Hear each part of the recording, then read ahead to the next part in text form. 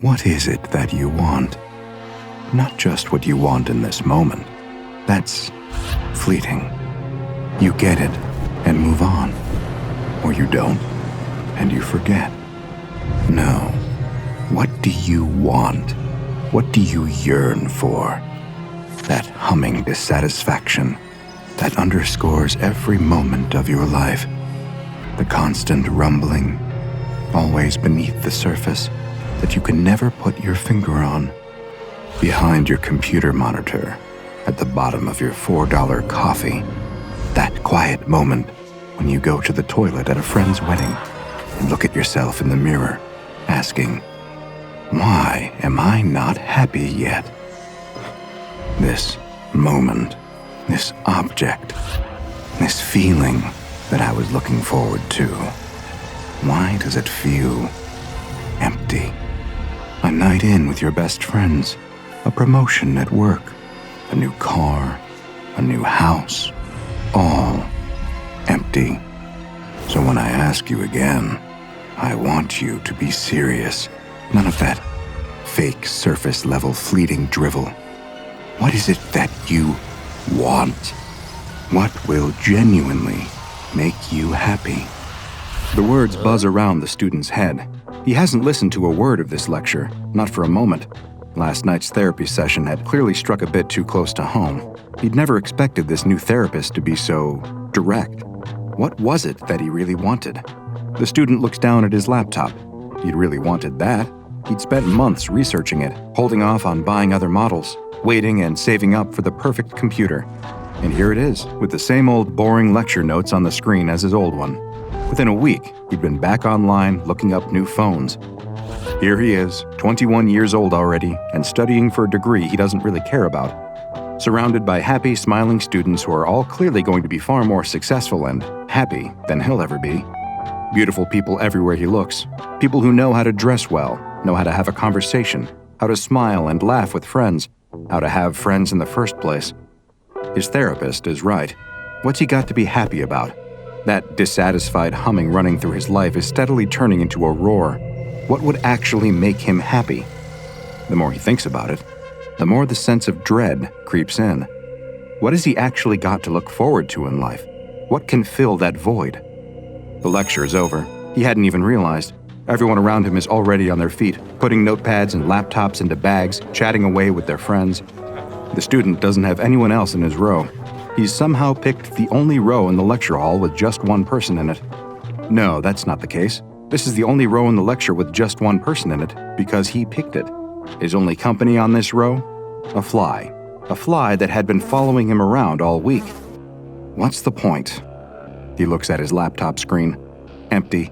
His phone buzzes. It's his mom. He declines the call. Swinging his bag onto his shoulder, the student makes his way to the door. A group of guys up ahead are chatting loudly as they open it. One of them half glances back over his shoulder.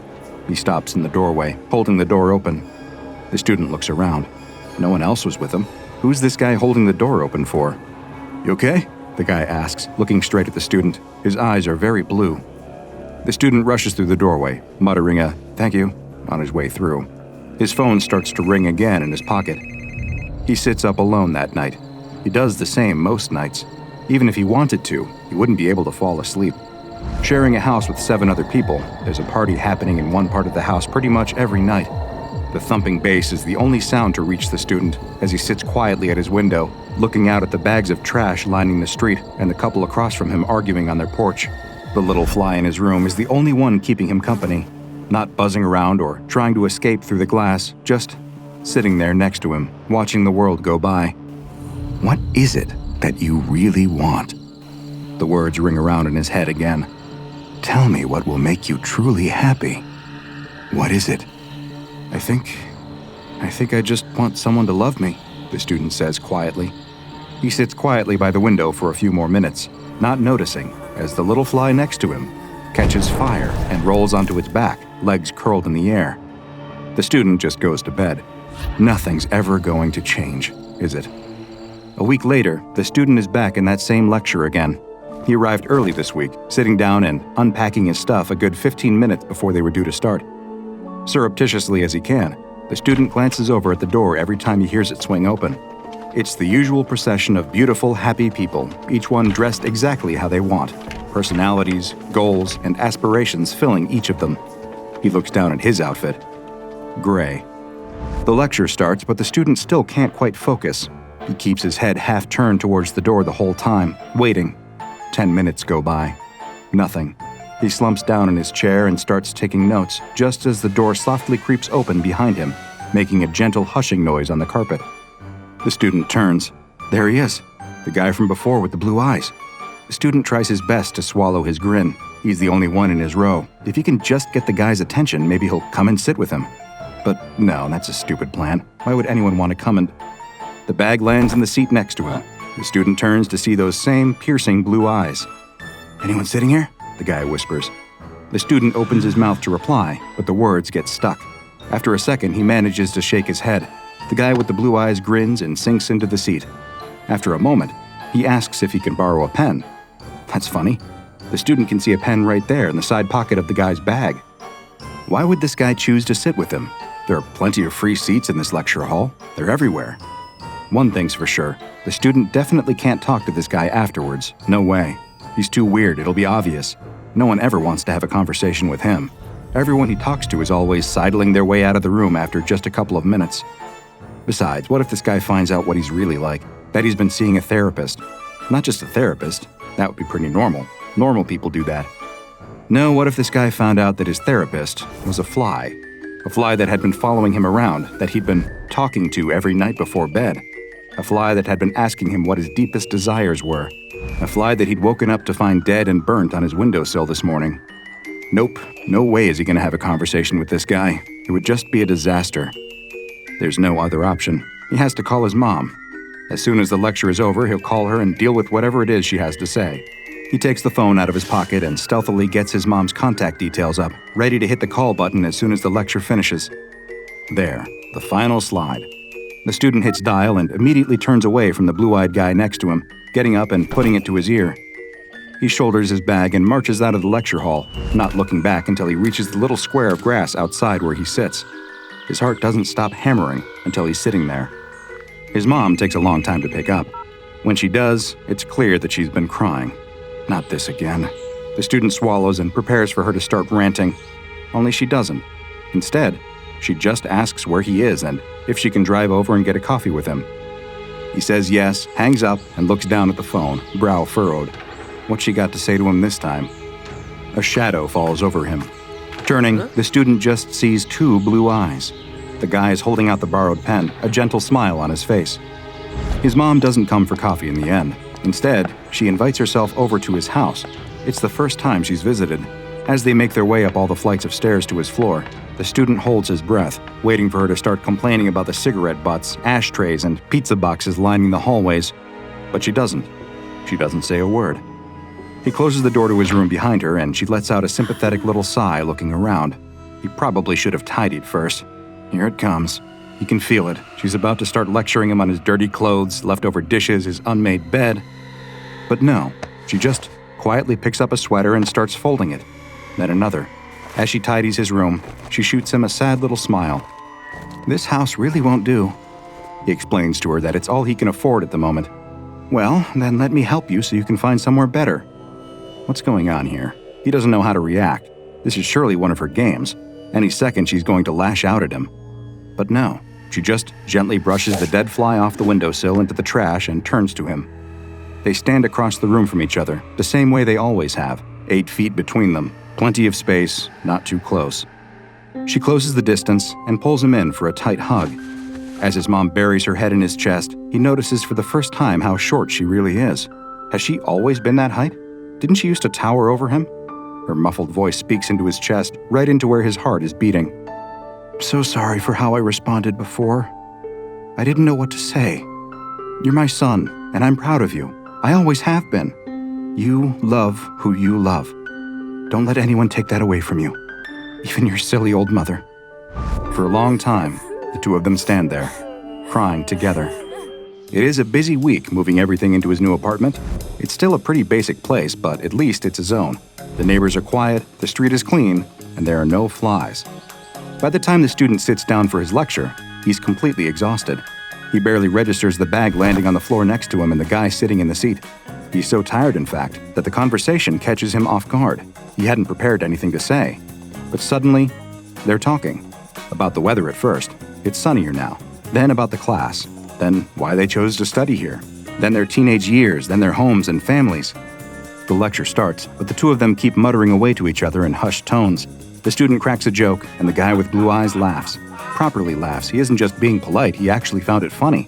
So funny that the lecturer tells the pair of them off, which just makes them laugh more.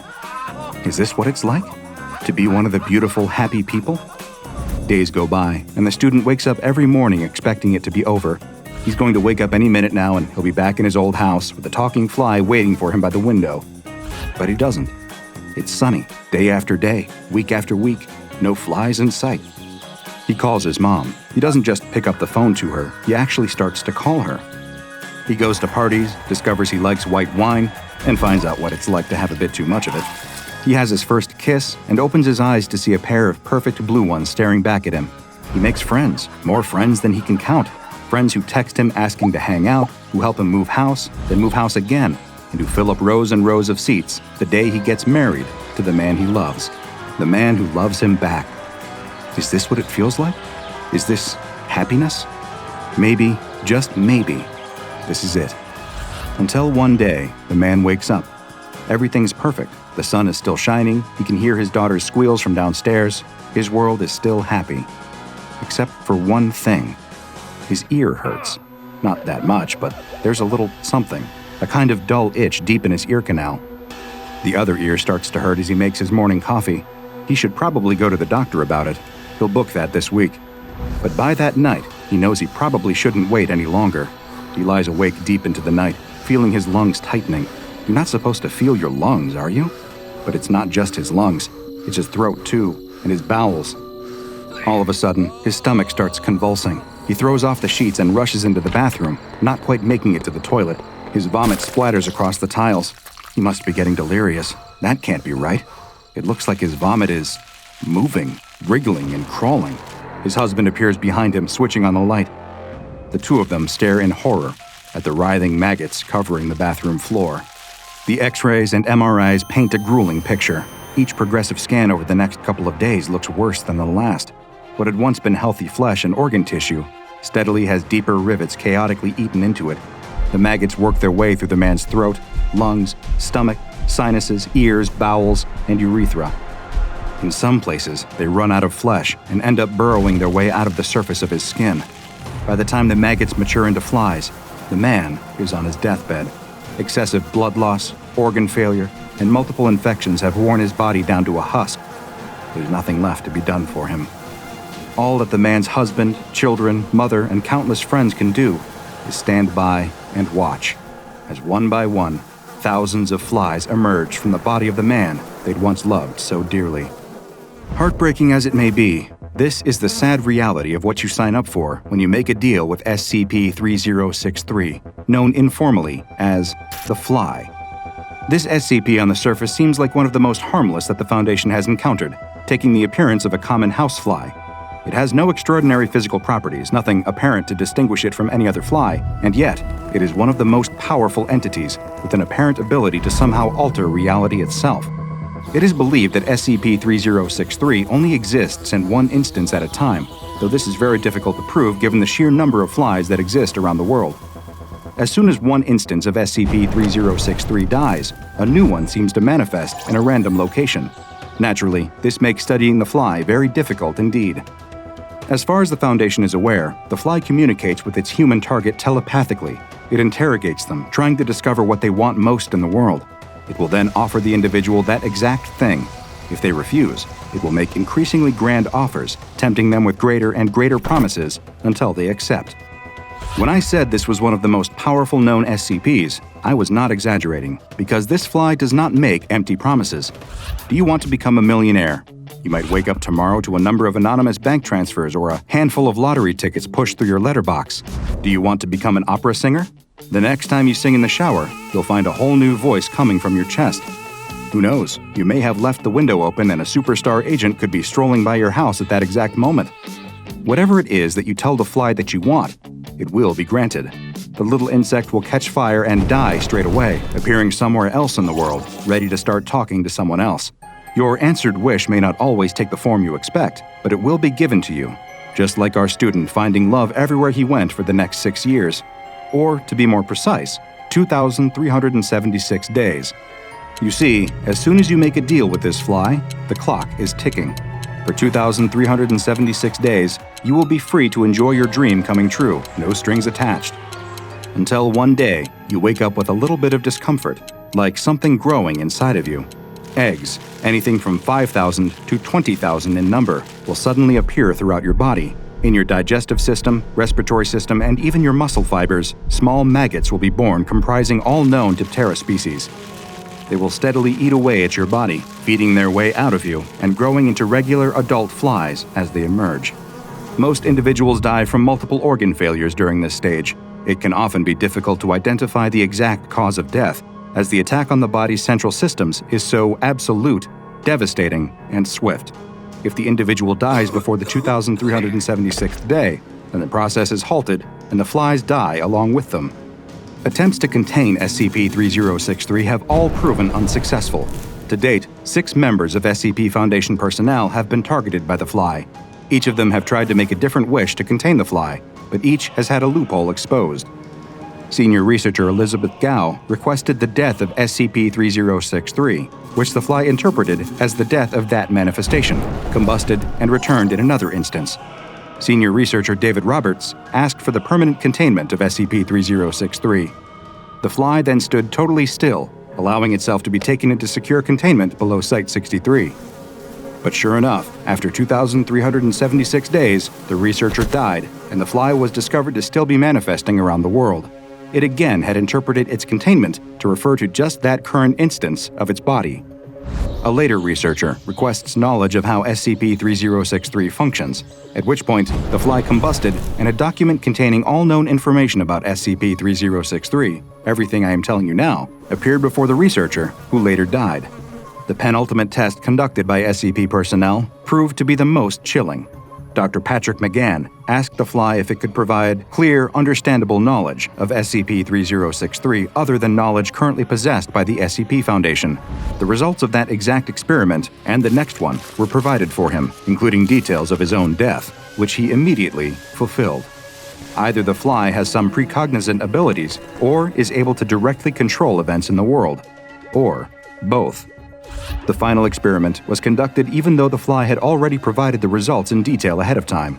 Dr. Jonathan Mabry simply asked, "Is there even a choice?" before suffering a severe pulmonary embolism and dying on the way to the hospital. Research indicates that SCP-3063 has been operating for over 4,000 years, with evidence of instances being discovered as far back as early Canaanite settlements.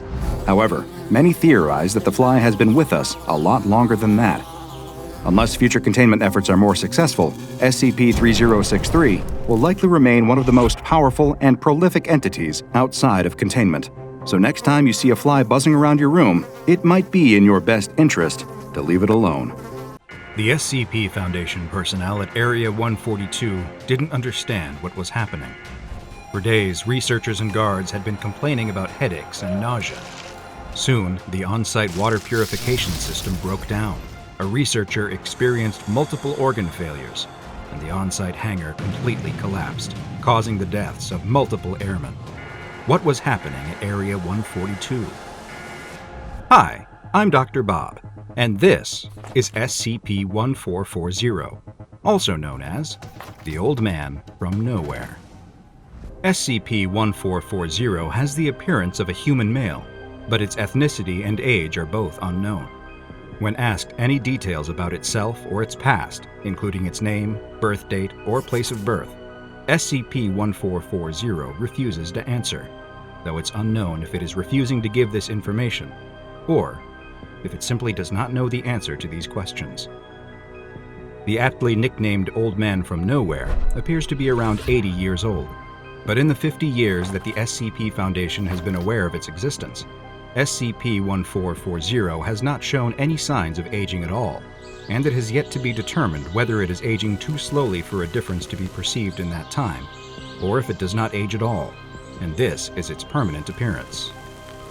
But SCP-1440's lack of aging is not even the strangest thing about it. Its true anomalous nature reveals itself once it comes into contact with the human population or any man-made objects, and remains in contact with them for more than a few days. After several days of exposure, an acute adverse effect on anything and everything directly connected to humanity occurs in the vicinity of SCP-1440. Destructive events begin to happen and grow increasingly disastrous until the man-made objects are destroyed or the people in close contact are killed.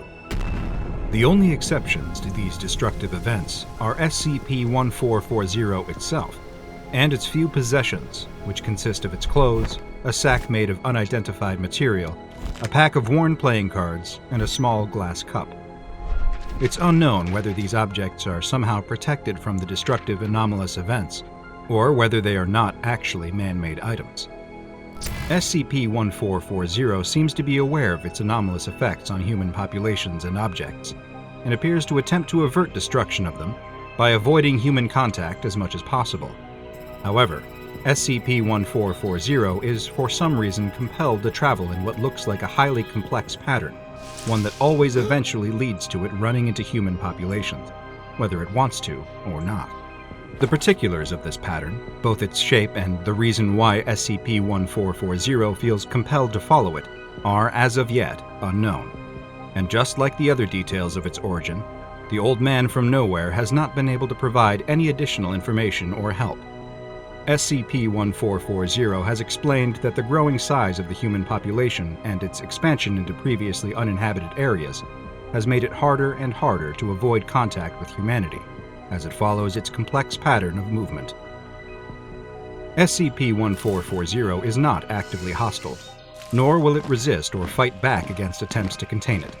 Unfortunately for the SCP Foundation, all attempts to contain SCP-1440 have so far failed. These containment attempts have led to large losses of personnel life and Foundation resources as a result of the destructive anomalous effects that follow SCP-1440.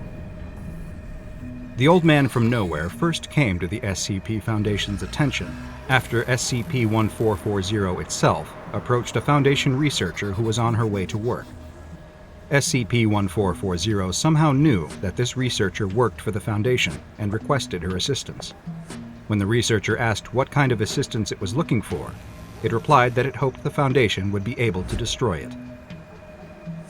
It was brought to an SCP Foundation site for further questioning and study, which is where the destructive anomalous effects were first witnessed.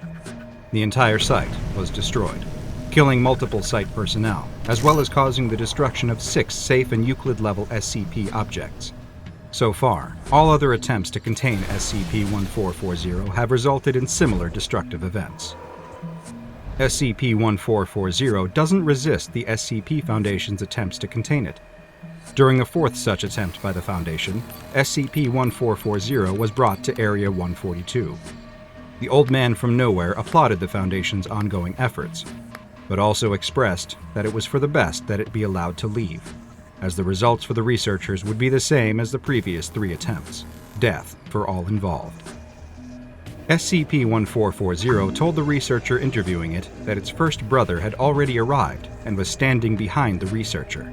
It went on to explain that the brothers are different, but one and the same. They are all cruel, vengeful, and capable of holding a grudge for a long time. They are the cause of SCP-1440's misfortune, and therefore the cause of anyone who comes into contact with it. It then told the researcher that the second brother had arrived, and that time was running short. If it wasn't released soon, then the destruction would start. The researcher asked about the third brother, and questioned how much time they had since the third had apparently not yet arrived. SCP-1440 explained that the third, despite being the cruelest of all, never arrives, and that it's actually the appearance of the last brother that will somehow set the Old Man from Nowhere free. SCP-1440 has spent countless months and years searching for the third brother, trying to return something that he won from the other 2. It then made a reference to challenging death itself to a game of cards for its life, and if the researcher is ever in such a situation, they must not do what the Old Man from Nowhere did: win.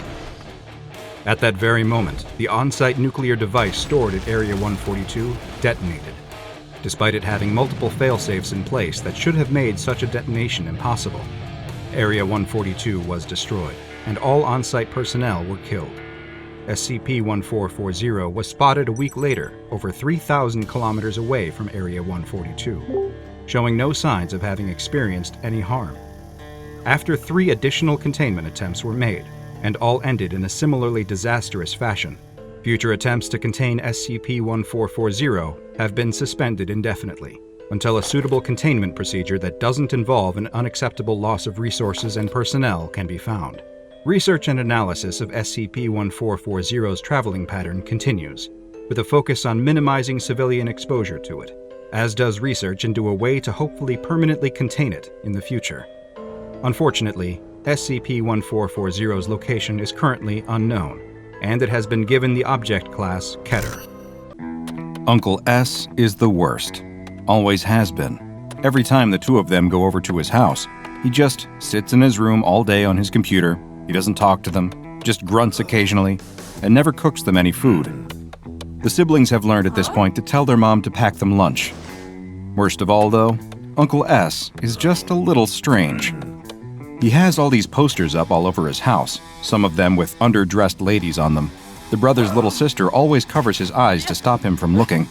But there are other posters too, weirder ones, with these symbols on them and quotes written underneath. Neither of the kids can really read enough to know what the quotes mean, but their mom always gets very tense whenever they ask about them. She says they are something to do with politics, whatever that means. You know someone's weird when even their mom agrees. Uncle S is just weird. But there is a big upside to being at his house. The two of them can just sit downstairs in the lounge playing video games. He's got a big TV and a bunch of different game consoles, most of which are older than the two of them. This week, he's even got a new box next to the TV. It's full of old wires, controllers, and games. And when they say old, they mean old. It all smells of dust. The brother reaches inside and pulls out a big gray box. The top half of it is lighter gray, and the bottom darker. There's some red writing along the front of it. He carefully spells it out in his head before saying the words out loud. He doesn't want his little sister to know that he struggles with long words.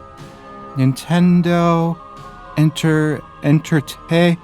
Entertainment System. His little sister huffs and sits on the sofa. She doesn't want to play that stupid thing. It looks old, and the dust is making her sneeze. This whole house is dirty and gross. The TV and games consoles are the only nice thing in here. Why would she want to play with the gross one? The brother ignores her and tries to plug it into the TV. Wait, where's the HDMI on the back of this thing? He gives up pretty quickly. On the sofa, his sister switches on the TV and grabs the Xbox controller. The familiar Cuphead music fills the room. They turn it down quickly. Can't be annoying Uncle S, who's sitting upstairs on his computer. Why does she always want to play Cuphead? It annoys her brother so much. They can't even beat the first level. It's way too hard. She chooses 2-player, and Cuphead and Mugman both appear in the field, sunflower men parachuting down around them. "You're up!" the announcer yells on the screen. His sister starts running along as Cuphead, but bumps into the end of the screen. They need to both play together for this to work, but the brother isn't interested today. He reaches into the Nintendo box and rummages around, finding something that fits perfectly into his hand. Something with a trigger. No way. He pulls the strange toy gun out of the box and holds it in the air triumphantly. It's gray, matching the NES console, with an orange trigger and the word Nintendo written on the side in that same red writing. A cord dangles out of the bottom of it. Immediately, he spins around and points it at his sister and shoots. Nothing happens. No noise, no lights. She just sits there and scowls at him. Fine. He gets up off the floor and grabs the second Xbox controller. They run past the sunflower men and shoot the toadstool, but die at the first purple flower. Great. The boy is sick of this game. He doesn't want to keep playing it every week. He wants to play with the gun. Imagine what games he could play with that. He picks it back up. Cuphead and Mugman respawn, and the music starts over again. Very carefully, he peers down the barrel and takes aim at Cuphead. He squeezes the trigger. Bam! A puff of smoke, and Cuphead turns into a red ghost, pink heart beating. Wait, how did that happen? His sister didn't run into anything. She yells at him. That wasn't fair. The brother is very confused. He looks back down at the gun. It wasn't even plugged in, and it wasn't an Xbox gun. So, how come it worked? He points it at Mugman and shoots. Bam! Another puff of smoke, and Mugman's ghost floats off the screen. The menu pops up, and the brother hits retry. The level starts again. The music kicks off, and the announcer yells, but Cuphead and Mugman aren't there. His sister wiggles the stick a few times. Nothing. The characters don't appear. "What are you doing? Keep playing!" she yells at him. But the brother can't see any characters left on the screen. Why is she pretending to see them still? Footsteps creak the floorboards above their heads. Uh-oh, now they've done it. Uncle S appears on the stairs, scowling at them both. Immediately, each sibling points at the other one and blames them. Uncle S doesn't say a word. Instead, he glares at them as he walks over and snatches away their controllers. He turns and goes back upstairs. No more video games. No fair. The two of them slump on the couch, arms crossed, not saying anything. The NES Zapper sits between them. Looks like they'll just have to watch TV instead. It's the brother's turn to choose something. He goes on Netflix and puts on Avatar: The Last Airbender, her least favorite show. The opening credits roll, telling them all about the Fire Nation's attack. His sister snatches the gun up from the seat and points it at the screen, aiming at all the characters that pop up. Her brother ignores her. She's just being silly again. The episode starts. Aang is in a city in the Earth Nation, walking around a market surrounded by... His sister squeals. He looks at the TV, confused. Nothing has really happened. The characters are just standing around at the market talking.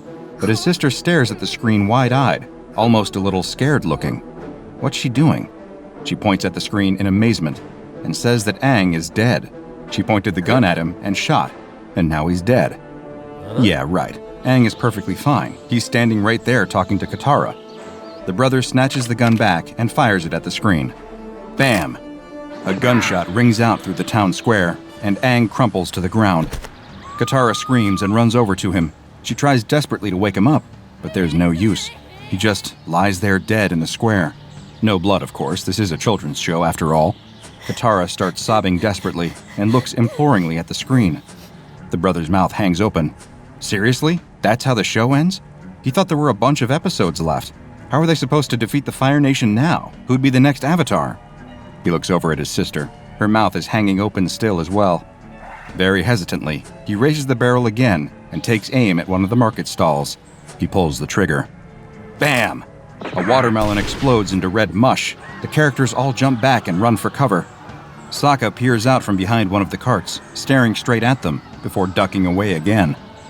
This show is weird. I don't want to watch it anymore, the brother says, throwing the gun back down on the sofa and pressing back on Netflix. He's going to pretend like that didn't happen. His sister snatches the remote out of his hand and goes across to HBO Max. She puts on Roadrunner and Wile E. Coyote. That's a safe option. They've seen every episode of that. No surprise endings, no characters dying, and most importantly, they both like it. The episode opens the same as it always does.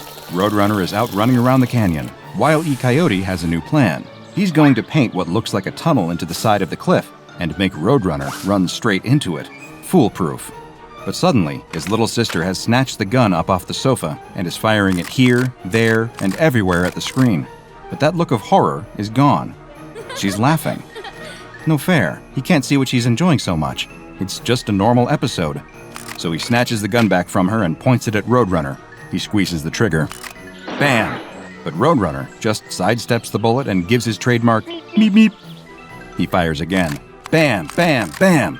But every bullet seems to miss Roadrunner entirely, who dashes off into the sunset as out from the bush creeps a very injured Wile E. Coyote. Bullet wounds all over his body. He scowls at the brother and trudges off down the road, walking straight into the fake tunnel he painted. After a moment, the brother breaks out in laughter too. This gun is amazing. What should they watch next? Who have they always wanted to shoot? What if they shoot a hole in the dome around Sandy the Squirrel's house? Or killed a shredder? Could Sonic outrun a bullet? Or what about all those silly children's shows his sister watches? Could he finally get those characters to stop singing all the time? He's laughing so loud, in fact, that he doesn't hear the footsteps coming down the stairs. He doesn't realize Uncle S is there until the shadow falls over him. Having fun? The brother tries to explain as best he can, but the gun is already out of his hands. The TV is off, and the remote disappears into Uncle S's pocket. In a grump, the two children sit there bickering quietly until their mom comes to get them an hour later. That evening, Uncle S is doing the same thing he always does. He lies on the couch, feet kicked up, instant ramen in his hands. The news is on, running a lame story about the president visiting some kindergarten in the run-up to the next round of primaries. What a joke. Uncle S lies there seething, thinking to himself, as if that guy cares about any of those kids. If he did, he'd be clamping down much harder on the borders to stop foreigners from coming and ruining their futures. How are these true-blooded Americans going to have any chance in life when their own country is being overrun? He switches over the channel. There's some cartoon playing. He hates cartoons even more. He holds the NES zapper aloft. He's been carrying it around all afternoon for some reason. Imagine if it was a real gun. Without thinking, he points the zapper at the TV and pulls the trigger. Bam! A gunshot makes him jump out of his skin. Was that outside? He looks back at the TV. The cartoon character is ducking down at the bottom of the frame, a bullet hole in the wall behind him. Oh, thank God. He was just in the show. Not a real gunshot. The character wags a finger at the screen. Careful now, the character says. If you keep doing that, the SCP Foundation is gonna come and get you. SCP Foundation? That sounds dumb. This is why he doesn't watch cartoons. Animation is for kids. He flicks back over to the news. The president is still surrounded by children. Imagine if he could just point this gun at the president, right between his smug little eyes, gently squeeze the trigger, and bam! The shot makes him jump so violently that he spills boiling ramen all over his chest. He howls and leaps to his feet, trying to shake all the noodles off. Great, that was his last t-shirt. He's been wearing it for 4 days now, didn't even need to wash it yet. What was that noise anyway? He glances up at the screen, and his jaw drops. The President of the United States is lying dead at the front of the kindergarten classroom. Blood trickles out from under his body. Secret Service agents swarm around him, shielding him from view and yelling at the cameraman to shut that thing off. The news cuts back to a distressed anchor. She's trying to talk, but is so overwhelmed by what she's just witnessed that the words aren't really coming. A breaking news headline crawls across the bottom of the screen. Breaking, the President of the United States assassinated. No way. Uncle S drops the gun and stands there panting. He didn't do that, did he? No, of course he didn't. That was a coincidence, all it was, just a coincidence. If it was real, then he would point the gun at the anchor right now, pull the trigger, and bam! Her head rocks back. Blood sprays the back wall of the newsroom. The feed cuts out, and an ad break starts. It's some stupid infomercial, only the actors in it keep glancing nervously at the camera and slightly hunch behind tables and objects when they get the chance. Uncle S just keeps standing there staring at the screen all the way through the night. 2 weeks later, Uncle S is running out of food. He ran out of ramen a couple of days ago, beans yesterday, and today he's having the last scraps of moldy bread.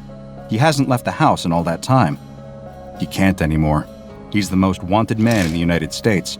Every night, the news is the same. His mugshot was plastered on the screen appealing to friends, families, witnesses, anyone to come forward and identify this man. Somehow, nobody has yet. His sister tried to call a handful of times, but he didn't pick up. Before long, he just disconnected his phone line entirely.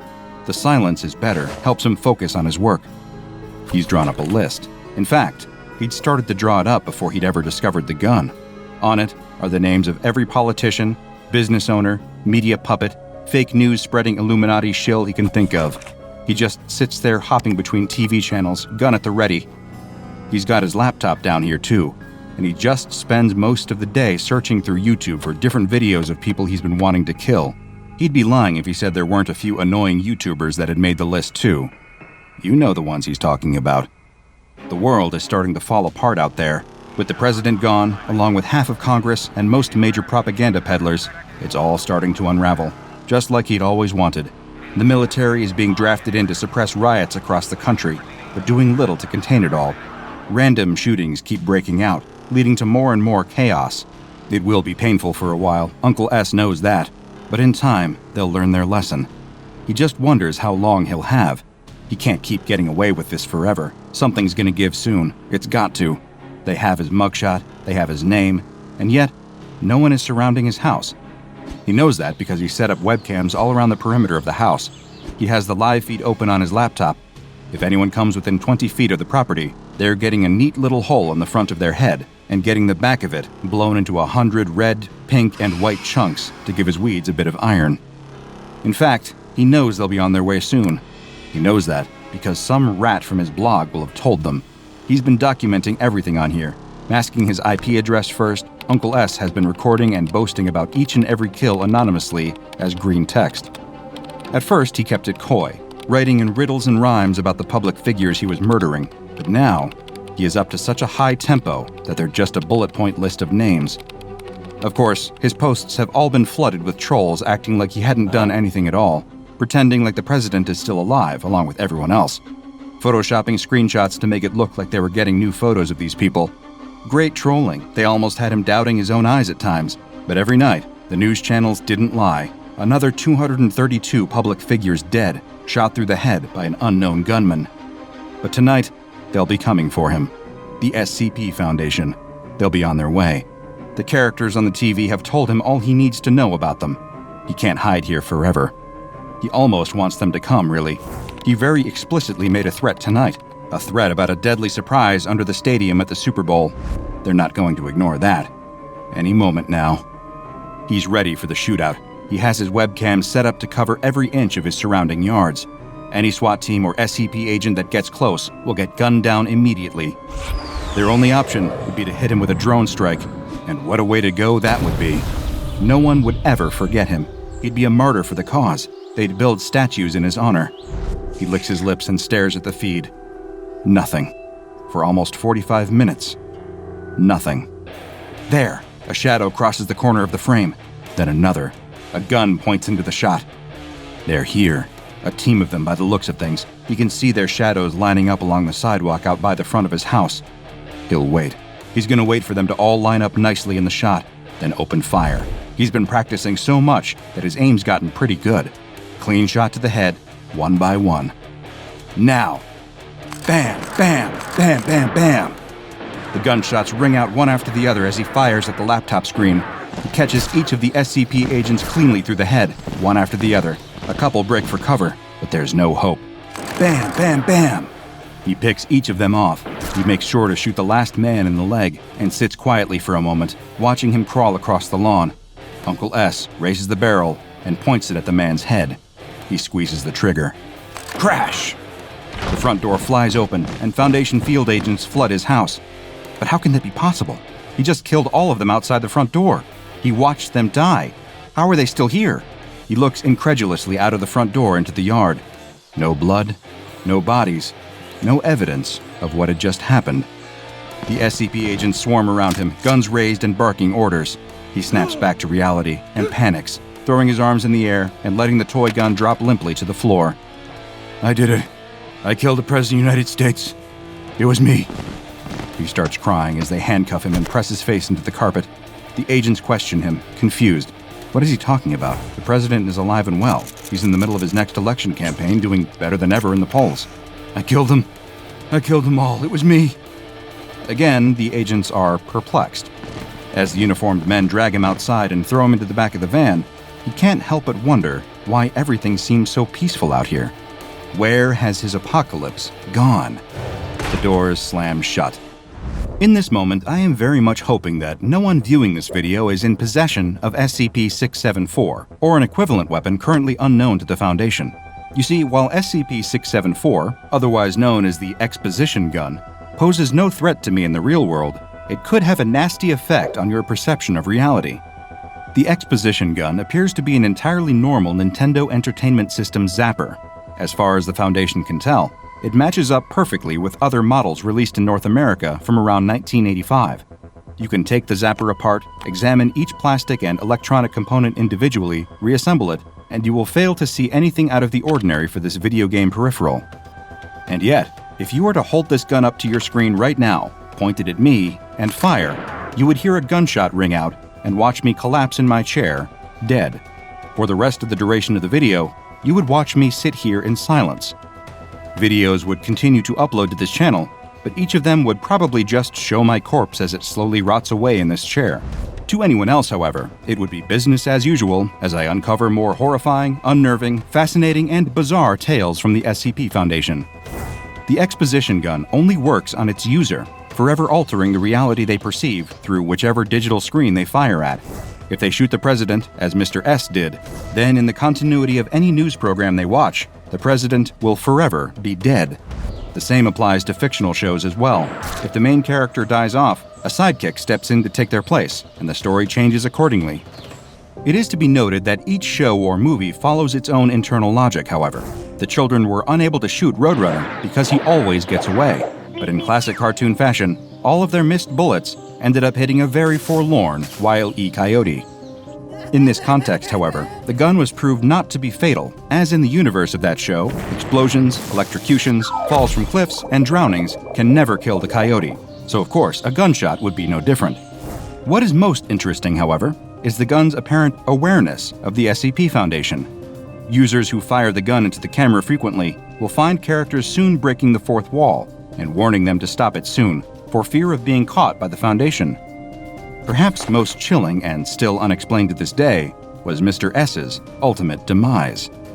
Between rounds of questioning, he was locked in a cell with a lone security camera watching him. Mr. S was observed conversing with the camera frequently, apparently hearing replies, though none could be heard in any of the recordings. Over time, these debates grew more and more aggressive until, all of a sudden, he was shot down in his cell. Researchers and agents rushed in, but were too late. 3 .38 caliber bullets were lodged in his chest, with no evidence of a shooter in sight. The man died on the scene, and researchers have since been wary about experimenting too much with the Exposition gun. Team 2 moves towards the Red House, weapons at the ready. Their comms crackle with information, being relayed to them from the drone overhead. One heat signature inside. The target is definitely home. The squad leader motions to the soldiers, gesturing for them to cover the team's flank. 2 of his men understand immediately, their rifles raised. The rest of Team 2 form up, waiting for the order to breach the door. But before the words can leave his mouth, one of the men, T2-2, notices the door handle move. He calls out, alerting the others. Their formation tightens, so too does the pressure on the grips of their rifles, just as the target appears from behind the door. The squad leader steadies himself. He knows the target looks like an ordinary woman, or at least she used to. The live feed playing through the goggles affixed to his helmet showed the truth. Huge splotches of red cover most of her face, trailing down her neck and arms, all the way to the fingers that are wrapped around a kitchen knife. The target sweetly, innocently even, welcomes the armed men at her door, inviting them in.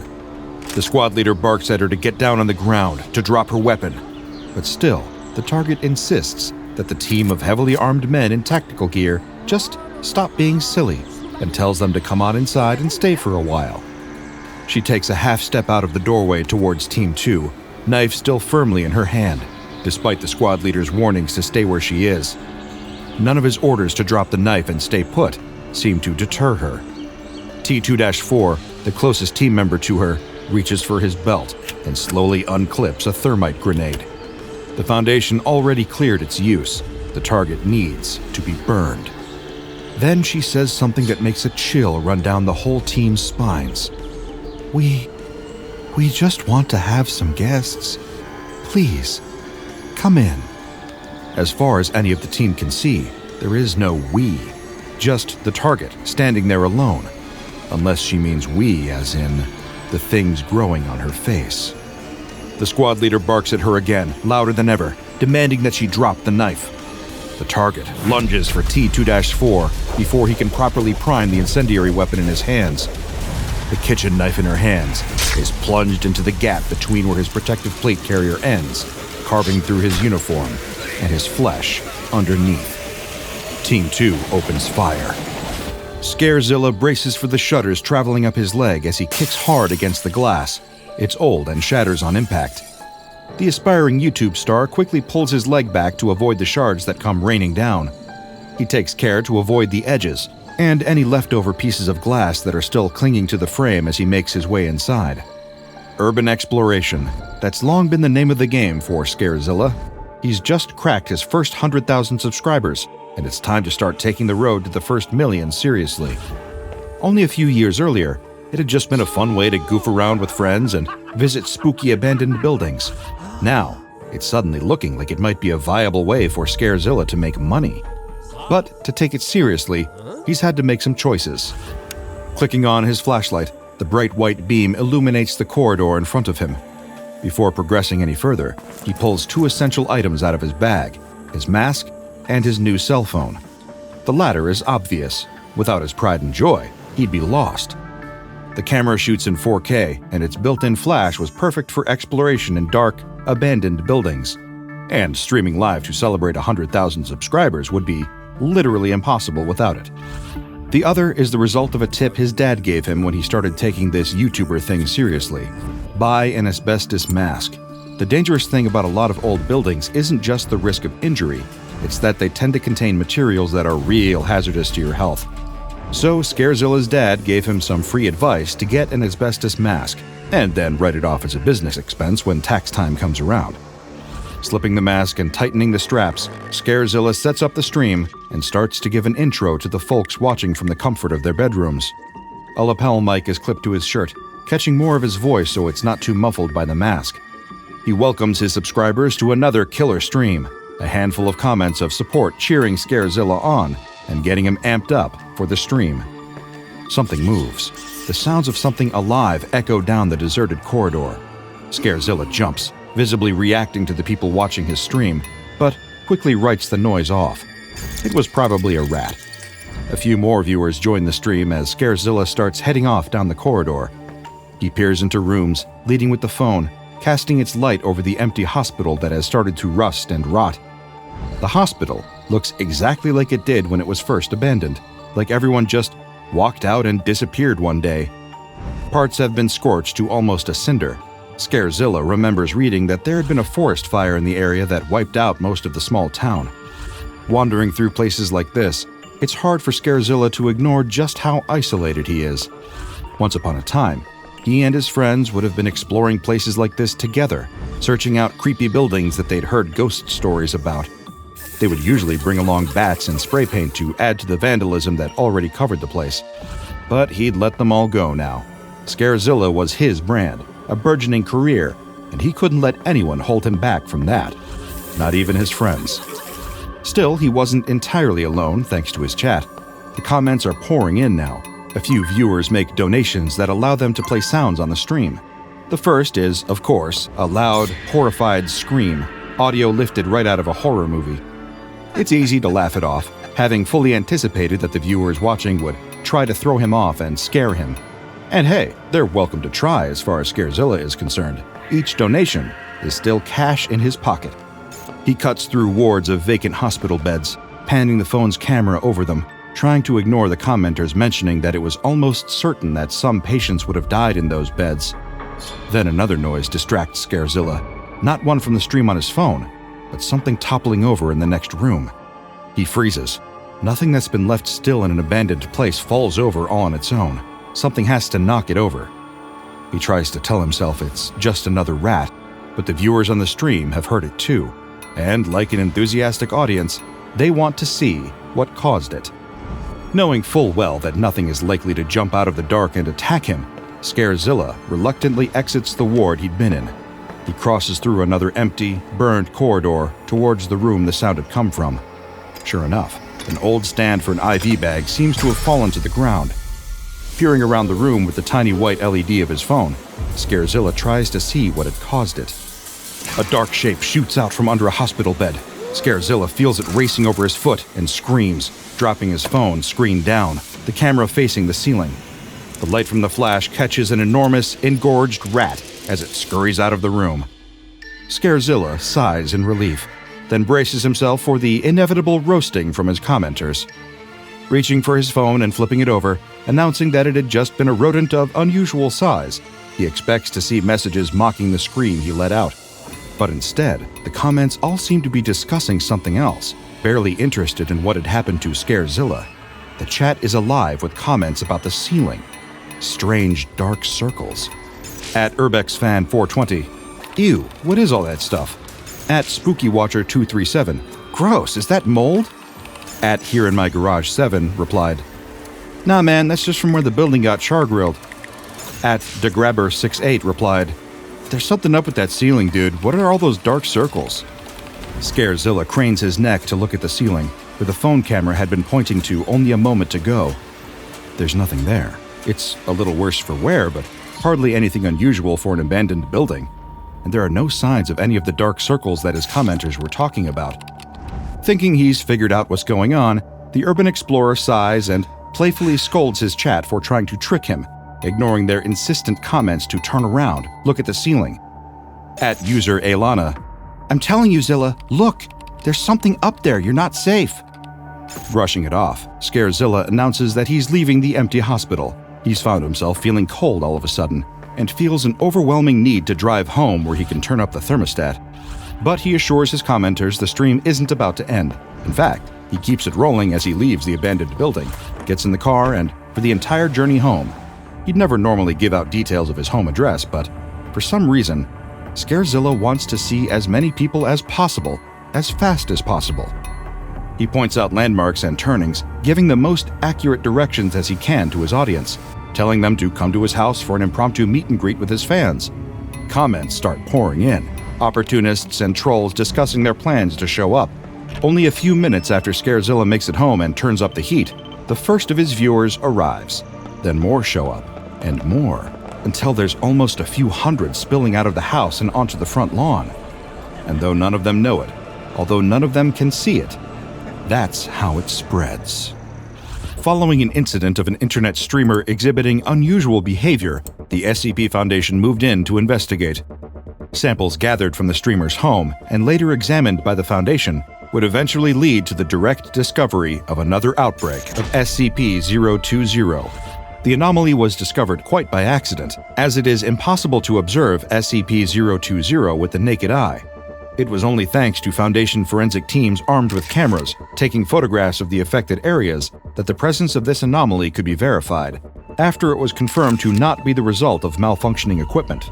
It appears that through some unknown anomalous means, SCP-020 is only visible through the use of cameras. Whether this is through capturing photographs or recording video footage of areas or individuals afflicted with the anomaly. Researchers have found themselves unable to determine exactly what causes this active camouflage, with some debate among different camps of Foundation personnel assigned to study SCP-020. Theories range far and wide, with one school of thought positing that the anomaly itself contains anti-memetic properties, leading to an investigation from the Foundation's experts in memetic anomalies, the results of which proved to be inconclusive. Spectral analysts have instead insisted that SCP-020 is somehow able to shield itself from view by reflecting all forms of light away from it, or at least those that are on the spectrum visible to human beings. Once again, there seems to be little evidence supporting this claim. The idea is, however, at least more plausible than some of the further outlandish claims made about SCP-020, including one researcher proposing that the anomaly was actually a series of beings that originated from an entirely flat alternate universe lacking three-dimensional space. This claim has been widely discredited by the SCP Foundation and dismissed as likely caused by the influence of psychoactive drugs, the discovery of which caused the dismissal of the researcher who proposed the theory. They were, however, right about one thing. SCP-020 most certainly is alive. SCP-020 is an anomalous fungus, an organism that is not only capable of spreading at a concerningly rapid pace, but that can affect both inorganic and organic matter. Traces of the fungus, and even samples of entire colonies, have been found on surfaces like walls and ceilings, as well as growing on or in living organisms. As well as the aforementioned innate anomalous effect that renders it invisible to direct observation, the fungus has also been known to directly affect the other senses. It even has a degree of influence over behavior to the living organisms that come into contact with it. SCP-020 is not only capable of small-scale growth within a human residence, its development is not impeded by the varying interior temperatures or levels of light found inside houses, apartments, and other similar locations. This has been regarded by botanical experts within the Foundation Anomalous Horticulture Research Department as atypical for a fungus. Most forms of fungi are known to develop better in low light conditions, as well places that are particularly damp and warm, as colder temperatures render them inert. The way that SCP-020 is seemingly unaffected by the level of light present in a human home lends some credibility to the theory that this fungus is unaffected by light on the visible spectrum. While the exact cause of this invisibility has still not been determined, it has lent itself to the colloquial name for, among researchers, the unseen mold. Once a colony of this anomalous mold has formed within a person's home, the next stage of its life cycle will commence. Spores are released from the fungus, which are similarly impossible to perceive with the naked eye. However, during testing and observation with video surveillance of SCP-020 samples, Foundation researchers have been able to determine that there is a pattern to how these spores behave once released, and how those affected by them behave. Whether the spores make direct contact with skin or are unknowingly inhaled, they will cause a rapid change in the affected person's frontal lobe, the part of the brain responsible for being the behavioral and emotional control center. The specific change that is triggered by the spores is universally the same, regardless of the human subject that is affected by SCP-020. An affected subject will find themselves starting to feel cold, suggesting that the spores are able to directly affect a specific area of the brain's parietal lobe, the somatosensory cortex. Any Foundation neurology expert will tell you that this is the area of the brain that assesses and processes touch-based sensations from all over the body, including position, pressure, pain, and, crucially, temperature. Being told by their somatosensory cortex that they are experiencing heightened cold, the SCP-020 spores are able to compel the affected subject to increase the levels of heat and humidity within their home. This is usually achieved with the aid of thermostats and other home heating technology, but the Foundation is aware of several cases of SCP-020 colonies forming in rented accommodations without adequate heating facilities. Researchers are still impressed and a little alarmed at the methods employed by spore-affected individuals who are able to successfully raise temperature and humidity levels in these environments. Now, raising the temperature of a room due to feeling cold is hardly considered to be an abnormal behavior, even if it's triggered by the presence of anomalous fungal spores. In the case of those affected with SCP-020, however, their compulsion to make their living space warmer and more humid isn't done just to keep the cold at bay. While they might believe that their actions are their own, and that they're raising the temperature as they normally would, in actuality, the affected individuals are turning their homes into a more suitable habitat for the unseen mold, and turning themselves into a more suitable habitat. The SCP Foundation's Botany Division has confirmed that, just like non-anomalous fungi, the colonies of SCP-020 grow more rapidly in environments that are sufficiently moist and warm. However, the effects of SCP-020 spores on a human brain are not solely limited to altering the temperature and creating better conditions for the unseen mold to grow, but also by helping it to spread. When the frontal lobe has been affected by SCP-020's spores, a subject will feel a compulsive urge to engage socially with other human beings as frequently and in as large a capacity as possible.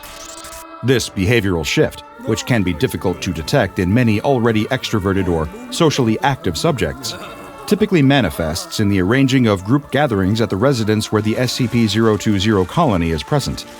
Friends and family members to even acquaintances and co-workers of those infected with the unseen mold will likely be on the receiving end of repetitive and insistent invitations to join the affected individual at their home. Attending any of these proposed gatherings, these people will be unaware of the infestation of SCP-020 thanks to them being unable to perceive it. However, unbeknownst to them, their attendance will allow the invisible, anomalous fungus to spread, as spores from the mold colonies from around the affected person's residence affix to guests' clothes. In some cases, camera imagery has revealed that the spores can land on these attendees' skin, and new colonies of SCP-020 will develop and grow directly on their bodies. This is usually characterized by severe reddish, almost beetroot-colored splotches appearing on the skin.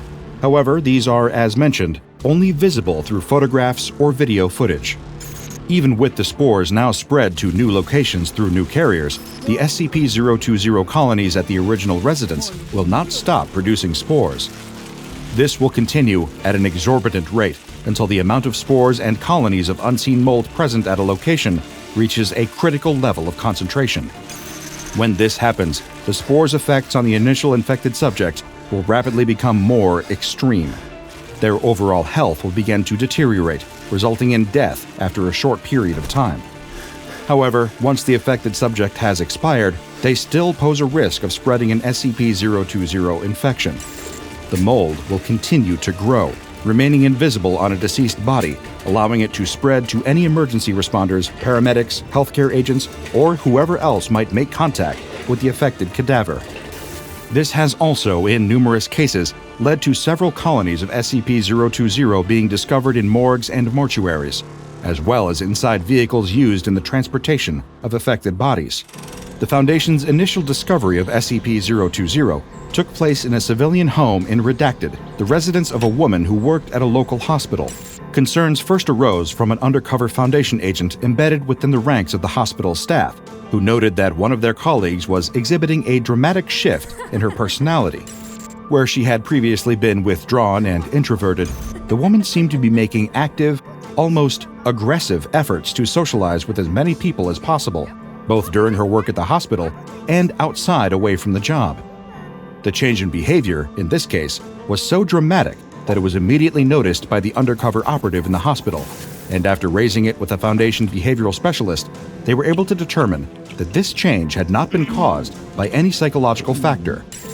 With the presence of an unknown, at the time, anomalous behavioral infection, Mobile Task Force Eta-10, also known as See No Evil, were dispatched to the home of the affected woman. Unmanned aerial vehicles detected her heat signature from above, and MTF operatives moved to breach the house, only to find the woman standing in the doorway holding a kitchen knife. Video of the incidents showed that 2/3 of her face had been covered by SCP-020 colonies. Audio and video recordings of the mission captured her saying, "We just want to have some guests." Foundation researchers have questioned whether or not there is some previously undiscovered parasitic quality to SCP-020. However, it is unknown if, and to what extent, the unseen mold uses affected persons as a host. Following the Mobile Task Force's termination of the original carrier, an investigation was launched by a Foundation containment team. Through the use of spectral analysis and thorough sweeps of the surrounding areas, the Foundation quickly realized that the problem was far bigger than one woman having been infected. There were hundreds of infectees, thousands of colonies, potentially hundreds of thousands, if not millions, of spores.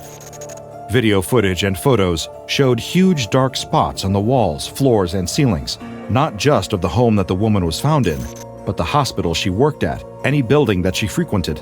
Far worse, any person that also frequently visited the same places, any of the patients she came into contact with in the hospitals, their families that visited, the doctors, nurses, cleaners. It was almost the whole town. In order to contain the outbreak, the SCP Foundation issued an order permitting the termination of the entire civilian population. The town itself was incinerated, with the cover story of a catastrophic forest fire in place. Any samples of SCP-020 that have been recovered since have been sealed inside cultivation chambers and stored within Biological Research Area 12. The only way to access this sealed-off area is via an airlock. The delivery of nutrients and other essential maintenance to cultivate the anomalous fungus is carried out using remote-controlled robots, ensuring that the chamber itself remains sealed at all times. No human personnel of any level of security clearance are to be permitted entry at any time. Through the use of hermetically sealed video surveillance equipment, research teams assigned to study SCP-020 keep a close eye on the anomalous fungus. Meanwhile, Foundation engineers and containment experts ensure that the air-sealed chamber housing the specimens maintains its integrity. All SCP Foundation personnel who enter the vicinity of the containment chamber must be fitted with full Biosafety Level 5 equipment. This includes the appropriate rebreathers. Upon exit of the area, they must submit to a full antifungal disinfection treatment. There have been reports of at least 12 separate outbreaks of unseen mold. The Foundation is continuing to investigate the possible source of the fungus and develop preventative measures. However, at present, there is no known way to counteract the effects of an SCP-020 infection in humans. The sun dipped low over Lowell, Massachusetts, casting golden light across the town. At a corner hardware store, the bell above the door chimed softly, announcing a customer's arrival. The man wandered the aisles, his eyes scanning the shelves stacked with familiar tools and trinkets. Among them, something unusual caught his attention. A sleek, metallic clock sat alone on a shelf. Its design was modern, almost futuristic, and its polished surface gleamed under the fluorescent lights. The man picked it up, surprised by its weight. The clock felt alive in his hands, the ticking faint and irregular, almost hesitant. At the counter, the cashier frowned, turning the clock over in his hands. "Never seen this one before," he muttered. With no price tag or barcode, he shrugged. "Take it. On the house." Later that evening, the clock took its place on a mantel. Its odd rhythm filled the quiet house, a faint ticking that seemed to stutter and syncopate. As the hours passed, the ticking softened, fading into silence. At precisely 2:13 a.m., an explosion ripped through the stillness. The blast shook the neighborhood, shattering windows and causing alarms to blare. In the living room, the mantel was scorched, the clock obliterated. Scattered across the floor lay the remains of its owner, their chest torn open. Among the debris was something that didn't belong, brightly colored fragments that shimmered in the moonlight. Candy. Smoke billowed from the chimneys of Metzger's factory mill, painting the horizon in shades of gray. At the gates, workers shuffled in before dawn. Their movements were slow, their breaths shallow. The clang of the iron gate closing behind them marked the start of another endless day. Inside, the factory floor was alive with noise. Machines roared and clattered, their steel arms moving in perfect rhythm. The air was thick with the scent of oil and the metallic tang of sweat. Metzger stood on the platform above it all. His eyes swept over the workers below, cold and calculating. The roar of the machines seemed to flow through him, a sound he knew intimately. "Faster," he said. The foreman at his side stiffened. He didn't question the command. Instead, he barked orders, his voice sharp enough to cut through the din. On the floor, the workers picked up their pace. Hands blurred as they fed the machines, faces twisted with strain, but no one dared stop. The rhythm of the factory demanded it. One worker, a boy barely old enough to be there, hesitated. His fingers fumbled over a bundle of thread, and the machine jammed, producing a metallic groan. The boy froze. His eyes darted toward the looming figure of the foreman, who was already moving toward him. The cane came down hard across the boy's shoulder. He winced, but didn't cry out. "You jam the machine, you waste time," the foreman snapped. His cane pointed to another worker nearby. "Take his place." The boy stumbled back, clutching his arm. The machines didn't stop. They were relentless. Metzger sat in his office. The roar of the factory floor below was a constant hum beneath his feet. He didn't mind it. It was familiar, a reminder of the work being done. His desk was covered in ledgers. Numbers filled the pages, precise and clean. Profits, losses, expenses. Metzger's pen moved steadily, each stroke deliberate. He paused only when the door creaked open behind him. The foreman stepped inside, hat in hand. He hesitated, lingering near the threshold like a man about to deliver bad news. Metzger didn't look up. He merely gestured for the foreman to speak. "There's been talk," the foreman said. The pen stopped mid-stroke. Metzger's eyes flicked up, narrowing slightly. talk." The foreman shifted his weight, glancing at the floor. Some of the workers, they're unhappy. Hours, conditions." Metzger leaned back in his chair, the leather creaking under his weight. His hand rested on the desk, fingers tapping against the wood. "They're saying things, sir, about striking." The room fell silent, except for the muffled roar of the machines below. Metzger's gaze didn't waver. "Stop it," he said finally. The foreman blinked, as if the simplicity of the command caught him off guard. "Sir, stop it," Metzger repeated, leaning forward slightly. His voice was calm, but his words carried the weight of a blade. "Do whatever it takes. They work here because I allow it. Let them remember that." The foreman swallowed hard. "Yes, sir." Metzger picked up his pen again, the conversation already forgotten. That night, the factory gates stood open, their iron bars slick with mist. The machines had finally gone quiet, their relentless rhythm stilled. Metzger stood alone outside, his hands tucked behind his back. The street beyond the factory was dark. save for the faint glow of a distant gas lamp. Beneath it, shadows moved. He saw them clearly now, a small group of workers gathered in whispered conversation. Their faces were tired, but there was something else in their eyes, something sharp. Defiance. Metzger watched from the shadows, his jaw tightening. Their voices were too soft to hear, but the energy was unmistakable. They were planning something. He could feel it. His breath was slow and measured as he turned back to the factory. Let them try, he muttered. His lips curled into a faint smile. The factory gates were blocked at dawn, workers standing shoulder to shoulder, their faces pale but resolute. They carried signs hastily painted on scraps of wood, the words smudged but clear enough. Fair wages, safer conditions, no more 16-hour shifts. Inside the factory, Metzger watched from the second-floor balcony. His foreman stood behind him, shifting nervously. "They're not budging," the foreman said, his voice tense. They will, Metzger replied, calm as ever. He gestured to the gates below. How long can they hold out without pay, without food? The foreman hesitated. "Some of the townsfolk are on their side. They're collecting donations." Metzger's eyes narrowed slightly, the faintest crack in his composure. He gestured to be left alone. Metzger leaned back in his chair as the foreman left, the sound of boots fading down the hall. He reached for the ledger on his desk, flipping it open. Metzger spent hours at his desk, poring over ledgers that refused to balance. The profits he'd built his empire on were bleeding out, lost to strikes and delays. The lamp on his desk flickered, the glow barely illuminating the room. Outside, the faint echoes of chanting lingered in the cold night air. Metzger closed the ledger with a sharp snap and leaned back in his chair. The numbers were worse than he'd feared. He traced a finger along the desk's edge, his jaw tightening. They'll break before I do, he murmured to himself. The flickering light caught his attention again, drawing his gaze. The shadows in the corner of the room seemed to stretch unnaturally. He blinked, convinced it was a trick of the failing lamp, but when he looked again, the shadows moved. "You've done well," a voice said, low and smooth. Metzger froze. His eyes darted to the corner, where a figure now stood. He hadn't heard the door open. The figure was tall, impeccably dressed in a dark suit that seemed to shimmer faintly, almost as though it weren't entirely solid.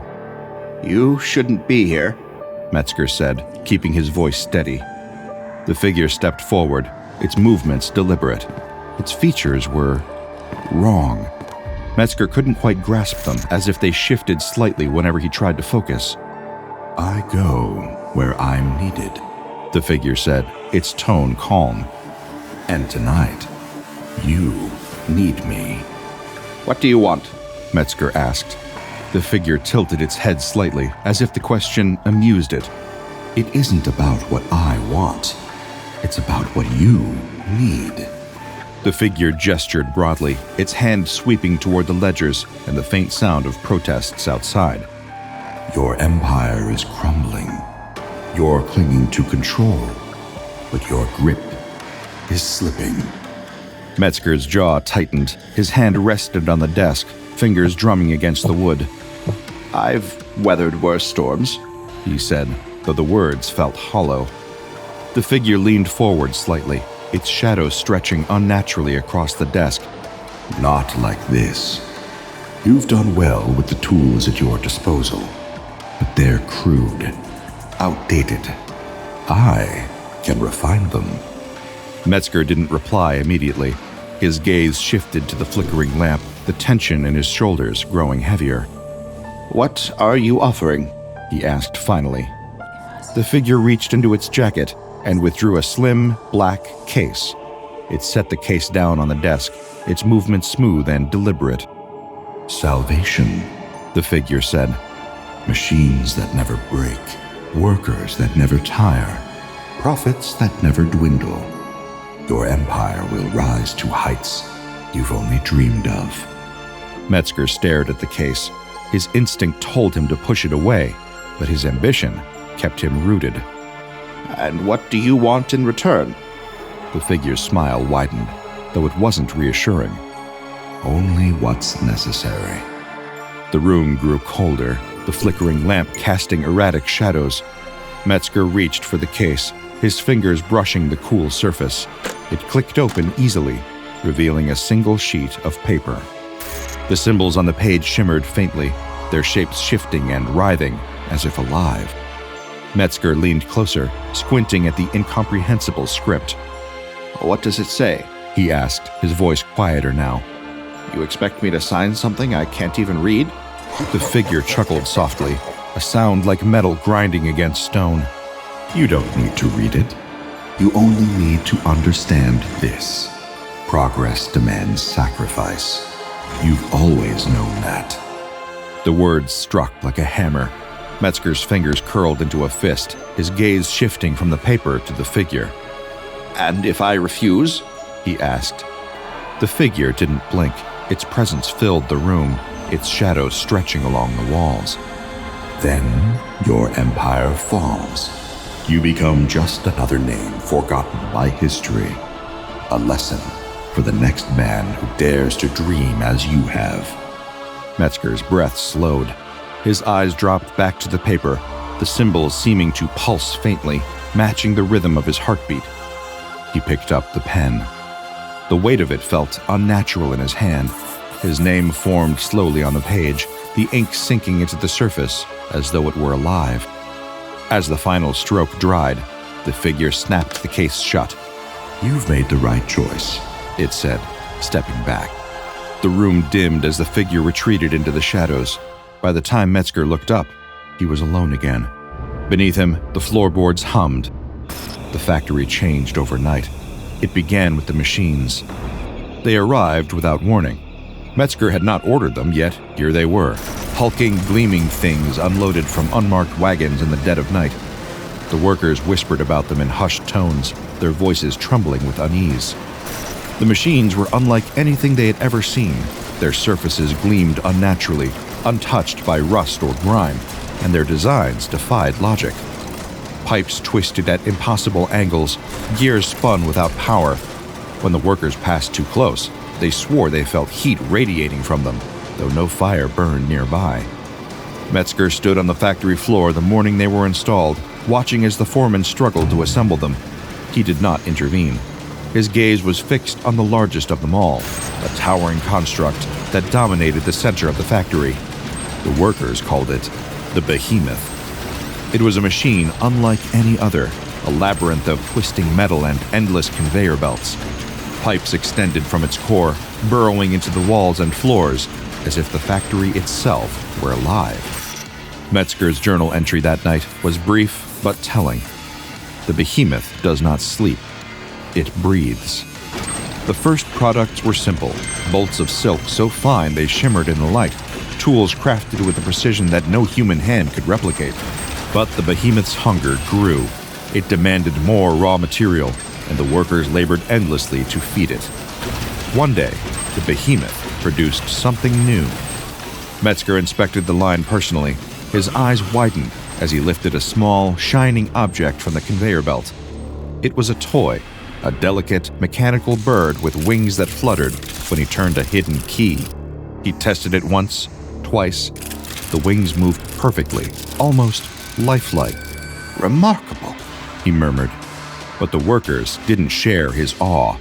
They whispered about the Behemoth in terrified tones, swearing they had heard it groan and shudder late at night. Some claimed it spoke, though they dared not repeat what it said. And then the Behemoth began to consume more than raw materials. Metzger noticed it first in the missing time cards, workers who had punched in, but never punched out. Where are they going? He asked one morning, his voice sharp as he stood before the foreman. The foreman looked away, his hands tightening around his cane. I haven't seen them, sir. Metzger's eyes narrowed. You're lying. The foreman swallowed, but didn't answer. The truth revealed itself soon enough. Metzger had descended to the lower levels one night, drawn by the rhythmic pounding that reverberated through the factory walls. His lantern cast jagged shadows as he followed the sound to a cavernous room he had never seen before. The Behemoth's pipes extended here, their surfaces slick with an unidentifiable substance. The pounding came from within. Metzger's lantern shook as he raised it higher, illuminating the walls. Bones. They were small, almost unrecognizable, but there was no mistaking what they were. His breath caught. The sound of footsteps behind him made him spin. Standing in the doorway was one of the new overseers, its faceless mask glinting in the light. Metzger opened his mouth to speak, but the overseer didn't move. Instead, it tilted its head slightly, as though observing him. Metzger turned and fled. The overseers became the new masters of the factory. They moved silently among the workers, their blank masks and rigid postures unnerving even the foreman. They never spoke, but their presence was enough to enforce obedience. Those who faltered or questioned too loudly were escorted away. They never returned. Metzger began spending more time in his office. He avoided the factory floor, avoiding the sight of the overseers and the sounds of the behemoth's relentless hunger. One day, he noticed the silence in his home. His wife had not called for him that morning. His sons, usually loud and full of mischief, were nowhere to be found. Metzger searched the house, his voice growing hoarse as he called their names. When he returned to the factory that night, he demanded answers from the overseers. "Where are they?" he shouted, his voice echoing through the empty halls. The overseers stood motionless, their masks turned toward him. "Answer me!" Metzger roared. The overseers did not reply. Soon, Metzger's health began to fail. He wrote in his journal of constant headaches, of blood dripping from his nose without warning.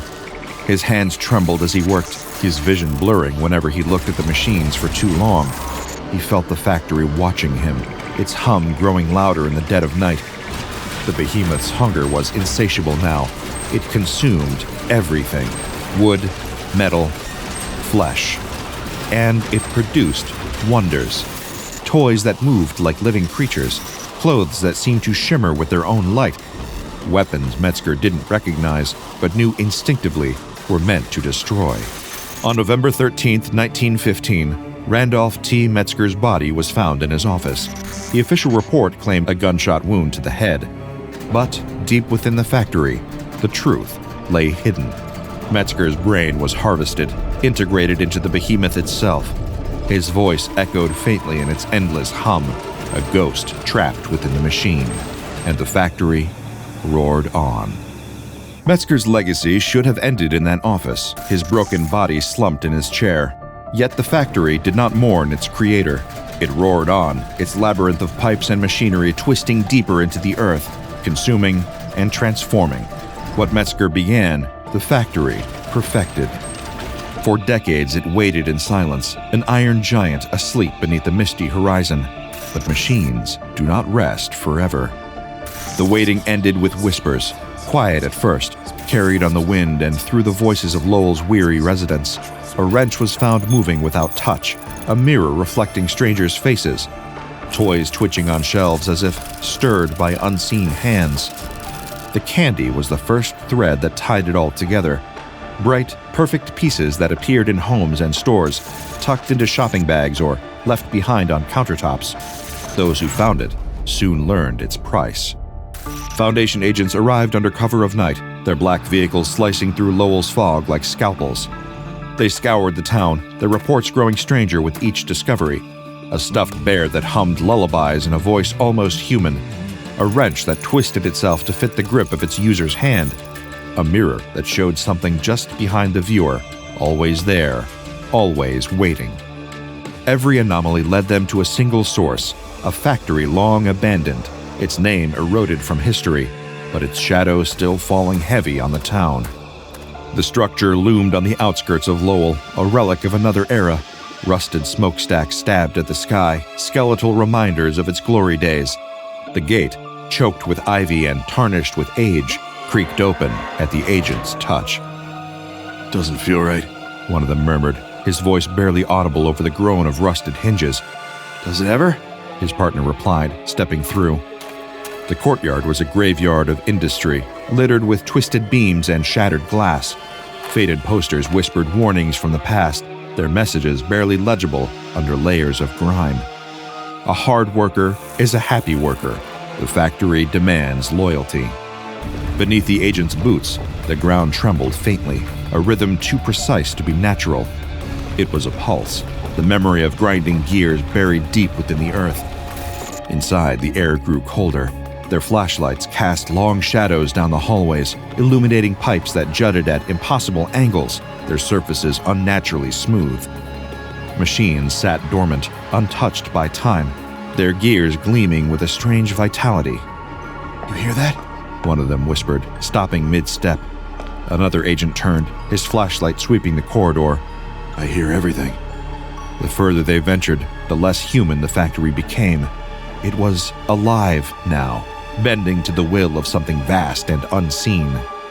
They found the candy first. Small piles of it lined a conveyor belt that stretched into the darkness. The pieces glistened under the dim light. The hum of machinery surrounded them, a sound that grew louder the longer they lingered. Why candy? One agent asked, his voice uneasy. Another shook his head. Not just candy. Look closer. Then the grinding began. At first it was faint, like the stirring of a sleeping beast, but it grew quickly, echoing through the halls and rattling the very air. The agents froze as the sound built to a crescendo, the walls around them seeming to breathe with the vibrations. What the hell's that? One of them muttered, gripping his flashlight tighter. Nobody answered. At the heart of the factory, they found the door. It was massive, its rusted chains stretched taut across its surface. Warnings in dozens of languages covered the metal, some scrawled hastily, others etched with care. The markings glowed faintly, ancient symbols that defied understanding. The ground vibrated in perfect rhythm, a heartbeat that pulsed through their boots and up their spines. The air itself seemed to shift, heavy with a presence they couldn't see, but felt pressing against their skin. Do we open it? Someone asked, his voice barely above a whisper. The team leader hesitated. His hand hovered near the rusted chains, but the grinding sound grew deafening.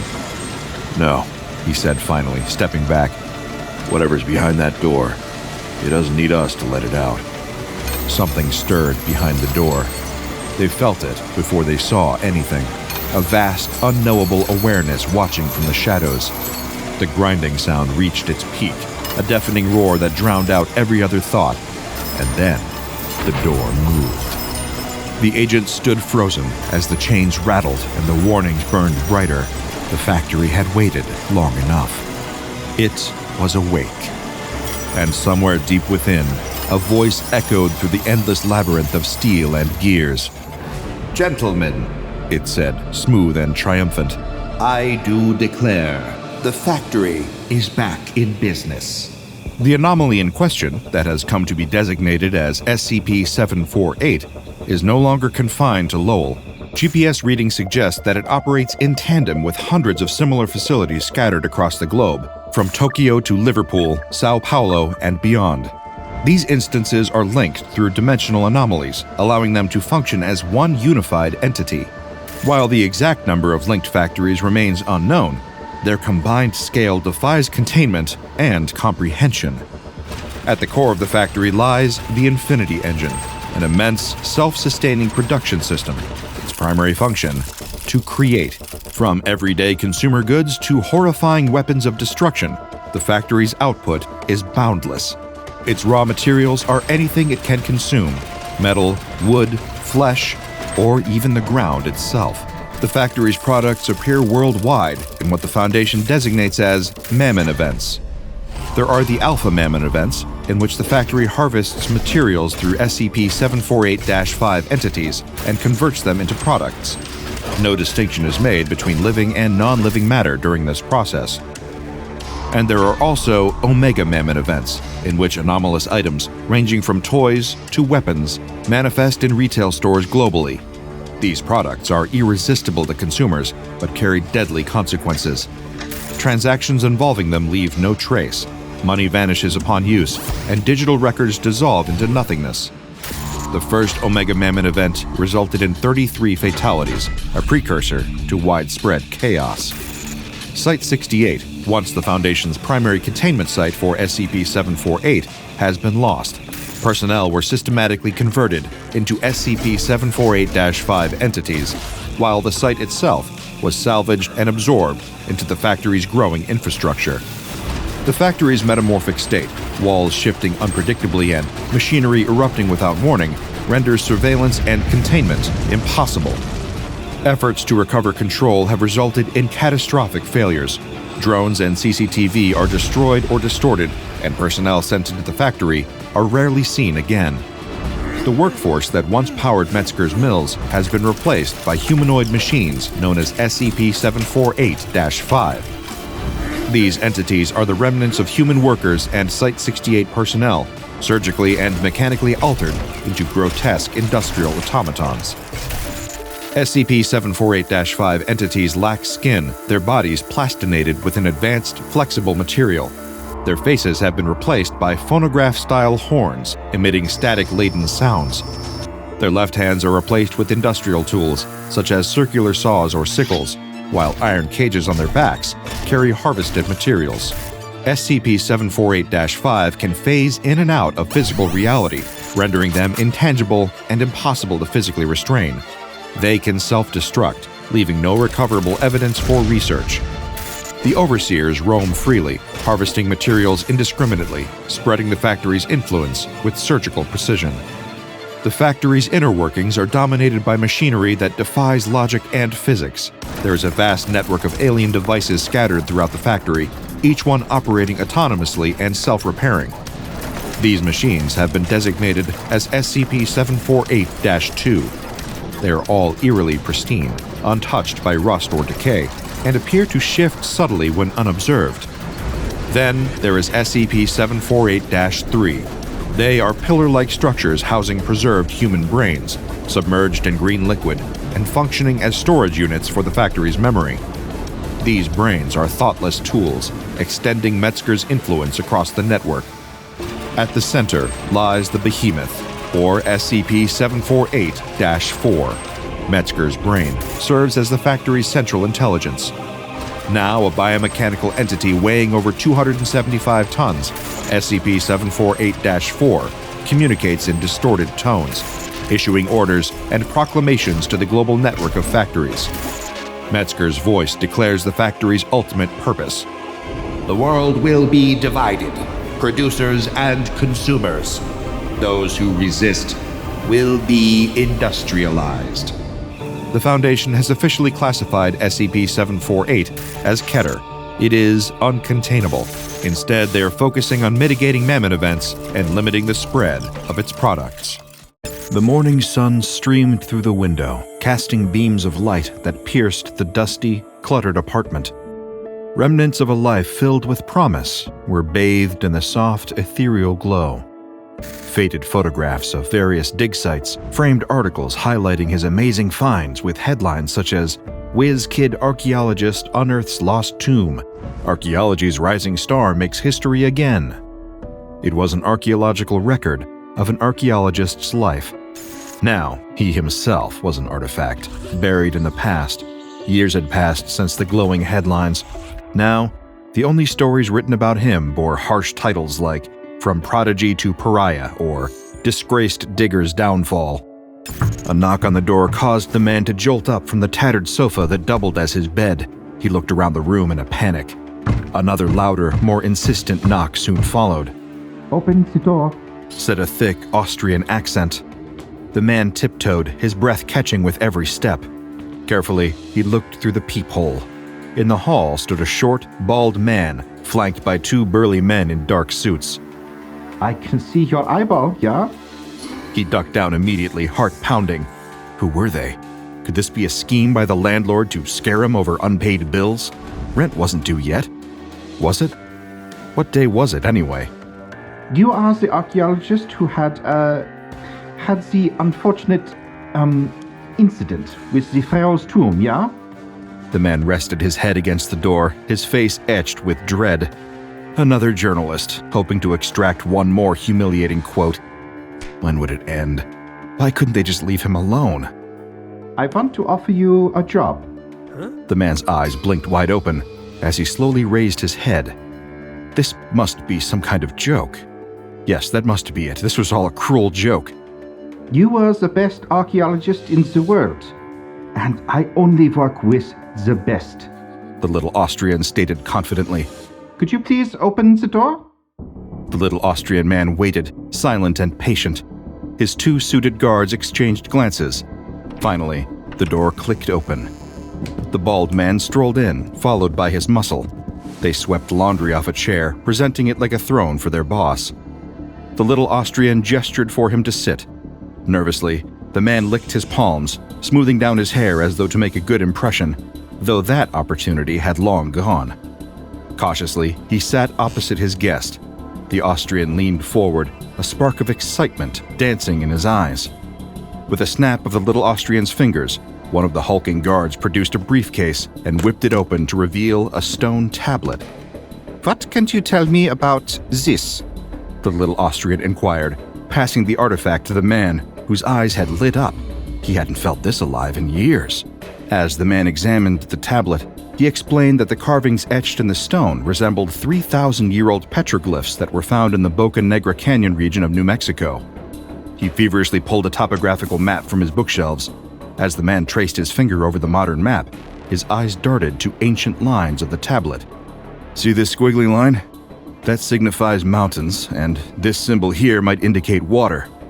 Based on this, whatever you're searching for is likely buried here, he concluded, jabbing a finger at a valley in New Mexico. The little Austrian man smiled smugly. Good. You will go to New Mexico for me, yeah? The man eagerly nodded. Boris will accompany you, the Austrian stated. Boris, the human wall, stared silently. He will ensure you don't go pee-pee on my treasure, the little Austrian added with a chuckle. Within hours, the archaeologist found himself on a jet to New Mexico with Boris. Upon arrival, a fully equipped crew awaited them, already camped at the coordinates he'd provided. Their unsettling efficiency hinted at the stakes. The team soon unearthed a tomb entrance blocked by a massive stone slab. But this was no ordinary barrier. The stone bore an eerie fresco of a human figure, covered in white spots, as if warning of danger, or even a curse. The man felt an immediate pull, eager to decode the fresco's ominous warning, but he had only a moment to speculate before Boris, the lumbering oaf, began rigging the ancient stone with dynamite. "What the hell do you think you're doing?" the archaeologist protested. Boris ignored the man's outcries and struck a match. As the fuse burned, everyone ran for cover. They barely had enough time to brace themselves before a giant blast tore the ancient entrance apart. The archaeologist could only stare in shock as shards of history fell from the sky, raining down around him. The smoke barely cleared before Boris charged into the darkness of the tomb. The crew shared a few hesitant glances before following inside. They were here to explore. They were paid to explore, and that's exactly what they would do. They made their way down a narrow corridor, their footsteps echoing eerily through the tomb. Soon, they entered a vast cavern, flashlight beams skimming across the walls. Every inch was covered in ancient markings, human figures speckled with those same white dots. "Must be a disease of some sort, something that affects the skin," the man mumbled, hoping Boris would hear him. Despite the warning, Boris pressed forward, unfazed, and the crew reluctantly followed. As the procession neared the center of the cavern, a crew member at the back stumbled. The stone beneath his foot sank into the floor with a low, grinding sound. "Watch your step," the archaeologist whispered, his voice barely cutting through the heavy silence. Suddenly, a whooshing sound was heard, then another and another. A blood-curdling scream broke the silence. The archaeologist swung around with his flashlight, just in time to watch an axe violently swing past him, inches away from his face. Another axe swung behind him, grazing his arm. The archaeologist was in shock, frozen to the spot. Two large hands gripped his legs, pulling him down to the ground. It was Boris. As they lay on the ground, the deadly axes swung through the air. They watched as several of their crew members were cut down. "Get down!" the archaeologist shouted. It was too late. One of the crew was impaled by an axe. His torso split in two while he was still standing. It took a moment for his legs to give way, causing his body to crumple to the ground. Blood burst from the wound in a grotesque fountain, spilling and pooling around the severed remains. At last, after the chaos and bloodshed, it was over. Silence descended on the cavern. The remaining crew lay huddled on the floor, too shaken to move. Boris was the first to rise. He casually dusted off his suit and started heading deeper into the cavern. As the archaeologist looked at the carnage of his fallen teammates that littered the floor of the cavern, something snapped inside him. "We can't leave them here," the man said defiantly. Boris stared at him with a calculating coldness, sharp enough to break stone. His hand slid into his suit, reaching for something, but the archaeologist, too fired up to notice, was oblivious. "Did you hear me? I said we're not going any further until we—" The gunshot was deafening. The crew member standing a few feet behind the man dropped to the ground. Boris had shot him in the face. "What were you saying?" Boris asked flatly. The archaeologist stared back in shock and horror. What had he gotten himself into? Boris placed his weapon back in his pocket. That's when the archaeologist saw it, a white lesion on his hand. Before he could even open his mouth, Boris cut him off. "We keep moving," he growled and continued walking deeper into the cavern. The reluctant crew followed Boris as, unbeknownst to them, danger lurked beneath their feet again.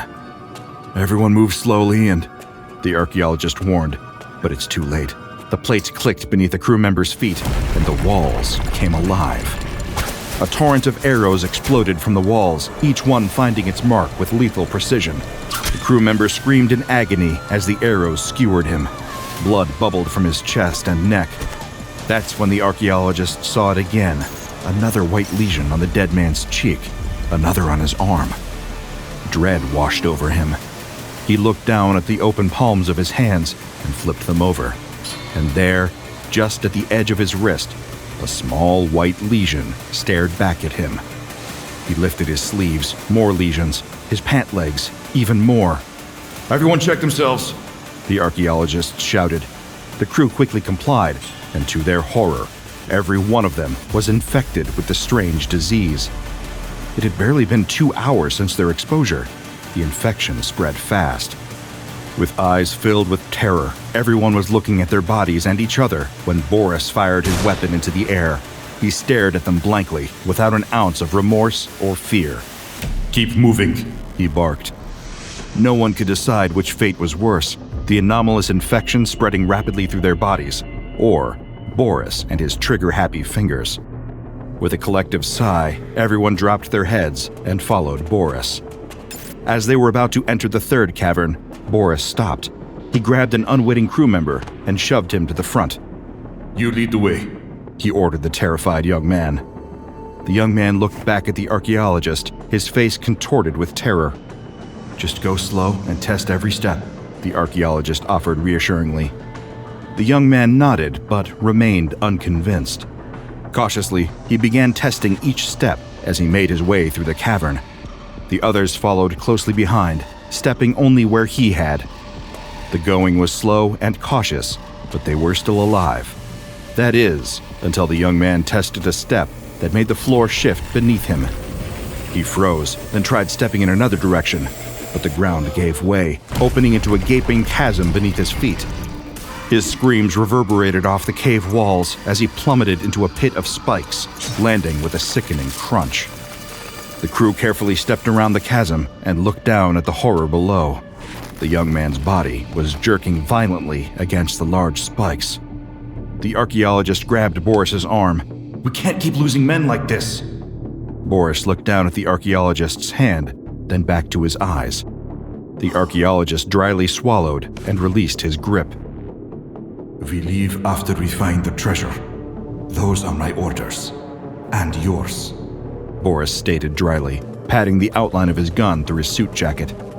With a collective grunt of surrender, the crew followed Boris further into the tomb. "My white spots are gone," one crew member exclaimed suddenly. Everyone started to check themselves, and sure enough, by some strange miracle, everyone's lesions had vanished from their skin. But their joy was short-lived. A deep ache started to spread through their bodies. Every movement felt like their muscles were being set on fire. Crew members dropped to the ground, writhing in pain. "Leave them," Boris grunted. Even he was having trouble keeping up his usual pace. What was happening to them? Were they dying? Maybe it was just dehydration after 24 hours without any water. Upon entering the vast chamber, everyone sighed in relief. They had made it. Before them lay gold and rubies, scattered among mounds of white cloth that seemed to have the shape of Mummies? The crew had entered into the fourth and final cavern, a mass burial chamber. While the crew used their achy limbs to stuff their pockets with trinkets, the archaeologist looked around for Boris. He was in the center of the room, heading for a wooden box. Let him have it, muttered the archaeologist as he surveyed the burial chamber. His eyes landed on the walls, covered in primitive symbols depicting a story. The images depicted a meteorite crashing to Earth and entire groups of humans succumbing to the disease it carried. The pictographs showed humans with white spots covering their bodies, the spots fading, followed by drawings of people writhing in agony. Then, it looked like they were tearing their own flesh apart. The archaeologist gasped in alarm. His gaze shifted to another pictograph, one that unmistakably warned against removing the wooden box from its resting place. Boris, no! The archaeologist shouted. Boris had already lifted the box and opened it. With a look of dismay, he pulled out a small black rock. It was unlike any stone he'd ever seen. The entire cavern began to shudder violently. Debris and dust cascaded from above as a massive boulder dislodged, plummeting straight for Boris. Look out! The archaeologist shouted. Boris looked up, but it was too late. The boulder crashed down, crushing Boris. The black rock tumbled to the shaking ground beside the archaeologist. With the cave collapsing around him, the archaeologist was forced into action. He wasn't going to die there. He snatched the rock and bolted out of the cavern, his aching muscles screaming in protest. Move, move, move! He shouted over the roar of the collapsing cave. The remaining crew ran for the doorway as large rocks smashed down, catching those too slow to evade them. We're almost there! He shouted to the surviving crew. As they neared the narrowing cave entrance, the walls began to grind, shifting to seal off the cave forever. With a final, heart-stopping surge, the archaeologist and crew threw themselves forward. The entrance slammed shut with a deafening thud, just seconds after they escaped. The survivors collapsed to the ground, coughing out the dust-filled air. We made it, the archaeologist whimpered, clutching the black rock tightly. The journey back was slow, each step heavier than the last. Their bodies ached, and something worse felt like it was taking hold. The sun had just begun to dip behind the horizon when they finally reached camp. The archaeologist staggered toward the tents, his hands trembling as he held on to the black rock. The others followed, their faces pale, their skin hanging loosely in places. Their movements were sluggish, their bodies racked with pain. The crew members who had stayed behind to tend to their equipment were the first to notice the change. Their eyes widened in shock as they looked at their returning comrades. We're infected, the archaeologist whispered under his breath. Even though no one dared to speak the words aloud, he could see the panic in their eyes already. Without a word, the survivors were ushered into the tents. The archaeologist sank to the ground, his head pounding, his body trembling as he leaned against the nearest tent pole. The air was thick with groans, the sounds of bodies twisting in pain. As the sun set over the camp, the agonized cries of the infected filled the night sky. The remaining crew sat around the campfire, faces grim as they picked at their food, appetite long gone. I'll go check on them, one of the crew members volunteered after a long silence. She stood up and walked toward the nearest tent. The others stared straight ahead, eyes vacant, lost in thought. Then a voice broke the stillness. "What's that on your forehead?" One of the crew members froze as he stared at his friend. A white lesion was on his skin. As he reached up to touch it, his own gaze fell upon a similar lesion on the arm of the person next to him. One by one, the others checked themselves, and the horror spread like wildfire. Their bodies were now riddled with white lesions. Panic coursed through them. Suddenly, a blood-curdling scream rang out. The crew members jumped to their feet, their hearts racing. They rushed to their tents, fear clawing at their throats. She stumbled out, her face pale and filled with terror. They looked inside. The archaeologist was inside, his body bent over, his hands clawing at his own skin. He was peeling away the flesh of his arm with a sickening, compulsive motion. The crew stood frozen in horror, unable to look away. Another scream tore through the night from one of the tents. Rushing over, they found more of their team, The ones who had escaped the caves engaged in the same grotesque act, clawing at their own flesh. Some used their hands, others knives, and a few even wielded crude, blunt objects. "We need to get help," one crew member murmured, but they all knew it was futile. Without another word, the newly infected crew piled into a jeep. They needed to get to town, but they had to avoid causing panic. They couldn't let anyone know what had happened to them. Not yet. The jeep idled by the sidewalk as the crew member walked up to the house. Inside, the others watched with bated breath. They'd chosen the one person without visible lesions to make the approach. As he shuffled toward the door, his eyes darted back to the jeep, scanning for any danger. But the crew inside had shifted their attention to a small child they'd spotted nearby, playing in the garden. The little boy, with dirt-streaked cheeks and a curious glint in his eyes, was pushing a toy truck across the grass. At first, the crew thought nothing of it, but then, as the boy paused and looked up, he started walking toward the jeep. His small, bare feet shuffled closer and closer, his gaze never leaving the vehicle. The crew member closest to the window stiffened, his eyes locking with the boy's. "Did he just notice us?" one of them whispered, voice tight with unease. The others peered through the windows, holding their breath. The boy stopped directly in front of the jeep, tilted his head slightly, and stared at them with wide, innocent eyes. "Why do you guys look like leopards?" the boy innocently asked. The crew exchanged panicked glances. "Go away!" one of the crew said through the closed car window. She was scared the little boy would get infected. The boy shrugged and turned away from the jeep. He wandered back toward the house, unconcerned, his toy truck still clutched in his hand. As the crew member hung up the phone, the little boy tugged at his mom's dress. "Mom, why do those people outside look like leopards?" he asked. The couple rushed outside. Their expressions shifted to disgust as they spotted the crew in the jeep. But before they could react, the crew member who'd knocked darted back into the vehicle and they sped away.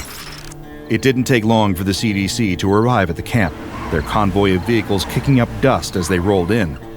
A team of experts in hazmat suits began examining the white lesions that now covered the Stage 1 patients. The lesions were striking, unnervingly uniform, an anomaly that suggested something unnatural at work. At first, the CDC specialists were cautious but hopeful. They suspected it could be Staphylococcus epidermidis, a relatively benign bacteria that can cause skin infections under certain conditions. It would explain the appearance of the lesions and the rapid onset of symptoms. But as the team moved deeper into the camp, to where the Stage 3 patients were housed, their hopes quickly evaporated. These patients were no longer simply sick. They were possessed. Some lay on the floor, clawing at their own skin like feral animals. Others stood, their hands and faces a grotesque mess of open wounds. A few tore at their flesh in jagged, frantic motions, driven by an unrelenting urge to destroy themselves. The sight was so horrific that even the hardened CDC officials recoiled. "This isn't staph," the lead specialist muttered under his breath. "This is something far more..." Before he could finish his thought, a scream shattered the air. In a blink, one of the Stage 3 patients lunged at him, the rage in their eyes unmistakable. Without warning, the rest followed. The infected tore at the hazmat suits, ripping through the material with alarming strength. Gloves were torn off, helmets yanked from their heads, leaving the CDC officials exposed and vulnerable. The CDC official had been right. This wasn't a simple pathogen. This was SCP-1121. SCP-1121 is an unknown amoeboid protozoa with a unique mutagenic ability that only activates when exposed to Staphylococcus epidermidis, a usually harmless bacterium found on human skin. When introduced to other organisms, SCP-1121 remains dormant. Its DNA shares genes with several insect species, but also contains genes not found in any known organisms. SCP-1121 does not reproduce naturally and does not require liquid to survive. Once SCP-1121 interacts with S. epidermidis, it mutates the bacteria into SCP-1121-1, a highly dangerous strain, before dying. This marks the beginning of the infection, which affects 100% of those exposed, even though S. epidermidis is normally harmless to healthy humans. SCP-1121-1 is resistant to all known antibiotics, and as of now, no cure exists for infections caused by Staphylococcus epidermidis excitabilis. Infected subjects undergo a series of stages. Stage 1. Within 2 to 5 hours of infection, small white lesions appear on the skin, indistinguishable from a typical S. epidermidis infection, making misdiagnosis likely. Stage 2. About 24 hours after Stage 1, the lesions fade as the infection spreads deeper into the skin. SCP-1121-1 consumes the subcutaneous tissue, turning it into a viscous substance, causing excruciating pain. The skin becomes pale and slouches, resembling extreme weight loss. Stage 3. Patients begin to remove their skin, often using their hands, though some use tools. This process appears painless due to Stage 2 and is not a conscious action. When the underlying substance is exposed, victims become disoriented and hostile to the uninfected, making termination necessary before reaching this stage. SCP-1121-1 spreads quickly during stages 1 and 2, primarily through skin contact, but evidence suggests it can spread without direct contact. Hazmat suits are mandatory when handling any samples. Even after Stage 3, the infection persists in removed skin, with the bacteria remaining active for an unknown period. The danger posed by discarded skin remains an unresolved threat. According to Addendum 1121-A-01, SCP-1121 was unearthed during an archaeological dig in New Mexico. The archaeologist who first came into contact with the meteorite is now considered SCP-1121-1, Patient 0. Within 2 days, the infection spread from Patient 0 to the entire research team and several local residents. Although initial containment was handled by the CDC, the Foundation was contacted for assistance. The meteorite and Patient 0 were transferred to Biological Research Site 13, and a 10-kilometer radius around the dig site was cleared using Mark 77 bombs. The only known colonies of SCP-1121 were recovered from the meteorite. Mass spectrometer analysis, utilizing rubidium-strontium dating, determined the meteorite's age to be approximately 2.5 billion years. Further details on the exact circumstances surrounding the meteorite's arrival and Patient Zero's actions have been redacted. The drive should have been peaceful. A quiet road, endless fields, and the occasional mailbox. But tonight, the world looked like it wanted to swallow itself whole. Rain slammed against the windshield, and the wipers were fighting a losing battle. The headlights barely cut through the storm, illuminating nothing but mud, trees, and the endless churn of water. It was the kind of night where bad things happened. The pastor gripped the wheel tightly, his knuckles turning white as he muttered under his breath. The call had come in an hour ago. An old farmer on the outskirts of town was at death's door. No family, no friends, just an old house, a creaking barn, and the slow drip of time. It was his duty to go. That's what he told himself. Lightning cracked overhead as the house finally appeared at the end of the road.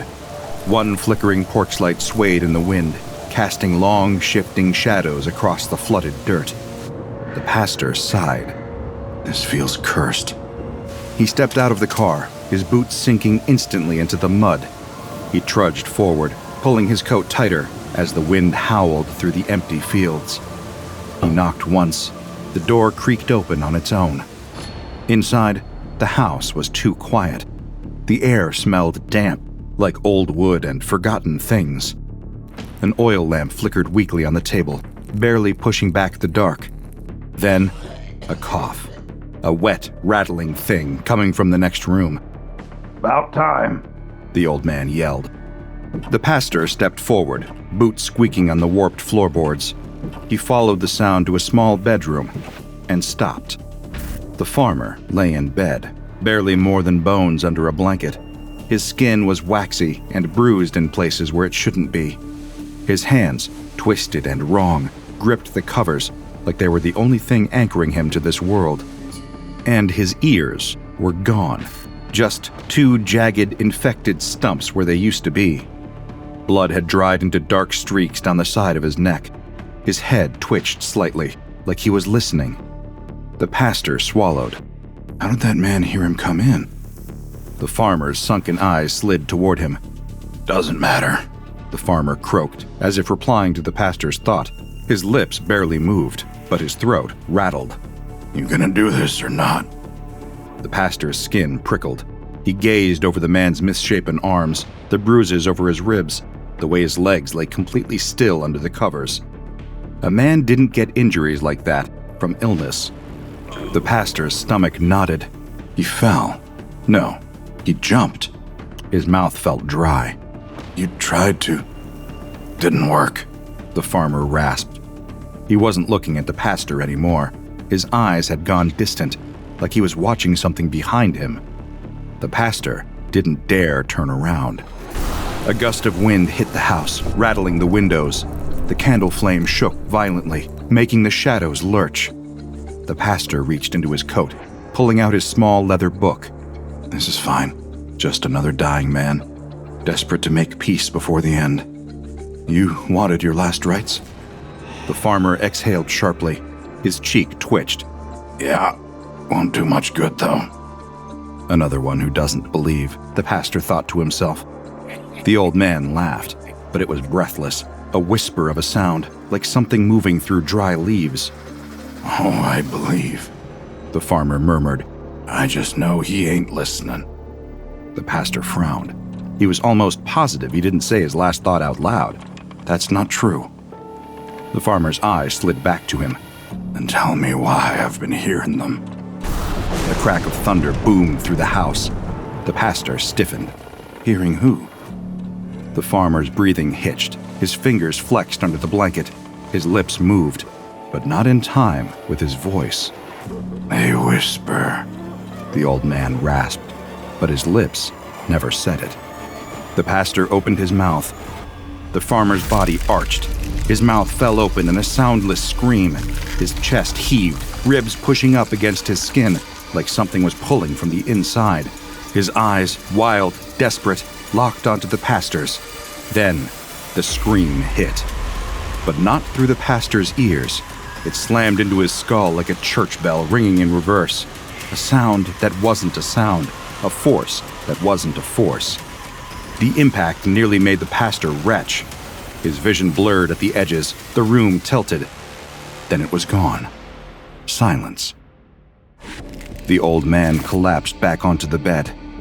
The pastor gasped, chest heaving, fingers clenched so tightly around his book that the leather creaked. The lamp flickered once, then held steady. The house was just a house again. The storm hadn't stopped. The wind still roared outside. The candle flame still danced weakly. Nothing had changed, except him. But the pastor didn't know that yet. He exhaled slowly, and then, because this was still his job, he gently closed the farmer's eyes. The funeral happened a few days later. It was small. A handful of townfolk stood under a gray sky, heads bowed, hands folded. The wind had finally gone still. The pastor stood at the head of the grave, Bible in hand. His voice carried low and steady as he spoke the final rites, the words as familiar to him as breathing. The farmer had no family to claim him, no visitors to say goodbye, no one except a few neighbors, an old friend or two, and the pastor himself. And the grave was shallow. The town's gravedigger had mentioned it in passing earlier, something about the body being fragile. The pastor had nodded. He hadn't asked questions. The coffin was lowered, the dirt followed. The mourners lingered only briefly before heading back down the hill. Soon, it was just the pastor and the gravedigger. The man wiped his forehead, looking down at the freshly packed soil. Strange thing, he muttered. Do you see his ears? The pastor kept his gaze fixed forward. He had seen them. The man chuckled uneasily. Must have been real desperate to stop hearing things. The gravedigger silently mused to himself. Well, guess it don't matter now, the pastor replied, as if words had been spoken.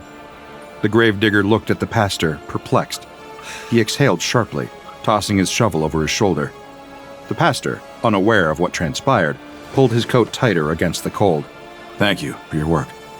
The gravedigger nodded, muttering something about rain before heading off down the hill. The pastor stayed a moment longer. A question gnawed at the edge of his mind. He still couldn't figure out how that farmer heard him enter the house without ears. The wind stirred at his back, just enough to send a slow, crawling chill up his spine. The pastor turned away from the grave and left. He had a sermon to prepare. The church was quiet that afternoon. The pastor sat alone in the confessional, hands folded neatly in his lap. The booth was dimly lit, the wooden lattice between the two compartments casting a familiar pattern of light and shadow. It had been years since anyone had requested a confession in person. Most people were content to sit in the pews, whispering their regrets to themselves. But today was different. One of the men from the funeral, another farmer, younger, broad-shouldered, face lined with hard years, approached after the burial. His hands had fidgeted, his gaze never quite meeting the pastor's. "You have time to hear a confession?" The pastor had smiled. Of course. Now, seated in the booth, he listened as the man shifted uneasily on the other side. The wood creaked. A breath hitched. The pastor waited. A pause. Then, "I've been unfaithful to my wife." The words struck like a match in the dark, but the man had not spoken yet. The pastor's body went still. His hands, folded neatly in his lap, tightened slightly. The man let out a slow, shaking breath. And then, just as the pastor knew he would, he repeated the words he had heard aloud. The pastor felt a strange, almost hollow sensation bloom in his chest. Had he imagined it? No. It had been exact. The same words, the same tone, the same weight of shame pressing against them. The pastor inhaled slowly, carefully. His pulse had quickened, but his voice was steady. "Repentance is the first step toward forgiveness, my son." The man exhaled, relieved. They prayed together. The confession ended. The pastor watched the man leave, disappearing into the cold afternoon light. Alone once more, the pastor leaned forward, resting his elbows on his knees, his hands clasped together, fingertips pressing against his lips. His heartbeat was still quick. It had to be a coincidence. Didn't it? The pastor let out a slow breath, gaze falling to the dim glow of the candle burning on the altar. "This is a gift," he told himself silently. "A blessing." Outside, the wind picked up again. That Sunday, as the pastor began his sermon, he heard every single thought in the church. It was a slow, creeping realization. He had opened his Bible, drawn in a deep breath, and spoken the first few words when, "I hope this doesn't run long. I should have eaten before coming. Did I leave the stove on? I can't take this anymore. I want a divorce. Does he actually believe this stuff?" The voices stacked on top of each other, layer upon layer, too loud to be whispers, but too quiet to be speech. The pastor paused and looked at his parishioners. No one was moving their lips. He gripped the pulpit tighter. Something strange was happening. His gift was beginning to feel like a curse. Willing his voice to remain steady, he tried to push through it, tried to finish the sermon, but the voices swarmed into his head. "Maybe if I scratch just a little, no one will notice. I hate my job. I hate my life. I wish I could just disappear. Why is he sweating?" The pastor's throat narrowed. The words blurred on the page. His vision swayed, like the walls were tilting inward. He closed the book. With a shaky voice, he uttered, "Let us prepare for communion." The line moved slowly. One by one, they approached. The first was a teenage boy, hands shoved deep in his pockets, hair still damp from the morning shower. "I wonder if Pastor knows how much weed I smoked before coming in," the boy thought to himself. The pastor's fingers twitched as he placed the wafer on the boy's tongue. The next, an old woman, face lined with deep wrinkles, her eyes sharp beneath her sun hat. "I should call the police about my neighbor. I swear he has bodies buried in his yard," she thought as she piously opened her mouth to receive her wafer. Then a father, kneeling reverently, son at his side. "I don't even know if this is my kid." The pastor's breath caught. The line creeped forward again. A kind-faced woman, hands folded, smiling warmly. "Does he know this is all a lie?" The pastor's ears buzzed. The next, "I hate my wife. I hate my wife. I hate my wife." The next, "God isn't listening." The next, "The pastor has big hands. I wonder if..." The pastor's world tilted sideways. His ears hummed violently. drowning out the organ, the rustling of clothes, the shifting of feet. He staggered. A hand caught his arm. Someone murmured his name, concerned. But beneath their voices, beneath the worried whispers, he could hear what they really thought. He's sick. He's losing it. Is this a test? The pastor took a breath, sharp, unsteady. He had to get out. He bolted out of the church and ran to his car. All he wanted was some silence, but the drive home was worse. The stoplight turned red, and the cars lined up beside him. The silence lasted a second. Then, it flooded in. I should just floor it. If I get hit, at least I won't have to go to work tomorrow. Do they know I stole the money? I don't think they know. God, I hope they don't know. Does this rash mean I have something? The pastor's fingers gripped the steering wheel. The light turned green. He sped through the streets until he made it home.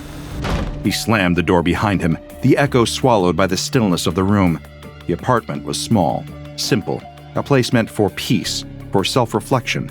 But within moments of stepping into what should have been his sanctuary, I wish I had died first. an elderly widow thought to herself in the unit next door as she knitted by her window. The mailman locking his truck down by the curb. What if I just left? Just kept driving, never looked back. The pastor clenched his jaw, squeezing his eyes shut, pressing his palms against his temples. He could hear everything anyone was thinking within a 200-meter radius around him. Silence. He just wanted silence. He needed it. But everyone was so loud. Thought came to him. What if he just slept? Surely the voices couldn't reach his dreams. He laid himself down in bed and tried to sleep. He really did. But the voices were too loud. He held the pillow over his head, stuffed his ears with paper towels, but as the sun came up, the voices were still there, loud and clear, ringing around his head. After a few days of this unending madness, the pastor was completely sleep-deprived. He was terrified to leave his apartment, but he was desperate for some sleep. So, he decided to venture out of his apartment to go to the store and buy some sleeping pills. The sky was overcast, the wind still carrying the weight of the storm that had passed. People were out, running errands, chatting on porches. Everything looked normal, but now, he knew things about those people he shouldn't know.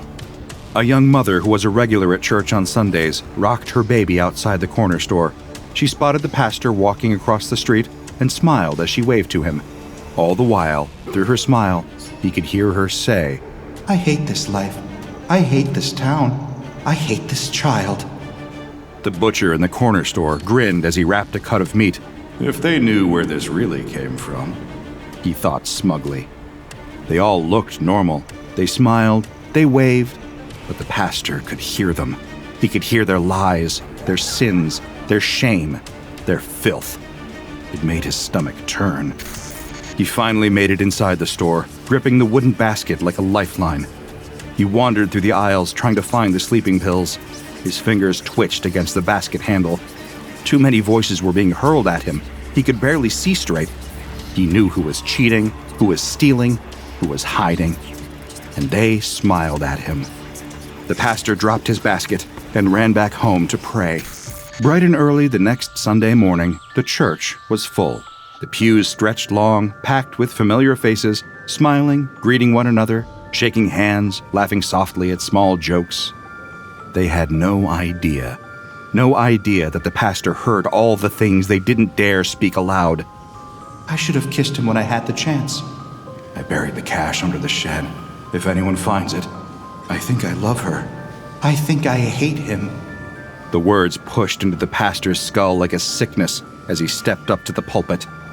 He had done his best to look presentable, but he could not hide the sunken, dark circles underneath his red eyes. The room flooded with silent murmurs about his disheveled appearance. Crawling, shifting voices pulled at the edges of his mind. The pastor gripped the podium. His breath was shallow. His sermon was prepared. The words were in front of him. He could do this. All he had to do was read. That's all. Just read the words aloud. As he struggled to focus on the writing in his book, a thought that was his own struck him. A thought that felt like a calling. Was it possible the reason he was given this gift was to call out the sinners, to keep them from going astray? The pastor finally looked up. His gaze landed on a mother, a wife, a woman who had brought casseroles to every funeral, who had sung in the choir for years, who had always been a beacon of warmth to their church community. And before he could stop himself, his mouth opened. "Sarah," he said softly. Her head lifted. He watched her pulse quicken in her throat. "Do you still dream about leaving your husband and children?" People turned in their seats. A few heads snapped toward Sarah, wide-eyed, confused, uncertain. Sarah's face drained of color. Her lips parted, but she said nothing. A slow, sharp inhale cut through the room. Then, the pastor turned his head towards a man sitting in the back. "David," he said. The man in the back sat up straighter. "The money you stole from your boss. Does it make you feel rich?" As gasps rippled through the congregation, Sarah quickly excused herself from her stunned husband, who looked like he had been sucker punched, and stepped outside. Aside from having fervent thoughts about abandoning her family, Sarah had another secret. A big one. She was a high-ranking officer for the Foundation. Within moments of stepping outside, she pulled out her secure phone and made the call. "Major anomaly confirmed. Immediate containment required." In the brief amount of time it took for the Foundation to arrive, the pastor managed to wreak havoc inside the church walls. One by one, he feverishly called out all of the unspoken sins of his parishioners. He felt he was doing God's work until someone's thought hit him like a giant sack of potatoes. "He's possessed." Then another. "The devil must be speaking to him. How else could he know this about me?"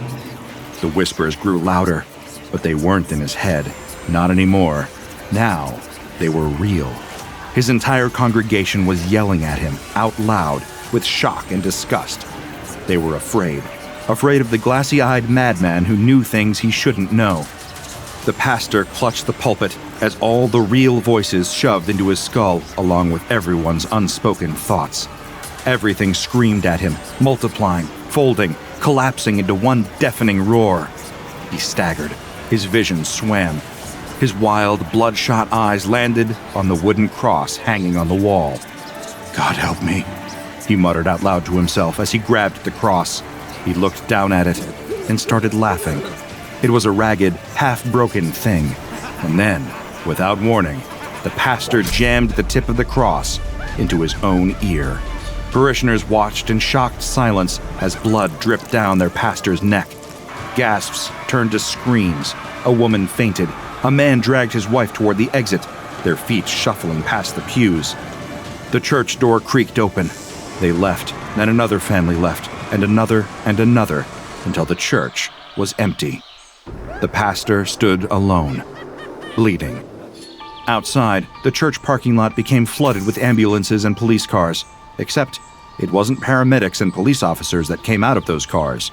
They were Foundation agents.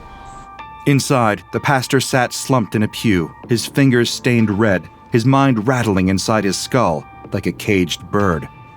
He barely noticed the figures approaching.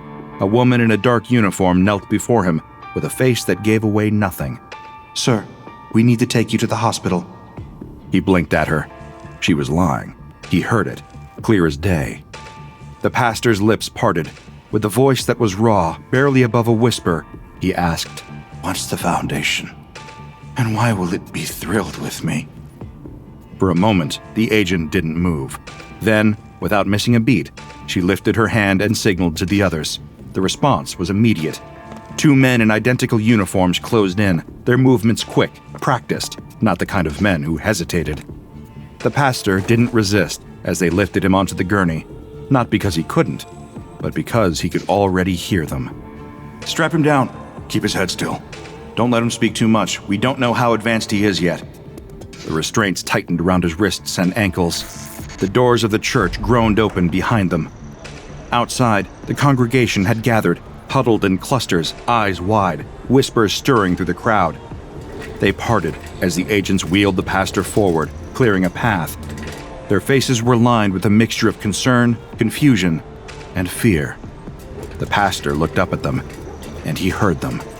"Is he sick? Was it a breakdown? Maybe he really could hear us. Maybe we should pray for him? Thank God he's leaving." He wanted to tell them, wanted to say something. But the gurney lifted, the wheels rattled off of the pavement, and then he was inside the ambulance.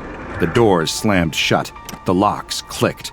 There was a sharp prick at his arm, and as the world faded to black, the last thing he heard was, "You won't be our problem much longer."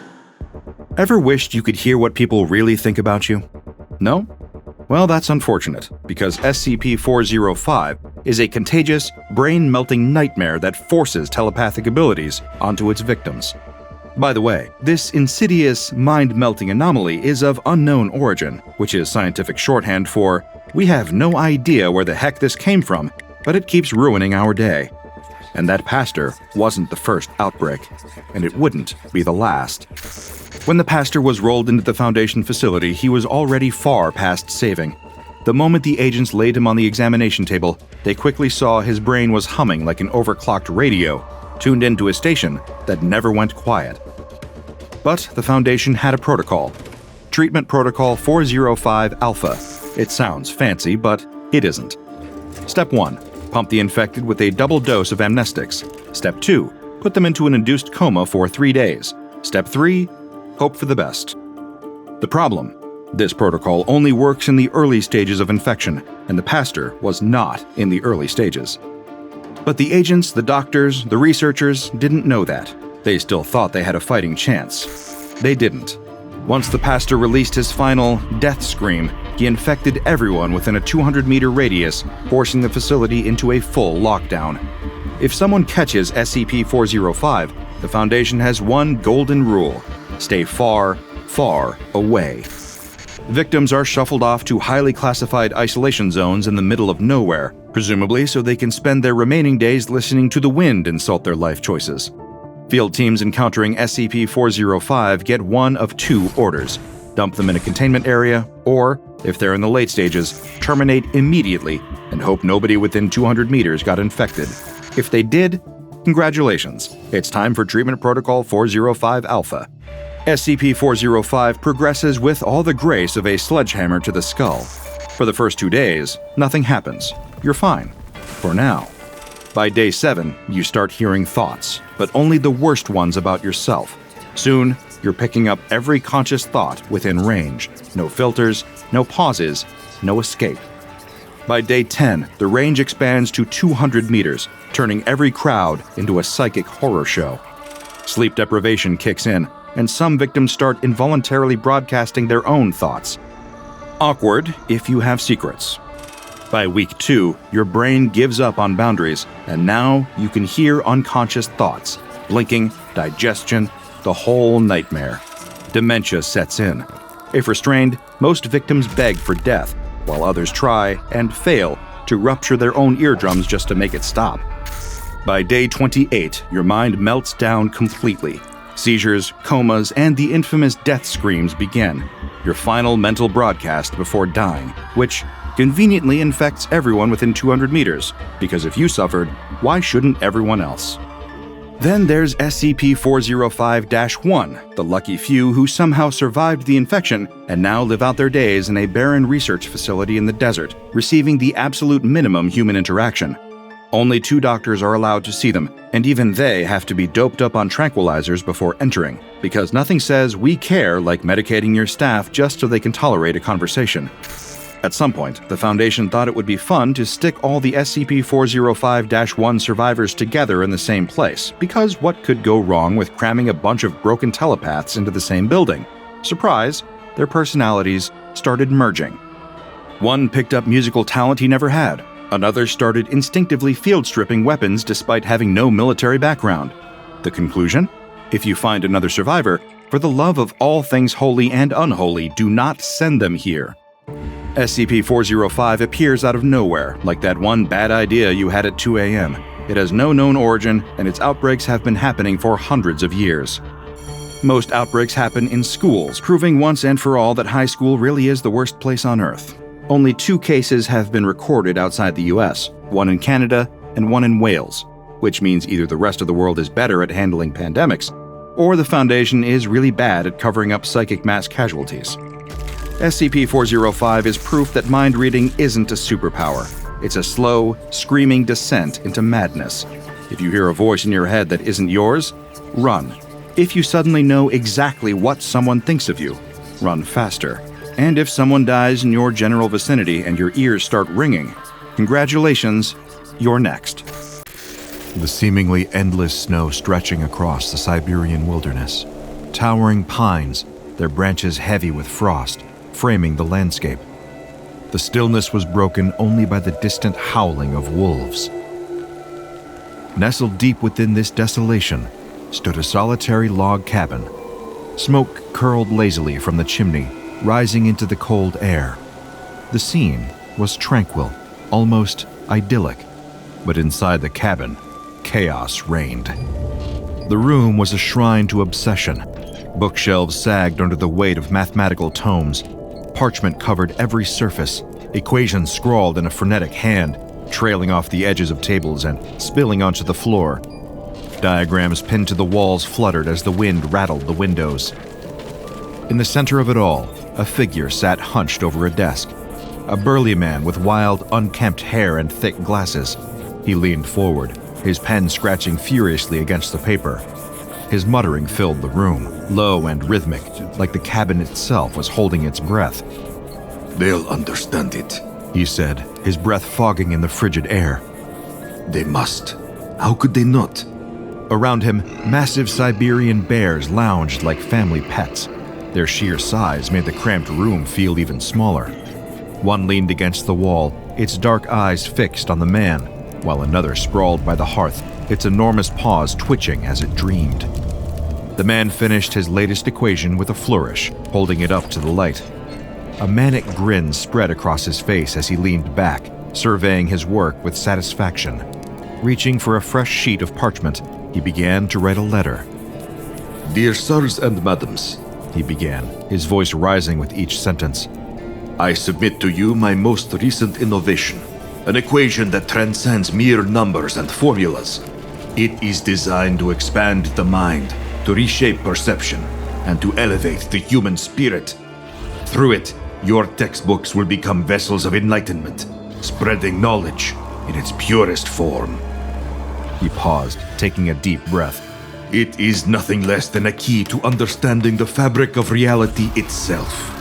Setting down his pen, he leaned back in his chair, addressing the bears as if they were an audience of scholars. "What do you think, my friends? Will they see the truth?"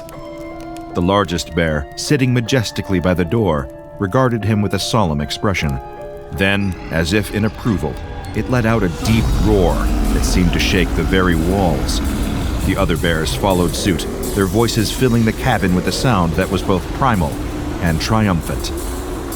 The man chuckled, a sound that was equal parts amusement and pride, folding the letter with care and sealing it. Outside, the sound of the bears' roars faded into the Siberian wilderness as the smoke curling from the chimney dissolved into the cold sky. A few months later, nestled in the center of a small English town, stood a modest brick building with the words White Cross Secondary School etched above its arched entrance. The steady ring of a school bell echoed through the halls as students poured into classrooms, their voices blending into a chorus of youthful energy. Inside one classroom, the buzz settled as the teacher stood at the front, her presence commanding. A pristine stack of freshly printed textbooks sat on her desk. The teacher tapped the topmost book with a sense of pride and excitement. "All right, everyone," she began, her tone warm but firm. "Today we're starting something new. This curriculum has been designed to challenge your critical thinking skills and help you approach mathematics in ways you never have before. I expect great things from you all." She moved through the rows, handing out the textbooks one by one. "I think you'll find these fascinating. We'll begin on page 13.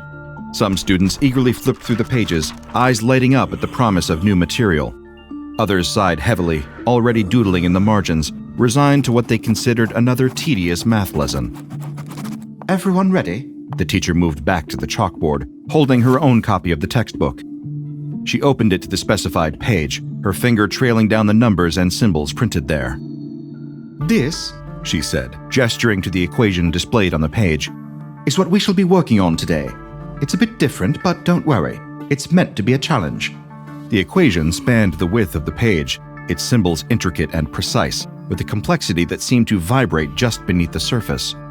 Numbers looped into patterns, forming shapes that felt unsettlingly alive. A few students gasped audibly. It's like it's moving, one whispered, leaning closer to their book. That's impossible, another muttered, though their voice lacked conviction. From the front of the room, the teacher smiled encouragingly. I know it looks intimidating, but let's break it down together. Math is all about finding patterns, and I promise you, they're here. She turned to the chalkboard, beginning to transcribe the equation. The screech of the chalk seemed unusually loud, and a strange tension settled over the room. As the students worked through the equation, the air seemed to grow heavier. The lights flickered faintly, and a low hum began to move through the room, barely perceptible but unmistakably present. Miss, something's weird, one student said, their voice breaking the silence. The teacher turned back toward her classroom, perplexed. I feel strange, one of the students quivered. The teacher's brow furrowed. It's just a complex problem, she reassured them, though her own voice carried a hint of unease. Then it began. A faint growl echoed from the far corner of the classroom. Heads snapped around, eyes scanning the room for its source. Did anyone hear that? Someone whispered. Another growl, louder this time, and a shadow flickered across the wall. The teacher froze, her eyes darting toward the sound. Everyone stay calm, she said, her voice steady despite the growing unease. It's probably just... The explanation never came. A massive, fur-covered form materialized near the back of the room, its golden eyes gleaming with predatory focus. A collective scream erupted as the bear let out a thunderous roar, its bulk towering over the desks. Students scrambled, chairs and desks toppling as they tried to put distance between themselves and the creature. The teacher stepped forward instinctively, her arms raised. Stay together, don't panic, she shouted over the chaos. The bear took a step forward, its claws scraping against the linoleum floor. The hum in the air intensified, and the equation on the chalkboard seemed to shift, its symbols warping subtly. More growls followed, and the impossible happened again. Another bear appeared, and then another. The creatures prowled between the desks, their sheer size and presence dominating the small classroom. The teacher stood frozen, her gaze locked on the bears as they circled the room. The students huddled together in corners, their fear palpable. And on the chalkboard, the equation seemed alive now, its symbols twisting and warping as though mocking the chaos it had unleashed. The growls of the bears filled the room, a low, guttural symphony that drowned out the sobs of the fear-stricken students. Their eyes gleamed as they prowled between overturned desks and shattered chairs. The teacher pressed herself against the wall, her chest heaving as she struggled to maintain composure. But the chaos unfolding before her made even basic thought impossible.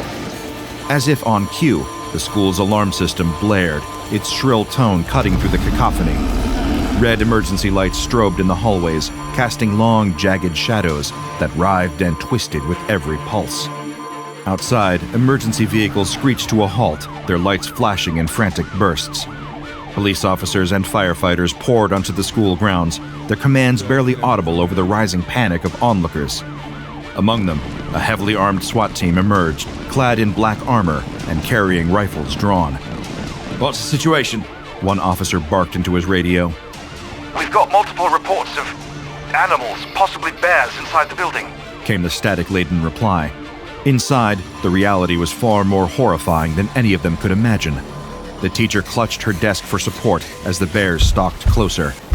Just as she opened her mouth to plead to anyone, anything, a muffled whimper came from the far corner of the room, drawing her gaze. One of the students was trembling violently, their body jerking as though caught in an invisible grip. Their skin flushed crimson, veins bulging unnaturally. The teacher took a hesitant step forward, reaching out instinctively. "Are you—" The words died in her throat as the child's body twisted with an audible crack, their features distorting grotesquely. Fur erupted from their skin as their frame expanded into a hulking, bestial form. "No!" the teacher screamed, stumbling back. But it was already too late. The transformed child, A bear now released an earth-shaking roar and lunged at the nearest cluster of students. Chaos erupted anew as desks shattered and screams turned to wails of agony. One by one, other children began to convulse, their cries blending with the monstrous growls as they too succumbed to the transformation. Fur replaced flesh, bones cracked and reformed, and human voices gave way to feral roars. The remaining students were no match for the onslaught. The newly transformed bears tore through the classroom, their claws mauling flesh and their jaws snapping through bone. Blood sprayed across the walls, pooling beneath shattered desks and trampled books. The teacher could only watch in frozen horror as the room descended into a scene of unspeakable carnage. By the time the growls subsided, silence reigned once more, broken only by the faint, metallic buzz of the classroom's fluorescent lights. She stood alone, trembling, surrounded by the bears that had once been her students.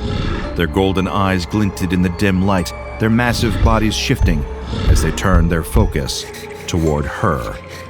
Her legs buckled beneath her, but she forced herself to remain standing, her chest rising and falling with shallow, rapid breaths. The largest bear moved forward, each thundering step echoing across the classroom floor. Its sheer presence was suffocating. Its eyes locked onto her with a predatory intensity that froze her in place. The teacher's body quivered, her mind racing, her lips parted, mouthing silent prayers. The bear raised a massive paw, claws glinting with the red of its most recent victims, and took another step closer. Suddenly, a deafening gunshot ripped through the air, shattering the eerie stillness. The classroom window exploded inward, sending shards of glass scattering across the floor. The bear's massive frame shuddered as the bullet tore into its flank, crimson streaking its fur as the bullet struck deep. It whirled toward the source of the attack, its eyes blazing with fury. With a savage roar, it launched itself through the shattered window, landing heavily on the grass outside. The crowd of onlookers scattered, screams piercing the air as the enraged bear thundered toward them.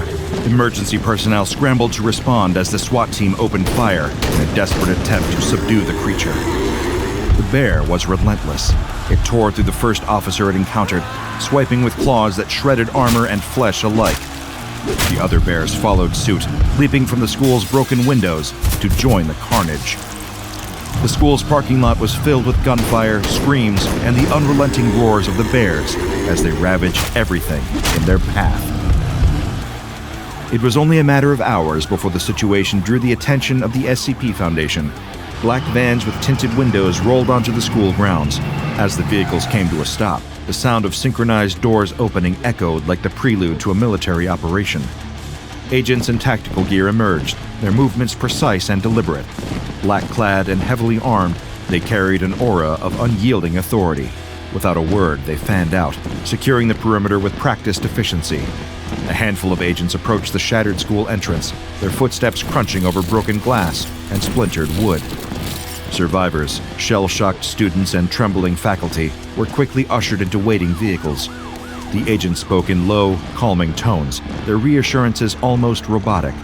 Most of the evacuees wore blank expressions, too traumatized to resist, their eyes glazed as they stumbled toward safety. The gathered crowd of growing onlookers was less cooperative. Fearful whispers rippled through them, speculation and panic feeding into each other. A woman demanded answers from an agent. What's happening? Are my kids safe? Tell me what's going on. The agent offered a neutral smile, his tone disarming but firm. Everything is under control, Mom. Please return to your home. She hesitated, her eyes darting to the shattered windows of the school.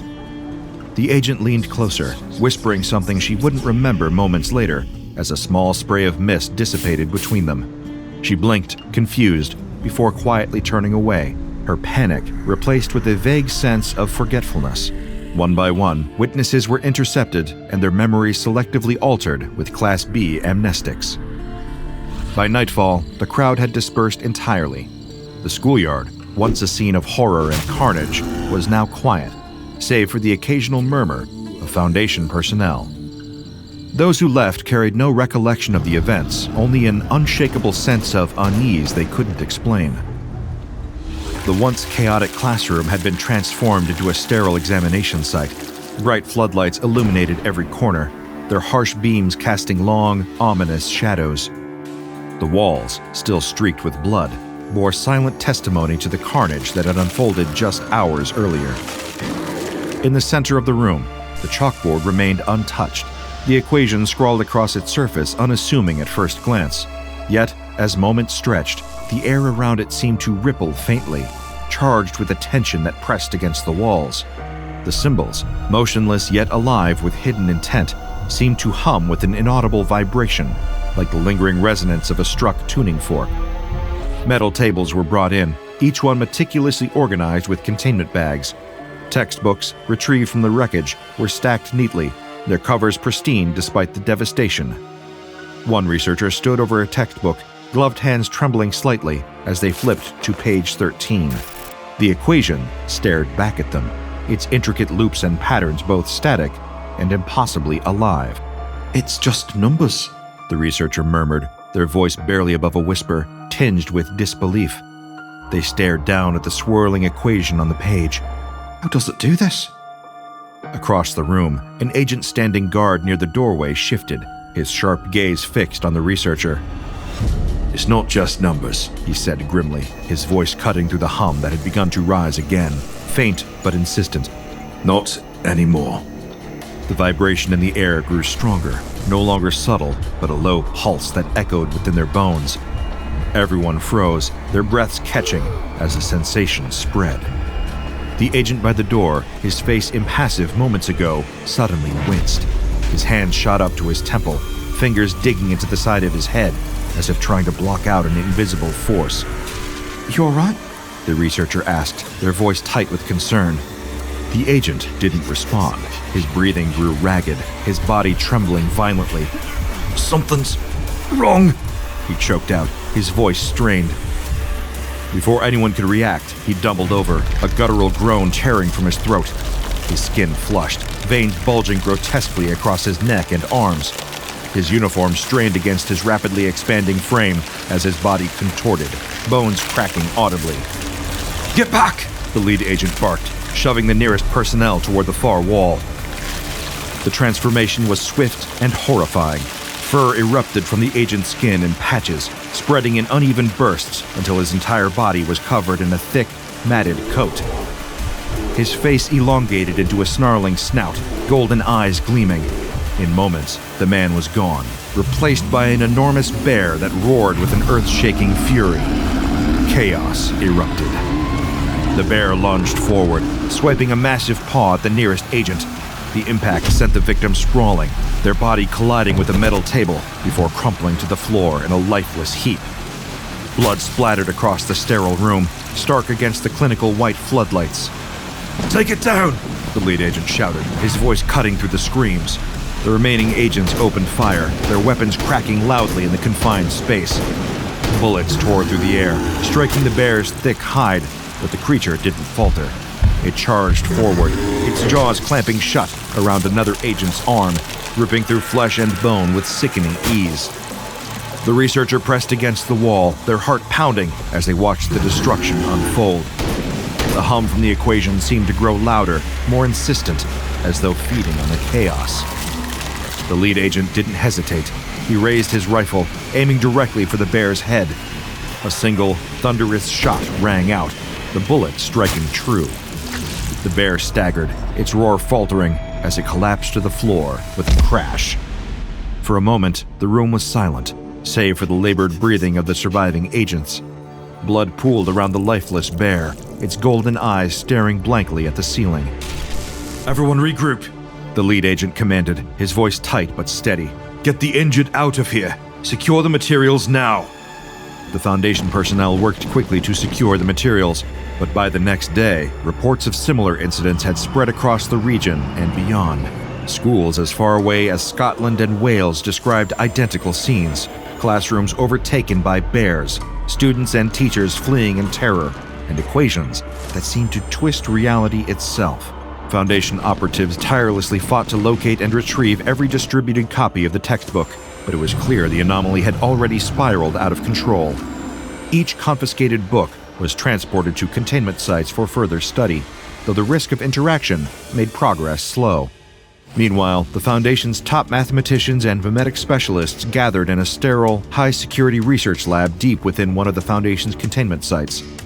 The room hummed with tension, illuminated by the cold glare of fluorescent lights. On a large screen, the equation was displayed in painstaking detail, its looping, intricate symbols projected in high resolution. The researchers leaned over their terminals, their brows furrowed in concentration. Notes were scrawled on whiteboards, their surfaces filled with calculations and fragmented theories. Despite their best efforts, no coherent explanation for the anomaly emerged. Doesn't make sense, one mathematician muttered, running a hand through their disheveled hair. The arrangement of these symbols, it's as if they're moving between dimensions we can't even perceive.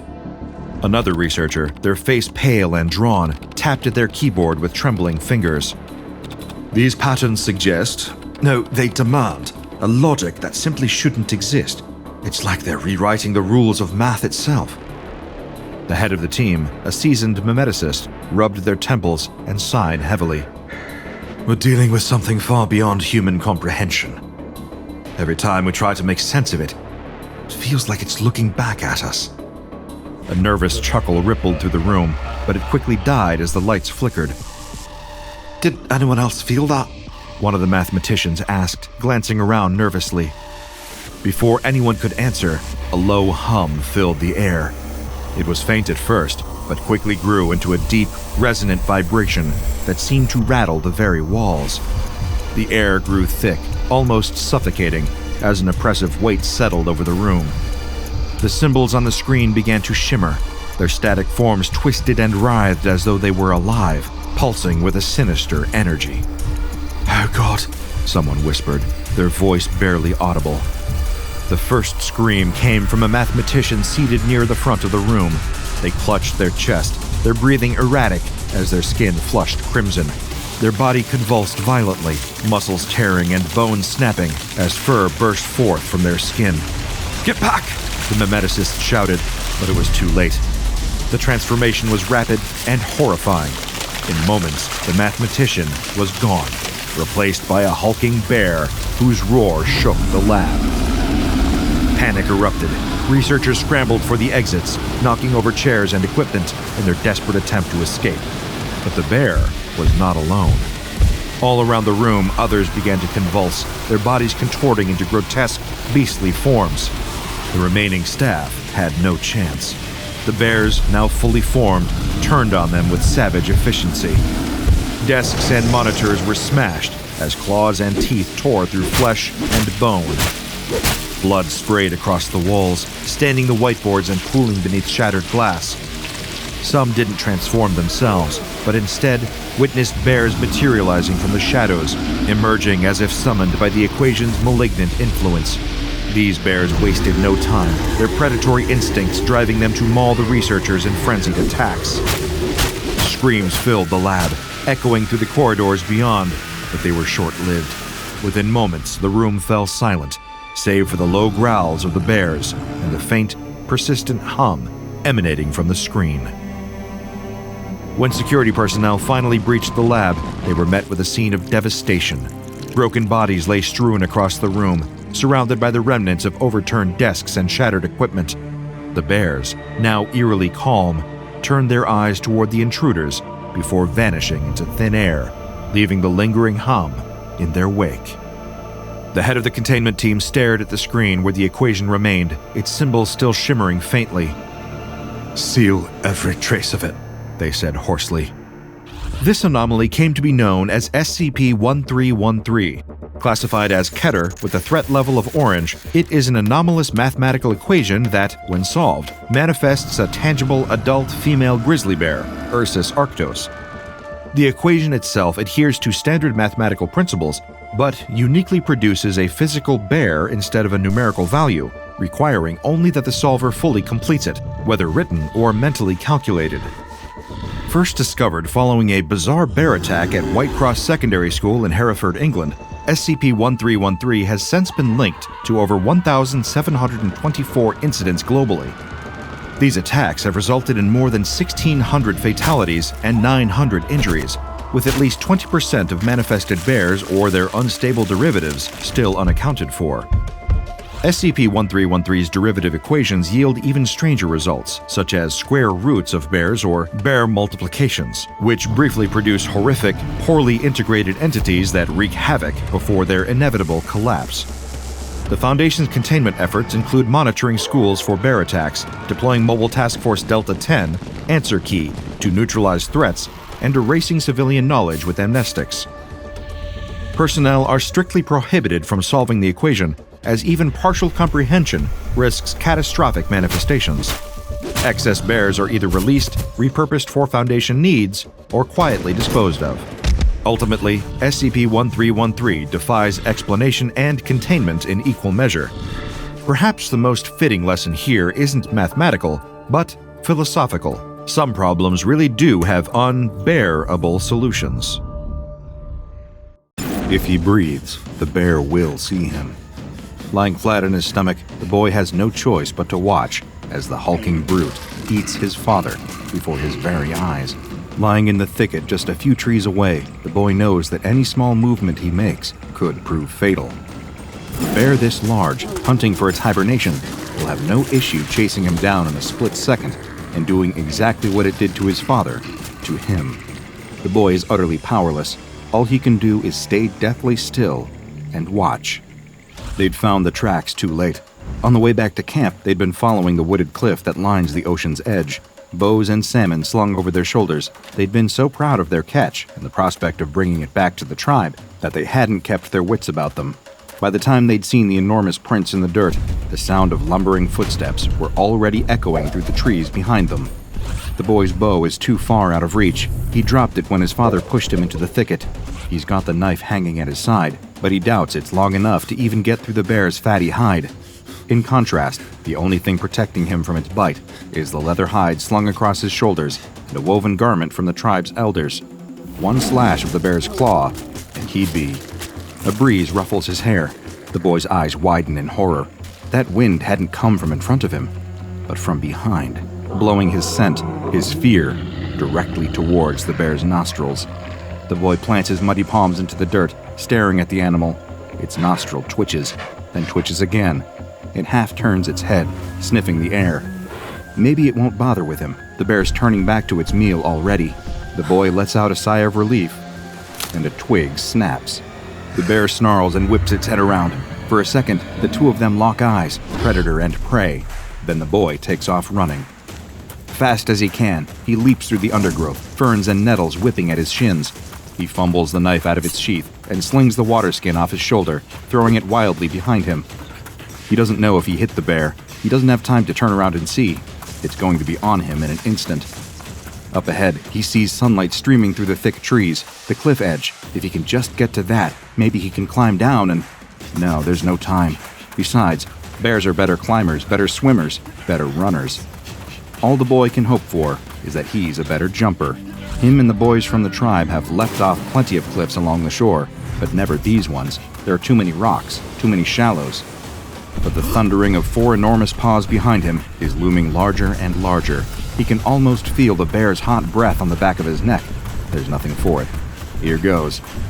The trees clear, the sun blasts his skin, a claw slashes at his back, and the boy launches himself into the air. The wind carries him. The weightlessness of wheeling his arms and legs through the empty sky is almost enough to make him laugh with joy, until the boy looks down. The cliff is higher, much, much higher than he'd realized. His momentum carries his torso forwards into a tumble. He's not going to land straight, and he can see jagged rocks everywhere beneath him. The boy closes his eyes and crashes into the sea. All of the air is slammed out of his lungs. His knee hits something hard and sharp in the water. A swell throws him away from the shore and pulls him deep. Without air in his chest, he can't float. Kicking hard as he can, the boy swims upwards, eyes still screwed shut. His face bashes into a sandy rock. No, that's not upwards. Which way is it? Which way should he swim? The ocean current rolls him over and over. Darkness fills his mind.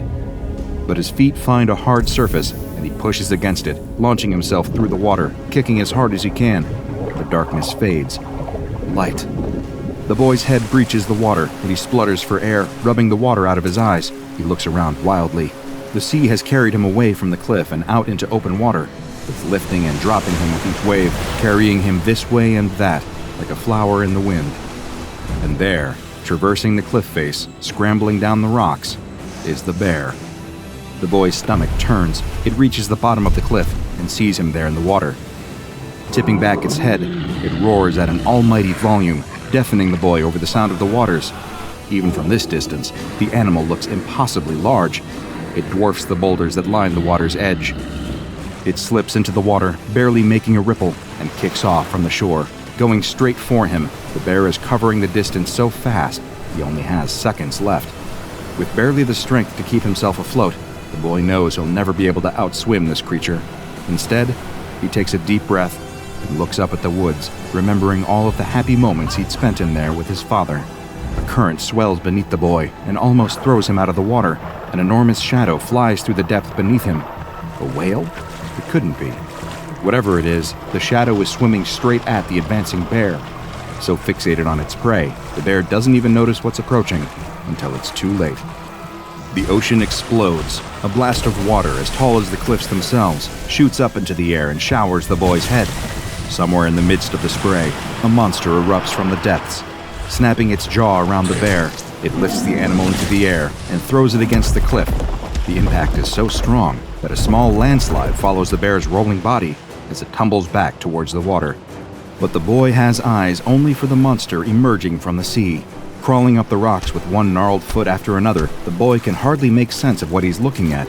It seems to have some kind of scaly hide, harder than the rocks surrounding it. A wave crashes against the monster as it leers over the bear and sinks its teeth into the animal's hide. Unable to look away, the boy kicks out and starts swimming away up the coast. Only once he's a long way around the bay does he dare to clamber out and back onto land. That night, once the rest of the tribe have gone to sleep, the boy can't help but lie wide awake in his tent. Without his father here, it's not the same. Quietly rolling up the hide doorway, the boy slips out into the night. They're camped by a small cave with beautiful smooth walls inside.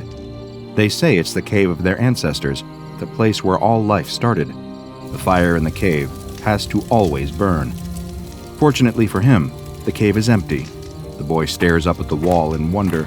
Finger drawings of animals, hunters, mothers, shamans, gods, and forests fill almost every part of it. Only one space remains in the corner, a finger painting of the rocky cliffs with the swelling sea beneath. Dipping his finger into the paint, the boy sits by the wall and starts to paint. A terrible monster crawling out of the sea, with a scaly hide stronger than any rock. That's it. You know that from just some finger painting. The archaeologist turns to the group of researchers surrounding him in the cave. UV lights are set up all along the walls, with the blue and violet shapes revealed all across the stonework. The archaeologist can't help but empathize with the spiritualism of their long-forgotten ancestors who'd lived in these caves thousands of years ago. The professor was the one who asked the question. A cold woman, standing well over 6 feet tall with a crop of fiery ginger hair. To him, she seems less of a scientist and more of a military leader. But what does he know? "Walk with me," she says and leads him out of the cave. Personnel fills the surrounding area. Most of them are armed. Cranes lift huge sheets of reinforced lead plating into place. Several mysterious vats line the edge of the forest, each adorned with more warning and hazard signs than you'd see in a nuclear power station. The two of them have to pause for a moment as 3 tanks roll past them. The archaeologist breaks the silence. "You know the reason I started all my research in the first place? Did I ever tell you that story? Every early civilization in the world, whether it's ancient China, Mesopotamia, South America, Northern Europe, all these cultures, you take a look at their mythology and what do you find?" The professor ignores him, instead choosing to bark orders at a group of agents talking over coffee. They all immediately dump their drinks and get back to work. What one thing do they all talk about, even though it never existed? Dragons. All these disparate people with no contact with one another, all of them still draw pictures of dragons. The professor stops walking at the edge of the cliff. The pair of them stand there, surveying the vast ocean stretching out in front of them, as researchers, agents, and workers rush around behind them. After a long pause, the professor asks him to proceed. In ancient Hebrew texts, when they talk about God creating the world in 7 days, what happens on day 5? The professor flicks the hair out of her eyes and replies curtly, "God created fish in the sea and birds in the sky." Well, not exactly. Look at the original Hebrew. He created all of the fish that teem in the sea, sure, but he also created Leviathan, a serpent-like monster from the depths, as old as the world itself. You think that's what we're dealing with? Maybe. Or something worse. By nightfall, preparations are operational. Enormous floodlights switch on, one after another, illuminating an enormous steel box with an open lid at the top, surrounded by armed agents, huge net launchers, and several tanks. It all seems a bit excessive as far as the archaeologist is concerned. He isn't officially still supposed to be here, but in all of the scramble for the Foundation to get the capture site ready, no one noticed that he had stuck around. From the viewing platform several hundred meters away, he has to watch it all unfold through a pair of binoculars. Out above the water, suspended from one of the cranes, is an elephant carcass. The professor told him that the Foundation had even marinated it for extra flavor. He had only been recruited into this project a couple of months ago, but from what he could tell, it's been an ongoing priority for the Foundation for several years now. The scale of the operation of just setting up at this site is already mind-boggling, but they've been chasing up leads like this for years now. Arriving at scenes, they suspect this creature has been sighted in the past and setting up traps for it. He was only brought in out of desperation. The Foundation had exhausted all recent hunting grounds and was trying to cast the net even wider. He'd just been quietly working on his university research paper about ancient reptile drawings when the agents had let themselves into his office. But staring through his binoculars now, the archaeologist knows there's no chance of this operation actually working. They have floodlights, for crying out loud. No intelligent predator would come anywhere near that elephant carcass. Movement. Not in the waters or any of the lit-up areas.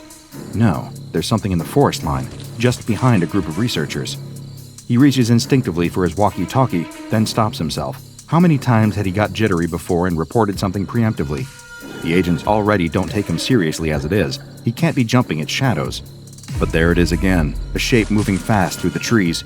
He scans the binoculars this way and that, trying to find it. Just a group of researchers there, some agents there, supply crates, researchers, agents. Wait, weren't there more of them a second ago? He looks closer. Someone's gone missing. He clicks on the radio. South Lookout Team, report in. Nothing. South Lookout Team? A sickening feeling settles in his stomach. With all those bright lights everywhere, they're casting a lot of dark shadows. He has to do something fast. Running down from the lookout point, the archaeologist takes off running through the trees to the site. He holds his radio up to his mouth as he goes, trying to get anyone to respond.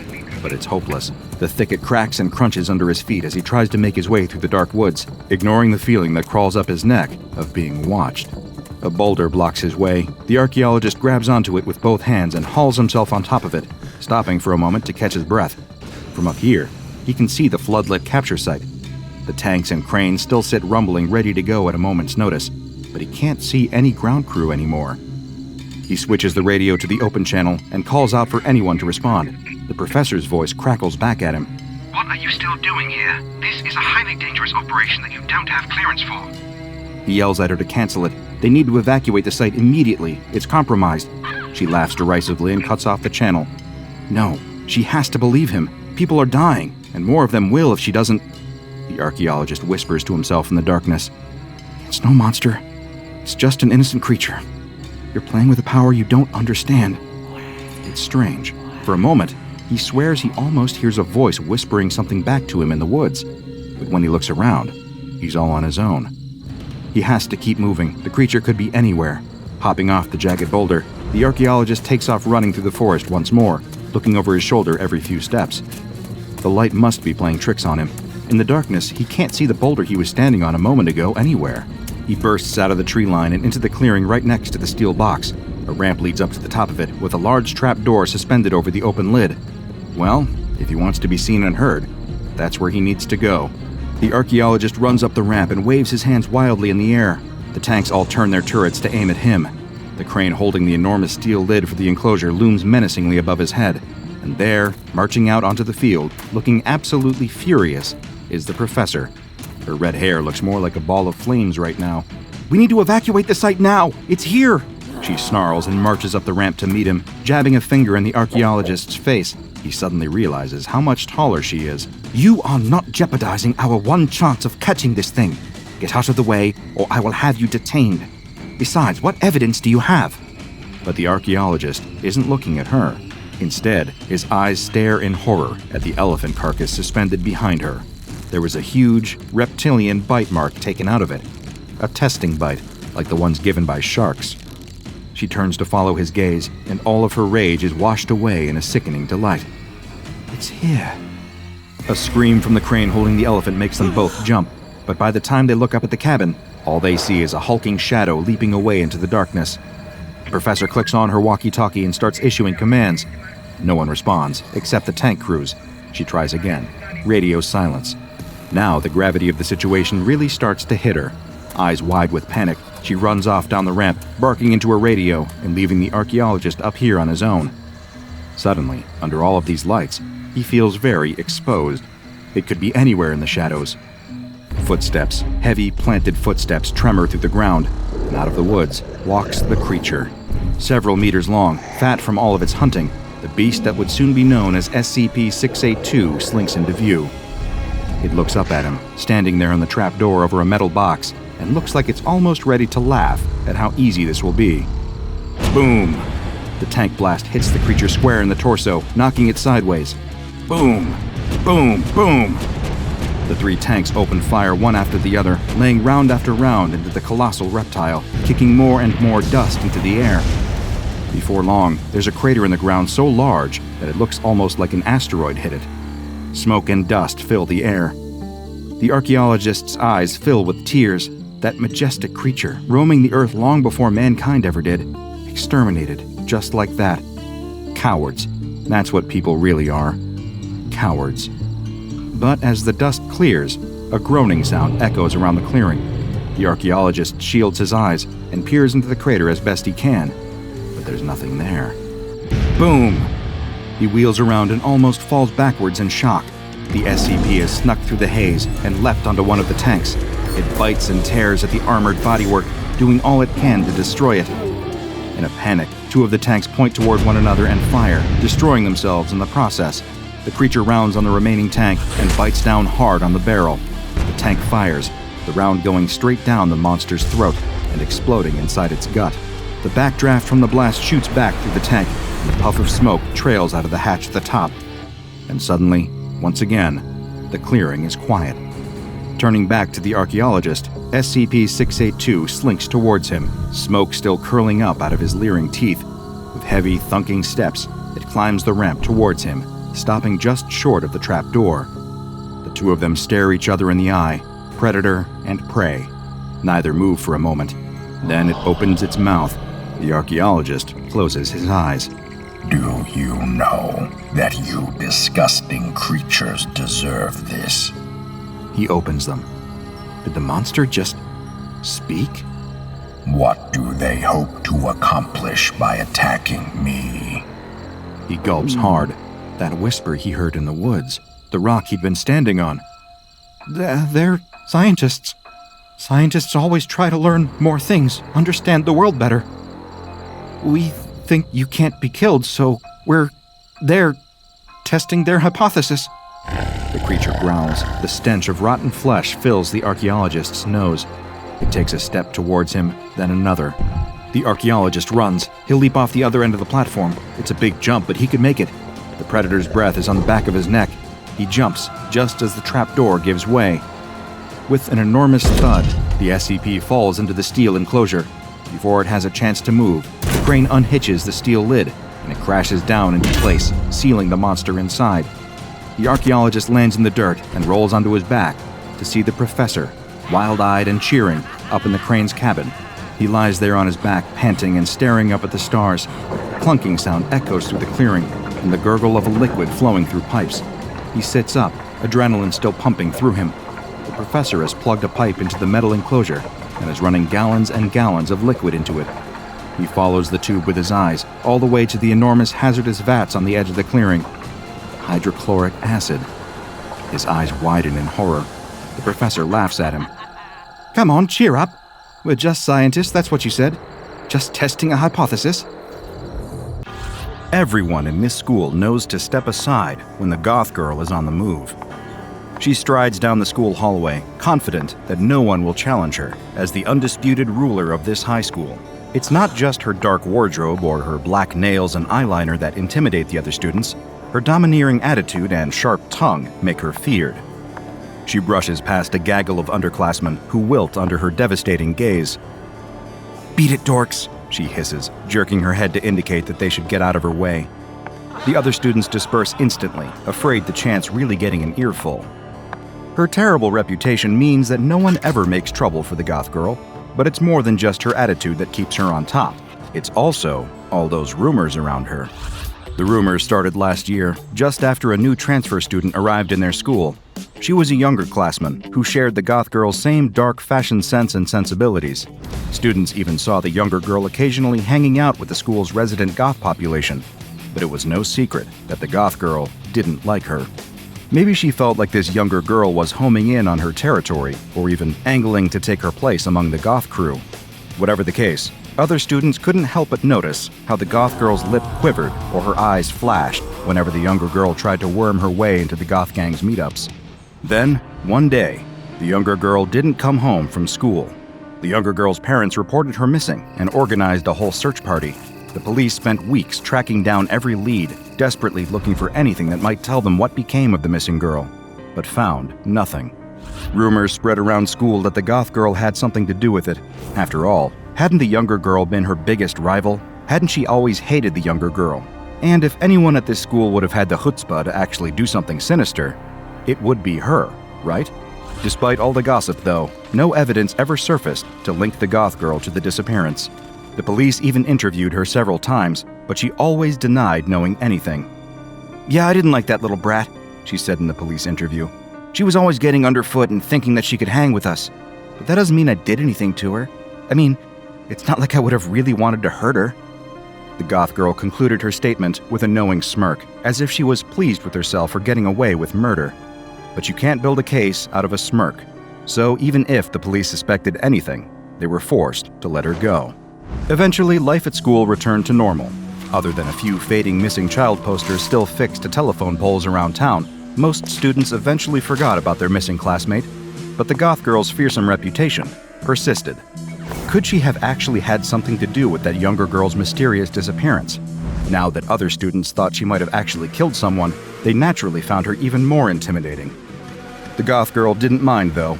After all, she already thought most of the other students were normie losers anyway, so she liked that they gave her a wide berth. The goth girl walks toward the end of the hallway, pushing open a designated fire exit door and slipping out behind the school. Today, the other goths are hanging out behind the school building. They nod curtly as the goth girl joins them. "What's going on, losers?" she says, adopting an aura of bored detachment. "I was just telling them that there's this haunted game you can download," says the goth boy. "It's all messed up. Like, the game knows all your worst secrets, and the more you play, the more it taunts you. Then, when you finish, you just disappear." The other goths snicker at the story. None of them really believe it, but it makes for a fun, spooky tale to help set the atmosphere as the sun sets. But one girl is more skeptical than the rest, to the point that she's almost insulted by how obviously fake this story is. "What do you mean you just disappear?" asks the girl. The boy shrugs. "I don't know. I just know that no one ever sees them again." "I don't believe that at all," says the goth girl. "That sounds made up." No, says the boy. "It's 100% real. It's called the Book of Tamlin." "Okay, sure, whatever you say. And who exactly is Tamlin?" The boy shrugs. "I don't know. Clearly I haven't played it since I'm still here." The girl rolls her eyes. "That's ridiculous. I'll show you right now." She whips her cell phone out of her backpack and starts to thumb through the app store until she sees it. The Book of Tamlin. It's right there in the store. That just makes this whole story seem even sillier. She would expect that if there were a real haunted app. It would only be accessible via the dark web or maybe a strange glitch that randomly installed it into doomed victims' phones. But it's right here for anyone to download. With a skeptical smirk on her face, she punches the button to begin the installation. "It's right here in the app store," says the goth girl. "Any of you chickens gonna play?" The other goths eye each other nervously. Sure, they were all pretty quick to dismiss the ominous story about this weird game before. But now that their friend is challenging them to actually play it, they don't feel quite so confident. The goth girl snorts derisively. She wonders why she bothers hanging out with these posers. They're the closest thing that she has to friends, since so few other students even dare approach her. But what does a bossy prima donna like her really need with friends anyway? She watches as the game loads up the intro screen, and then gameplay begins. She snorts again. The Book of Tamlin appears to be a hidden object game, where the point is to discover various objects hidden in a larger image. This is baby stuff, thinks the goth girl. Find the 10 black cats in the cemetery, instructs the game as it pulls up a cartoony image of a graveyard. The goth girl's finger hovers over the screen, and she quickly taps it whenever she spots a black cat crouching behind one of the pixelated tombstones. Is this supposed to be scary? The screen fades, and an empty room with a pair of doors fades in. The goth girl intuits that she's supposed to pick one to advance to the next screen. Rolling her eyes, she selects the door on the left. The next scene looks familiar. Too familiar. It's a bedroom. Her bedroom, in fact. She recognizes the dark decor and the black clothing thrown on the floor. She narrows her eyes suspiciously. Surely that's just a crazy coincidence, right? She eyes the other goths, but they don't give any indication that they were expecting this twist. Are they playing a trick on her? Find the outfits that make your parents ashamed to be seen with you, says the instructions. She grits her teeth. What's the deal with this stupid program insulting her? She knows that her parents don't exactly approve of her fashion choices, but this stupid game can't know that. It's probably just guessing that any young person who plays a game will probably have had quarrels with their parents about the way they dress. That's pretty normal, right? Again, the empty room with the 2 doors appears. This time, the goth girl chooses the one on the right. The next screen after that is a picture of a pretty garden, and the instructions say to pick out 10 pretty flowers. The next is a barnyard with instructions to find 5 cows. The goth girl starts to relax. That weird screen with her room must have just been a fluke. Otherwise, this game seems pretty mundane. But the next screen makes the goth girl's face go as white as a sheet. Her eyes bug out of her head, and sweat starts to bead on her forehead. No way. There's no way that this next screen could be real. The image that appears is familiar to her. It's a real-life place. She knows, because she's been there. It's an image of a particular ravine deep in the local woods. People sometimes throw old garbage down there, so it's full of old washing machines and wrecked cars. Years ago, an old oak tree fell across the chasm, and now the dead log functions as a makeshift bridge. Sometimes kids dare one another to cross it. The instructions read, "Find the girl who wanted to be a part of your club." The goth girl doesn't need to search the image to know what she'll find. She knows, deep in her heart, that the hidden object that she's being instructed to find will be a broken body lying at the bottom of the ditch, half hidden under old blankets and debris. How could this game know? She was so careful. She remembers last school year when that younger girl kept trying to usurp her place in her clique. It made her so mad. But that younger girl seemed to look up to her, to think of her as the leader of the group, and the one who she needed to impress in order to be accepted. That was good. The goth girl knew she could use that to her advantage. She told the younger girl to meet her in the woods by the old ravine late at night. Of course, it was nothing sinister. It was just for a little initiation test to prove that the younger girl could take her place as part of their gang. The younger girl was only too excited for her test. The goth girl was waiting at the ravine when her younger rival finally arrived. "I came as fast as I could," said the younger girl. "What do you need me to do?" "Listen, I see how you want to hang out with us," said the goth girl. "But you have to prove yourself if you want to be part of our group. But you have to understand, us goths, we embrace the darkness. We're not scared of the void. We only take the coolest and the bravest, the kids who aren't afraid of death. So you have to show me that you're willing to look eternity in the eye. All you have to do to join us is to cross this ravine over that log over there." She pointed at the fallen log. The younger girl looked frightened, but she nodded. The goth girl half expected her to turn tail and run home, but she was surprised to see her rival make her way toward the log. Maybe she wasn't as much of a poser as the goth girl thought. The goth girl didn't mean for anything bad to happen. She really only wanted to scare the younger girl. Maybe she could freak her out enough that she wouldn't want to hang out with them anymore, and then she wouldn't have to deal with that little pest anymore. The younger girl clambers up atop the log and slowly starts walking across the deep gorge, carefully placing one foot in front of the other. But the peeling bark of the old log is more slippery than it looks, and it's hard to keep her footing in the dark. The younger girl makes it almost halfway across the ravine before she loses her footing. With a yelp, she lurches to the side and falls down the slope, tumbling head over heels and landing amongst the garbage with a sickening crunch. The goth girl screamed in shock. She stared down in the ravine, seeing the younger girl lying still at the bottom, her neck bent at an impossible angle. It was obvious that the fall had killed her instantly. The goth girl knew she was in trouble. Or was she? Nobody knew she was out here. Nobody knew that she'd asked the younger girl to meet her here. All she had to do was keep her mouth shut, and nobody could pin this on her. The plan worked. She worked out her alibi and stuck to it during all the police interviews. never deviating, practicing her story until it sounded natural. The cops fell for it, clearing her as a suspect before moving on in their investigation. For a whole year, she had carried this terrible secret. Of course, it got easier over time. She gradually convinced herself that the whole thing was a terrible accident. It couldn't have been prevented. She had nothing to feel guilty about. And yet, somehow, this game knew. This game knew exactly what she had done. The phone slips from her palsied fingers and drops to the ground. The other Goths look at her in confusion. They've never seen their leader in such a state of terror. What could have spooked her so bad? "Which of you made this dumb game?" she snaps. "It must have been one of you. Fess up." "We don't know what you're talking about," says the Goth boy. "I already told you it's supposed to be haunted and—" "I don't know what you think you know, but you don't know anything," shouts the Goth girl, hysterical in her fear. Has she been found out? Was this entire game just an elaborate ruse to trick her into confessing her guilt? Well, she's not going to fall for it. She's still the queen boss of this school, and if any of these losers think that they can knock her off her perch with a silly game, they're dead wrong. "What do you mean, we don't know anything?" the other Goths are murmuring amongst themselves. Of course, they'd heard the rumors about their leader as well, but they never really gave them much credence. She may be a little sharp, but that doesn't make her capable of murder. But the way that this game had freaked her out so much is really beginning to make them wonder. The Goth girl is frantic now, seeing her control slip away as the other kids begin to mull the possibilities. She can't believe this. She wonders desperately if someone was there that night to see the whole terrible accident play out. Or maybe she let something slip without knowing. What other explanation could there possibly be? "I'm out of here. Leave me alone. Don't follow me," she yells as she stomps away. The other Goths don't make any move to follow, intimidated by the wrath of their leader. But when the Goth girl throws open the door to head back inside the school, she's confronted with an unexpected sight. Instead of the long gray hallway lined with lockers that she expected, she instead sees a single empty room. It couldn't be, but it looks exactly like the empty room from the game, the one that she glimpsed between levels.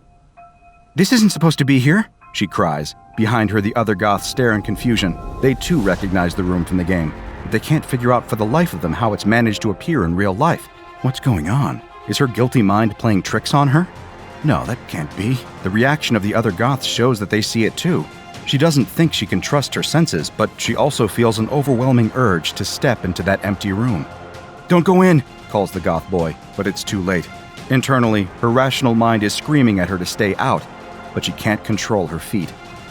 She steps inside, and the door swings closed behind her. The Goth boy runs to the door and yanks it open, hoping to help his terrified friend. But beyond the door, he sees nothing but the ordinary hallway that's always been there. The mysterious empty room is nowhere to be seen, and the Goth girl has completely vanished with it. Not many people would say that SCP-1590, better known as the Book of Tamlin, is any fun. SCP-1590 is a downloadable app that has been designated as Euclid, and 7 copies of the game are currently held by the Foundation in a containment locker for experimentation purposes. Whenever the Foundation discovers new instances of SCP-1590, information technicians initiate an immediate DDoS attack on the hosting server, and an MTF is to be sent in to appropriate all hardware. Any systems that were able to download copies of the game before the DDoS attack should be infected with the COM-AMA computer virus to prevent unwitting innocents from playing the game. SCP-1590 is a 1 kilobyte program or application designed for use with touchscreen hardware such as tablets. Attempts to view SCP-1590's coding reveal only the numbers 1 through 66,666 in numerical order, but on the front end, SCP-1590 plays as a mostly ordinary video game in the hidden object puzzle genre. Like other hidden object puzzle games, the player is given a list of objects that they must find in a scene within an allotted amount of time. What makes SCP-1590 unusual, though, is that as the game progresses, the scenes and hidden objects become more personal to the player, often referencing traumatic or unsettling events from the player's life. It is not known how SCP-1590 is able to gain such intimate knowledge of a player, but since some players report that SCP-1590 seems privy to personal secrets that have never been revealed to another person, it is unlikely that it's just due to very good research on the part of the game's designers. The game always begins with the same dedication screen, containing the message, "To Joey, who taught me how to be cool." The dedication continues, listing another name who almost made it out. The second name changes with every playthrough, but is always the name of the previous person to play the game. The dedication screen is followed by an animated cutscene with a humanoid silhouette standing on the deck of what appears to be an oil tanker. The screen turns bright white, then returns to the oil tanker. A yellow wall, larger than the ship, has been added to the scene. The wall's appearance causes a wave to crash over the ship, waving the humanoid overboard. The screen fills with bubbles, and the words "The Book of Tamlin" and "Start Game" appear overhead on the bubbles. The significance of this animated sequence, as well as the title "The Book of Tamlin," if any, is currently unknown. When a player chooses Start Game, the title screen fades into an image of a cluttered room. The user is presented with a series of tasks, directing them to find objects hidden in the room image. The allotted time to find every object in a scene ranges from 1 to 12 minutes. Once the user finds every object in a scene, a set of doors appear on screen, and the player must choose one to progress in the game. The game continues through a random number of screens, labeled from 7 to 43. Eventually, if the user fails to find all objects in a scene within the time limit, the next scene will be an empty room. The words, "You've found out everything there is to find about the house. Now all you have left to find is the way out," appear on the screen. At this point, the game ends and cannot be replayed by the same user. The actual length of the game appears to vary from player to player, but even players who appear to win the game, always finding all hidden objects within the time limit, will eventually be shown the same end screen and receive the same message. As strange as the game is, what happens next is even stranger. Within 72 hours of completing the game, whether a player has ostensibly won or lost, the player will encounter the final room from the game in real life. They will find that some ordinary door, possibly in their home or workplace, no longer leads to the room it should lead to, but instead leads to the empty room from the end of the game. If someone other than the player attempts to pass through the door, they will find themselves not in the empty room from the game, but instead in the room that the door normally leads to. If the player passes through the door, though, they disappear into the empty room. Any tracking devices cease to transmit after the user passes through the doorway. The Foundation currently has no idea who or what is behind SCP-1590, or how the game manages to access users' memories. It's also not clear what purpose the game solves, whether it's intended as a therapy device to help subjects work through hidden trauma, or as an instrument of justice to punish wrongdoing. Either way, you might want to make sure you have a clean conscience before you download any new mysterious games for your phone. You never know when you might find yourself confronting the Book of Tamlin. The boy and his father have spent the entire morning cleaning out the basement of the boy's grandfather, and the boy is absolutely exhausted. After yet another trip up those rickety cellar steps, the boy collapses onto the old living room couch. He can still hear his father puttering around downstairs, yelping and gasping in surprise every time he finds some memento of his childhood stashed among the debris. The boy sighs in annoyance. He doesn't really know his grandfather, so he doesn't feel any sense of loss as they tear through the boxes and bags in the basement. His father, however, insisted that the boy come along. "It'll be good for us to spend some time together," he said, and the boy suspects that his father is trying to deal with his own guilt about his strained relationship with the boy's grandfather. Perhaps he hopes that a day of father-son bonding is just what they need to make sure that they don't grow apart as his father did with his grandfather. The boy, however, doesn't think that cleaning out a musty old basement should qualify as effective father-son bonding. It's super boring. Worse, it turns out that the boy's deceased grandfather was an absolute hoarder who couldn't throw anything away, so the house is filled with all sorts of worthless garbage. The boy groans. His feet ache from traipsing all those stairs, and his back aches from carrying boxes. He thinks that he deserves a little break. He pulls a small handheld gaming console from the pocket of his hoodie and turns it on. "I'll just play for a couple minutes," he thinks to himself. "Then I'll go and help Dad some more. You won't mind if I take a short break to recover?" The boy is sitting on the battered couch in the living room, playing the latest game on his handheld game console, when his father lurches into the room, carrying a gigantic white plastic box in his arms. "Check it out, sport," says his dad, a wide grin on his face. "Look what I just found in the basement." The boy briefly looks up from his game, resisting the temptation to roll his eyes at his father's annoying enthusiasm. His father is always getting excited for the dumbest things. As for that white box, the boy's never seen anything like it. "It's a Sega Dreamcast," the father says as he sets the white box on the living room floor and starts to untangle the massive wires protruding from the back of the object. "This was my favorite video game system when I was a kid. I guess your grandfather just couldn't throw it away." "What else is new?" mutters the boy under his breath, but he bites his tongue as he watches his father studiously pick apart the knots in the tangled wires. Obviously, this hunk of junk has big sentimental value for his dad. Reluctantly, he slides off the couch and takes a seat next to his father on the floor, and together, the two of them set up the Dreamcast. "This had all the best games," continues his father. "Soul Calibur, Sega vs. Capcom. Oh, you're gonna love these." After a few minutes, his father has the wires plugged into the television and the hand controllers ready. He nudges his son in the side with his elbow. "What do you say, champ? You ready to go mano a mano against your old man with some real video games? I'm about to school you in what real games are like, none of this silly, what's it called, Among Us junk like you played today." "It's not called Among Us, Dad," mutters the boy under his breath, but his father is already distracted pulling out old games. His father holds up a CD clamshell and pries it open, revealing a stack of silvery discs. "And look at this, all my old games, too." The boy tries to contain his boredom as his father rattles off a list of his favorite old video games, none of which are familiar to the boy. But eventually, his father reaches one disc that isn't familiar. "Eurythmics?" he says, squinting at the title embossed across the disc.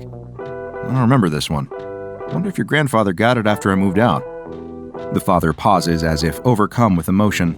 The boy can imagine what his father is thinking. Did his grandfather buy this disc knowing how much his father loved his Dreamcast video games and hoping that maybe it could serve as a reconciliation present between them? That's exactly the sort of dopey, sentimental thing that his dad would think after spending all morning going through his grandfather's junk and reminiscing about what could have been. It looks like it's some sort of dance game?" prompts the boy, hoping to get his father to focus more on the game than his feelings of nostalgia and loss. "Oh, right, says the father. "I wonder why Grandpa had this when he didn't have a dance mat to connect. Maybe you just have to hit the control buttons in rhythm? He holds it up, the reflective disc shining brightly in the light of the overhead lamp, and the boy stares at the silvery disc in confusion. He's seen pictures of CD-ROM discs before, in old catalogs or even movies, but he's never seen one in real life. Who even uses discs like that anymore? Everything's just downloadable from the internet these days. "What is that anyway?" asks the boy. "A CD?" "This is not a CD," says his father, a slight edge of annoyance in his voice. The boy rolls his eyes. His father is always acting like he should be familiar with the outdated dinosaur technology of his father's youth. When will his dad learn? Just because this junk was important to his father when he was growing up doesn't mean that it's still important to the next generation. The boy holds his tongue, knowing that his father will probably start to sulk if he's reminded that time marches on, and that he's no longer as hip and with it as he likes to think he is. "It's a GD-ROM," says his father, as if those words are supposed to mean anything to the boy. "It stands for Gigabyte Disk Read-Only Memory." The boy has no clue what that means, and he hopes that his father isn't about to start a lecture on the different kinds of obsolete video game tech that he's suddenly decided are so vitally important for his son to know about. Luckily, his dad doesn't launch into a long-winded talk. He's too curious about what's on this mysterious disc to bother about that now. The father shoves the disc into the Dreamcast and settles down on the floor, gripping the controller with both hands. He's as excited as a kid in a candy store as he waits for the screen to boot up. The boy can't remember the last time that his father has been so eager for anything. But his excitement is short-lived as the first loading screen boots up. A cheerful, happy melody plays from the Dreamcast speakers. The game title, Eurythmics, flashes on screen with options for 1 or 2 players listed below it. The father clicks over to 2 players, nodding for his son to pick up the other controller. The boy does as he's told. He can't imagine that this game is going to be any good. How old is it anyway? It's from when his dad was a kid, so that's all the way back in the 90s. This game might as well be 100 years old for all the boy cares. Immediately when the father chooses 2 players, the screen starts to glitch. The father yells in frustration, throwing his controller to the floor, but the boy sighs in relief. Thank God. At least now he won't have to pretend that this dinosaur game is anything good. "I guess it's busted," says the boy, ready to turn away from the Dreamcast. But his father is insistent. No, it's just warming up. Watch, I'll fix this." He grabs his controller and tries to click on 2 players again. The screen only glitches more. Okay, just give me a minute," says the father. "If this doesn't work, I'll just take the disc out and blow on it. I'm sure that'll work." The boy stares in confusion. It's a disc, not a cartridge. He doesn't see any way that blowing on it will have any effect. His father is just desperately grasping at straws, upset that his attempt at father-son bonding is being thwarted. Meanwhile, the cheerful loading screen music starts to fray, stuck repeating a single reverberating note that gradually degenerates into a tuneless cacophony. The pixels shimmy and wobble on screen, the image fracturing worse and worse as the father struggles to get the game console to respond to his commands.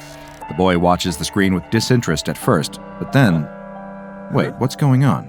The more he stares at the screen, the more the random noises and broken graphics seem to form into something strange, something unknowable, but also something vaguely coherent? He blinks in confusion, his jaw dropping. He wants to call his father's attention to the bizarre formations on screen, but his father is too busy wrestling with the controller to notice the effect that he's having. Dad, look at the screen, says the boy, grabbing his father's shoulder and pointing. Huh? What is it? Did it work? What the... The father furrows his brow in confusion as he notices the wildly oscillating image on the TV screen for the first time. That doesn't look like a Dreamcast game at all. It's all broken, I think. The colors swirl around the screen in hypnotic, psychedelic patterns, and both father and son find themselves mesmerized, unable to look away. The boy is only vaguely aware of what computer graphics in the late 90s would have looked like, but he's reasonably sure that no underpowered 90s console could produce something this wild. The boy feels himself getting groggy, his brain fogging over as he stares at the wildly oscillating shapes on the screen. He feels like he could almost make sense of them if he just tried hard enough. It's like looking at one of those old-fashioned magic eye pictures, where the image only collapses into sense if you cross your eyes just right. But these strange swirls of color are something far beyond that. The swirls spiral into distinct vortex patterns, to the point that the boy might almost believe that he's looking at eyes. Yes, that's it, he's sure of it. He wants to panic as he becomes aware of the sensation of being watched. He feels like something beyond the screen, some malevolent entity, has somehow gained access to his world via this video game, and is now watching him, sizing him up like a predator would size up its prey. He can't think of anything except those staring eyes with their rotating pupils. He wants to fall forward and disappear into the eternal nothingness of those awful eyes. Next to him, his father is silent. Like the boy, he's also enraptured by the infinite eyes on screen.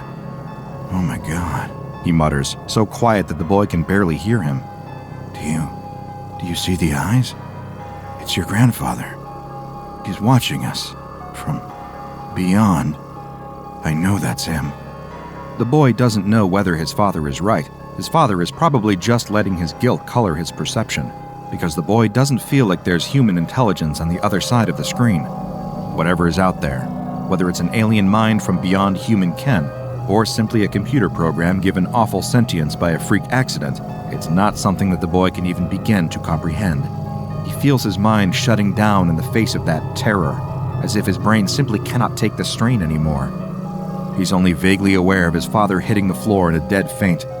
That should worry him. He should be frightened. He should want to rush to his father's side and try to shake him back awake.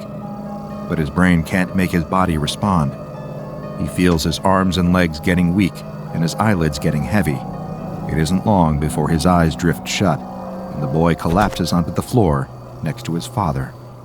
Hours later, after the sun has already set, a car pulls up in front of the house, and the boy's mother gets out. She frowns as she looks at the front of the house, noting that the lights are on inside, and the front bay window casts a yellow square of light across the front lawn. The boy and his father must still be inside. They were supposed to have finished moving all that junk hours ago. She's tried calling both of their cell phones to remind them that they should be home for dinner, but neither father nor son has answered any of her calls or texts. She's not worried, though. They often ignore their phones when they get really involved in an activity, and she suspects, rightly, that her husband probably found some childhood relic in the basement that's distracted him from getting the task done. She's willing to bet that the two of them probably haven't even finished cleaning the basement. She walks up the garden path and puts her hand against the doorknob. The door creaks open. She frowns. Nothing sinister about that, right? Of course, they wouldn't bother to lock the door if they were still working inside, right? Nevertheless, she feels a strange chill run up her spine. Why is she suddenly so nervous? She pushes open the door and fumbles for the light switch. The foyer is dark, as is most of the house. The only light comes from the living room, and she can see that something within is throwing dancing shadows against the far wall. She hears a toneless, mechanical drone emanating from the living room. Are they watching television? That would be just like them to turn on the tube and completely lose track of time. But what TV show would make an awful din like that? She storms into the living room, ready to read her husband and son the riot act. But then, she stops dead in her tracks. Her husband and son are here all right, but they're lying in crumpled heaps upon the floor, staring glassy-eyed at the ceiling. She screams as she rushes to her husband, praying that she's wrong, that they're just playing a prank on her, that they just got tired and lay down on the floor to rest. but as she presses her finger against his wrist, she feels that he's cold and lifeless. He's dead, and has been for hours. Her son, pale and cold and lifeless, lies next to him. She looks up, her gaze connecting with the television screen. It continues to flash vacillating images in an erratic loop, nonsense static that she can't understand. But if she didn't know better, she might almost feel like it's watching her. The strange, swirling eyes stare back, unblinking and eternal. What started as a misguided attempt at father-son bonding time ended in tragedy, because those GD-ROM discs weren't ordinary discs at all, but rather instances of what the SCP Foundation has dubbed SCP-1440. SCP-1440 is a set of 7 modified GD-ROM discs manufactured by the Sega Corporation. SCP Foundation agents have been able to pinpoint the date of manufacture of each disc sometime between 1997 and 1999. The GD-ROM was a proprietary format originally used for the Dreamcast video game console, developed by Yamaha as an answer to fighting the piracy that was rampant among more standard compact discs, and to offer increased storage capacity without the expense of the fledgling DVD-ROM. The GD-ROM seemed promising at the time, as it had a storage capacity of a full gigabyte, 42% higher than conventional CDs. Ultimately, though, GD-ROMs failed to catch on and were quickly outpaced by DVD technology.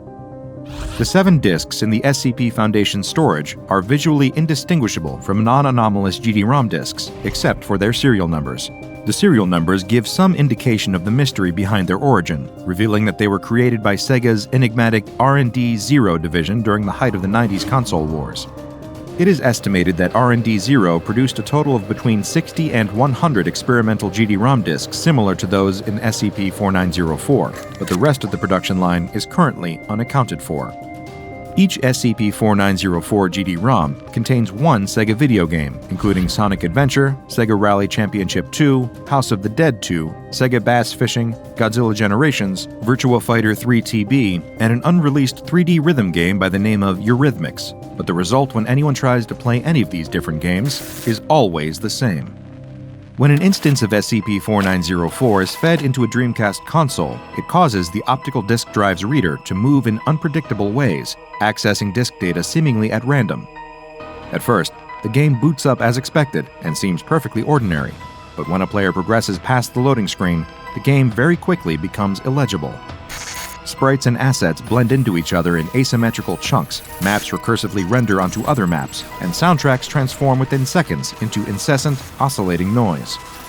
A perfunctory glance at the results seems like absolute chaos, but eventually, observers will start to notice patterns within the noise. These eventually coalesce into complex renderings of landscapes and figures wildly inconsistent with the content of the original games, and computationally impossible for 1990s-era video game hardware to render. Repeated tests by SCP Foundation agents have turned up a recurring motif in the images shown by SCP-4904, spinning discs that resemble malevolent eyes.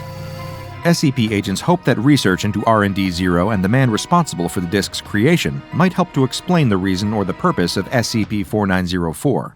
R&D 0's former lead hardware programmer Ken Matsuya has said on record that the team encountered numerous problems in implementing the disk's anti-piracy encryption measures. The result was unplayable. Frustrated by this failure, Sega ordered that the encryption project be abandoned and the prototype disks quietly destroyed. However, it does not appear that Sega's orders were carried out to the letter. Matsuya himself rescued 7 of the disks, hoping to learn more about the issue on his own time, and it's possible that other disks not currently known to the Foundation also survived. With the help of improvised Sega hardware, Matsuya spent the next 4 years trying to understand the cause behind the disk's erratic behavior. Notebooks recovered from his apartment contain numerous sketches of the disk-generated visuals, depicting fractal combinations of landscape and figures seemingly drawn from places outside of the game data themselves, and stylized spinning discs in the shape of eyes. Matsuya himself met a strange and untimely end when he was found dead from a heart attack in his apartment in August 2003. Stranger still, an autopsy revealed that large portions of his brainstem and limbic system were missing. His death puzzled authorities, since there was no evidence of any human, or even non-human, intrusion. Matsuya had apparently loaded one of the SCP-4904 instances in his possession into his home Dreamcast before his death, because the distinctive psychedelic visuals were playing on his television screen at the time that his body was discovered. Foundation agents suspected that the visuals might have some connection with Matsuya's death, leading to the disk's subsequent classification and containment, but intensive tests on SCP-1440 by Foundation personnel have failed to shed any light on the situation. Both the disk's strange behavior and Matsuya's death remain complete mysteries. Is SCP-1440 a gateway into some other dimension, and its bizarre images a signal from another world? Could it be a message from beyond the veil? Or is it all just due to a simple computer glitch and Matsuya's death just a freak coincidence? Whatever the case, the Foundation is doing its best to uncover the truth. SCP-1440 has been given the Object Class Safe, but should be stored in conditions comparable to those needed to keep non-anomalous disks viable. All 7 instances of SCP-1440 are kept in a climate-controlled Safe Class storage locker at Site-15. Long-term tests lasting over an hour should only be conducted on reinforced, modified hardware to prevent disk deformation or explosion. 3 a.m. The agent, wounded and terrified, runs through the bleak, twisting hallways of this impossible place. Everything is rot and ruin. His ankle has been destroyed, his skin is starting to burn, and that monster, with its decaying face and terrible smile, he knows it's getting closer. It'll be here soon. 6 p.m., earlier that night. The sun has dipped over the horizon for the day. The streetlights have flickered on in the nearby town, and almost everyone is settling in for the evening. Except, of course, for those working the night shift. Those more nocturnally inclined workers are punching the clock at the factories, manning the register at the 24-hour drugstore, and in the case of one young agent, working late into the night at the SCP Foundation. He's never been much of a night owl in the past, but as the new blood, so to speak, at this particular site, he's not in the position to argue over his work hours. So he finds himself at the coffee machine in the break room, fighting his every natural instinct and brewing a pot of coffee at nearly 10 p.m. Hopefully, it'll be enough to keep him from dozing off at his desk. The site is so much quieter at this time of night. Most of the research staff have gone home for the day, and aside from the occasional security guard, he hasn't seen another soul in over an hour. Of course, he knows that he isn't alone in the building, even when it feels that way. There are dozens of anomalies in here with him, contained in their individual cells. In fact, his office is just down the hall from one of the most infamous anomalies at the site, if the way his colleagues speak about it is anything to go by.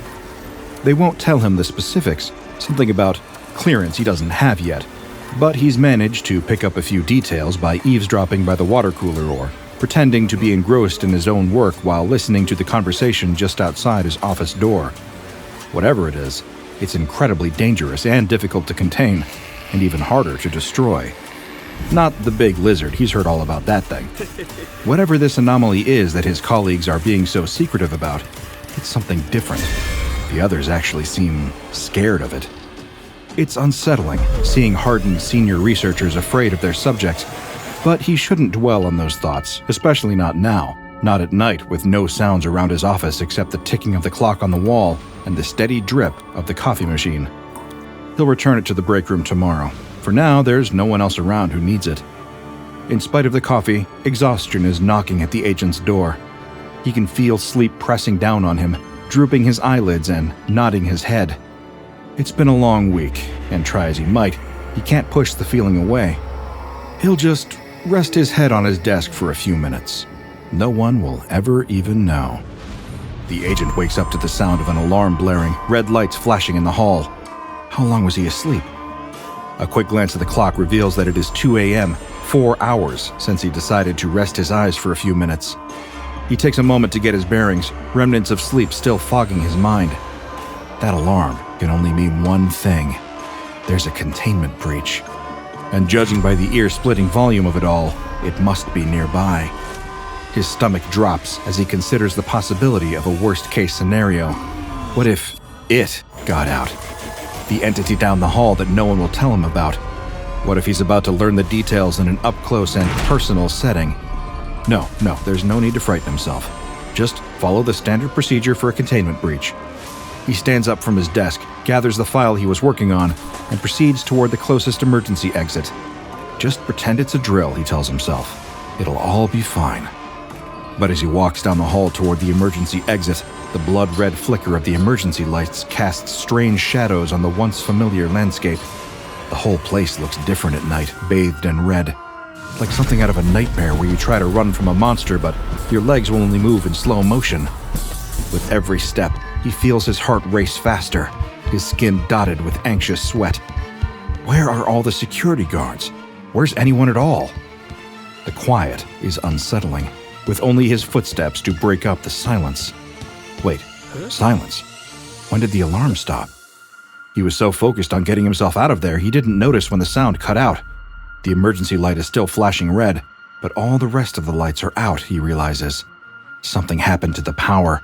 Or something cut the power, he thinks with a chill. Up ahead, in the dim red light, he sees a puddle of something dark and thick on the floor. Blood? But there's no body, no signs of a struggle. As he gets closer, he realizes that the viscous liquid covering the floor is not red, but black. And it's sizzling? Whatever it is, it appears to be eating away at the floor like an exceptionally strong acid. The walls on either side are looking worse for wear too. The paint is cracked and peeling, as if left unattended for years. But it didn't look like this earlier. It couldn't have. Whatever left this pool of black slime on the floor, it's breaking down the environment around it. Everything the goop touches begins to break down, to rot. If this puddle is here, then whatever created it can't be far.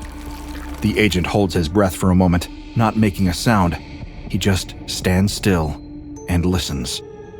There, in the silence, one quiet sound breaks through. Drip, drip, drip. Like the liquid falling in the coffee pot back in his office, but different somehow, thicker. It's coming from somewhere very close by. He glances over his shoulder. Nothing behind him. Nothing up ahead as far as he can see. Then, the agent is hit with an impulse. He hopes to every higher power he can think of that he's wrong, but he has to make sure. He tilts his head and looks up at the ceiling. Something is looking back. There's a figure crouched on the ceiling, neck craned to look the agent directly in the eye. It looks like a man, or like something that once was a man. Now it's more like a skeleton draped in rotting flesh, dripping that same horrible black liquid. It grins at him with a wide mouth, eyes like cavernous holes. What skin he can see is gray and slick, hanging loose from the bone. As he meets its gaze, the thing begins to crawl down the wall, reaching toward him. The agent's mind goes blank with terror, pure animal instinct kicking in and urging his feet to run as fast as they can in the other direction. But the path back to his office is no longer clear. As he runs, the agent neglects to look at the ground in front of him. He doesn't see the puddle of black, viscous slime waiting to trip him. His foot hits the slime and slides out from under him. He hits the ground hard, coating his hands and knees with the goop. As soon as he touches it, it begins to burn his skin. He can feel it eating through the sole of his shoe, his sock, to the skin on the bottom of his foot. He cries out in pain and struggles to his feet. No matter how much it hurts, he has to keep moving. He can't let that thing get to him. He grabs at the wall, pulling himself up. Again, he misses something crucial in his surroundings. He does not notice the gray, rotted hand reaching up through the solid matter of the floor, grasping at his ankle. He has no idea it is even there, until something slashes through his Achilles tendon, sending him careening back toward the floor, clutching his injured ankle with a scream. As he sits there, helpless, he watches the arm continue to reach through the floor. It is followed by a shoulder, another arm, and then that face is grinning at him again. The creature pulls itself up through the floor and drags itself toward the agent. When it reaches for him this time, he can't run. He can't escape. He feels its cold hands wrap around his legs, pulling him with a strength that should be impossible for such a decrepit-looking creature. It drags him down, down into the floor bit by bit, until everything goes dark. When the agent wakes again, he's lying on a cold, hard floor in an unfamiliar room. His head is aching, his eyes are blurry, and the skin of his hands feels like one big raw nerve. The sight turns his stomach, but he doesn't have time to focus on his injuries. First, he needs to figure out where he is and how he got here. The only thing he remembers is that disgusting creature, like a walking corpse, dragging him into a hole in the floor. No, not a hole. Into the floor itself. Somehow, the thing was able to pull him through solid matter. At first, he thought he might be underneath the Foundation site, in some sort of hidden basement. But as he takes in his surroundings, he realizes that he is nowhere near the site. This is somewhere new. The thought makes his blood run cold. Whatever reason the entity had for bringing him here, it can't be anything good. But there's one good thing about the agent's current situation. The entity isn't here right now. For the moment, he's alone. Alone in the lair of some unknown horror with no doubt malicious intent, but alone nonetheless. That means time to plan, time to perhaps even escape. The agent checks his pockets, looking for any type of weapon. Nothing in there except for his phone and a pen. The phone has no service at all, confirming his fears. He's nowhere near the site. He might not even be in the same world at all anymore. The phone is functionally useless, and the pen isn't good for much either, unless he wants to write down his dying will and testament. No, can't resign himself to that fate yet. He's a smart man, smart enough to land a career as a researcher at the SCP Foundation. He can figure something out. He has to. He pulls himself up onto his feet and takes in every detail of his surroundings that he can make out. It looks like he's in a large, dark, concrete room. At the far side of the room, he can see an open doorway leading into what appears to be a hallway. It's difficult to tell. The hall is pitch black. He doesn't particularly want to venture into the darkness beyond, but the longer he stays still, the more of a target he is. So, the only way out appears to be through. With shaking hands and his heart thumping away in his chest, the young agent steps into the blackness. He walks with his hands out in front of him, feeling his way through the hall. He might touch something dangerous, more of that slime perhaps. What's a little more damage if it helps him detect a threat early enough to possibly escape? The hall is like a maze, splitting off in multiple directions, stopping at sudden cul-de-sacs, veering off down sharp corners. It seems deliberately designed to disorient and dizzy. The more he tries to navigate it, the more the agent is beginning to feel like a lab rat. He wonders if the entity is watching him struggle, hanging from the ceiling with that same gruesome grin, waiting for him to exhaust himself so it can finish him off. He can't tell how long he walks. Hours? Days? He walks until his feet feel worn to the bone, until his head swims and his mouth feels like sandpaper. Maybe this is all he'll ever do again. Just walk and walk and walk in the darkness. The hallway dumps out into a new room, or maybe it's the same room he first woke up in. It looks the same, dull gray concrete as far as the eye can see. There, in the corner, is his discarded phone. It is the same room. He's gone in one giant circle.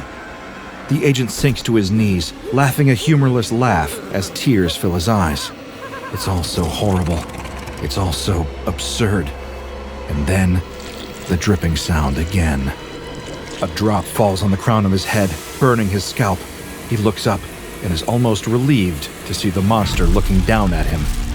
It opens its mouth as if to speak and spits a stream of the thick black mucus onto the agent's face. It burns like no pain he's ever felt before, and he reaches up to wipe the slime away from his skin, from his eyes, his mouth. As he does, he feels the skin coming away with it, sloughing off in handfuls that plop wetly on the ground. The agent can feel himself dissolving as the corrosive liquid runs down his back, over his shoulders.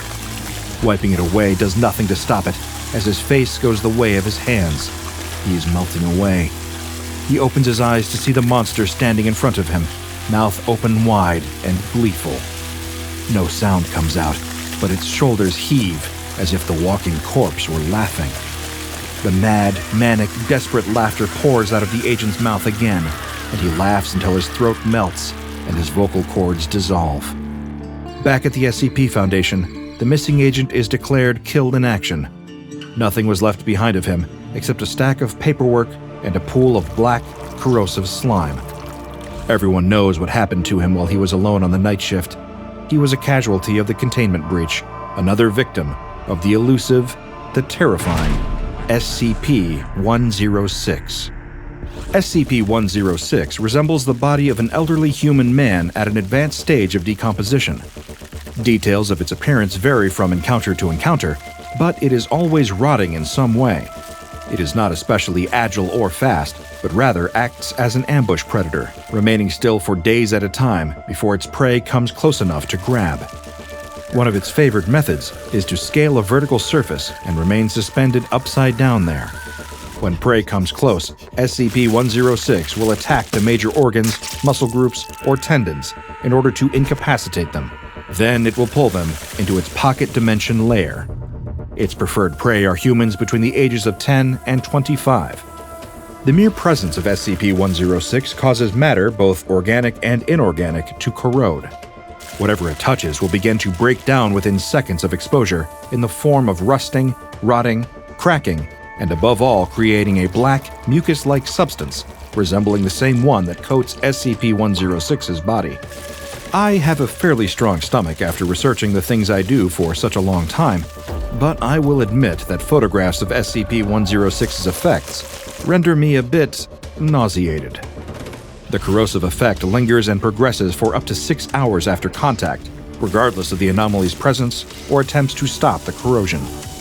This corrosive ability allows SCP-106 to pass through solid matter, leaving a grotesque snail trail of black mucus in its wake. It is also capable of using its pocket dimension to vanish into solid matter, then reappear from another area connected to the initial point of entry. The pocket dimension itself consists of halls and rooms through which SCP-106 can stalk its victims to its heart's content. It enjoys the cruelty of the hunt so greatly that it has sometimes been observed to release its captives just so it can chase them down and capture them all over again. The containment procedures for SCP-106 have undergone multiple revisions since I first began reviewing the file. The more the Foundation has learned about the entity, the more information they have added to the official file. However, at every stage of the process, one instruction has persisted. No physical interaction with SCP-106 is allowed at any time. Any physical interaction requested must be approved by at least a 2/3 vote from O5 Command and may only be undertaken in AR-2 maximum security sites after a general evaluation of non-essential staff. All staff on site must remain at least 60 meters away from the containment cell at all times, barring a containment breach. If the entity moves beyond the planned containment area, then staff may do whatever is necessary to avoid being taken. SCP-106 must be contained in a sealed container made from lead-lined steel. The container is to be sealed within 40 layers of identical material, and each layer must be separated by no less than 36 centimeters of empty space. There's also a secondary containment area comprised of 16 spherical cells, each filled with various fluids and randomly assembled surfaces and supports. It is also outfitted with a light system capable of illuminating the area with at least 80,000 lumens of light at a moment's notice.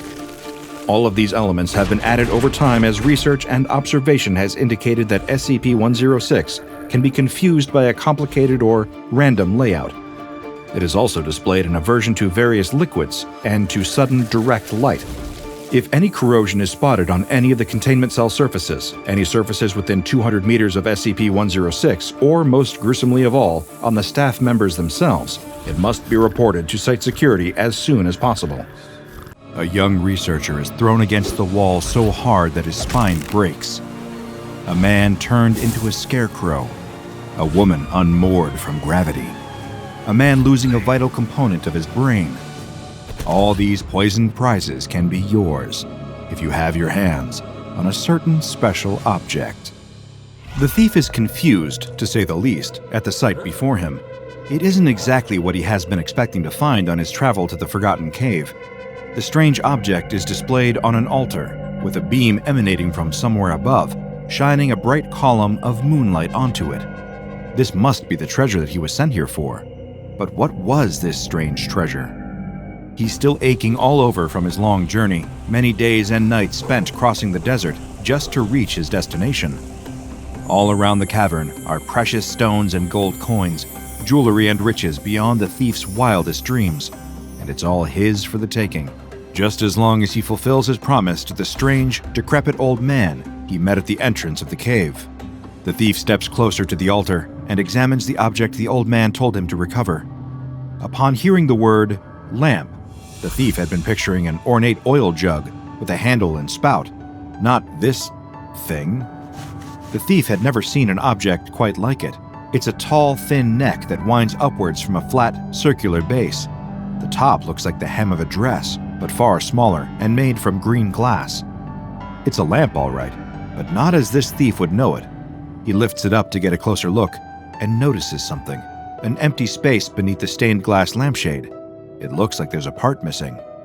Nearby, he comes across another curiosity, a rounded, almost perfect sphere of glass with an elongated protrusion terminating in a metal connector. It seems like it would be the perfect fit for the vacant port on the lamp. So, figuring out how to affix the two, the thief attaches the light bulb to the lamp. To his surprise, the bulb begins to glow a light blue. Cautiously, he places it back down and backs away, uncertain about what is about to happen next. A sudden plume of blue smoke erupts from the lamp, and the thief ducks for cover, thinking the object has exploded. But there's no loud sound, no flames, and this prompts him to peek out from his hiding place to see a mysterious figure emerging from the cloud. It looks to be an older man, hovering above the ground, not legs, but a tail of the same smoke as the rest of his body. Now the thief recognizes what's going on. He's grown up with stories of creatures almost exactly like this one, and it fills him with a rush of excitement. It's a genie. He can remember as clear as day tales about genies. They are mystical wish-givers, imprisoned within lamps and then bound to the person who discovers them. Once it emerges from its slumber, a genie will then offer whoever freed it 3 wishes. Hey, you there. You gonna hide all night? Come on, kid, let's get this over with. What'll it be? The genie asks rather brashly. The thief approaches the smoky, translucent figure and immediately knows exactly what to do. He's already thought of exactly what to ask for, the wish that can free him from his life of stealing and poverty. "Genie, I wish for you to make me rich," he says. As soon as he's finished his sentence, the genie vanishes, leaving the thief confused. Surely he still had another 2 wishes. He's startled as the light bulb he had affixed to the lamp suddenly explodes, for real this time, with a spark and a shower of small glass shards. Before the thief can so much as call for the genie to return and demand that it explain itself, he feels a sickly churning in his stomach. Something is very, very wrong. After a few short moments of violent and painful sickness, the thief lays dead on the floor of the cavern. If one from a more advanced period of history were to examine him, they'd find the thief's body exposed to an extremely large overdose of vitamin C, enough to kill him. The genie had made him rich. It just goes to show the old warning to be careful what you wish for is always applicable, especially when you find yourself making a wish from SCP-4035. Although it might look like an unassuming table lamp from the outside, within it stored an ancient entity who also happens to be wildly unpredictable, and a bit of a jerk, to be completely honest. Anyone examining SCP-4035 will notice the first odd thing about it fairly quickly. The lamp itself is rather unremarkable, composed of a simple iron base with a conical lampshade above. Its pattern-stained glass sports a number of shades of green, and overall, it looks like the type of lamp you might find at a grandparent's house, or a distant elderly relative who always tells you just how much you've grown when you visit every 5 to 10 years, and whose home decor hasn't changed since the mid-1970s. But the first of SCP-4035's many strange properties is that it doesn't actually seem to work. Closer inspection of the lamp itself will reveal that it doesn't actually have any electrical components whatsoever. There's no wiring running through it, no cable leading to a plug that can be affixed to a wall socket, no switch, nothing. Except for a standard light bulb socket. So naturally, anyone coming across this seemingly useless table lamp will feel compelled to find a light bulb and see if the thing actually works. That's when things get even stranger. Light bulbs placed into SCP-4035 will indeed illuminate, despite the lack of electricity powering the lamp. There won't appear to be anything unusual about its functionality at first, other than the bulbs inserted into SCP-4035 will produce a blue-tinted light. But surely that's just because of its ornate stained glass lampshade, right? Wrong.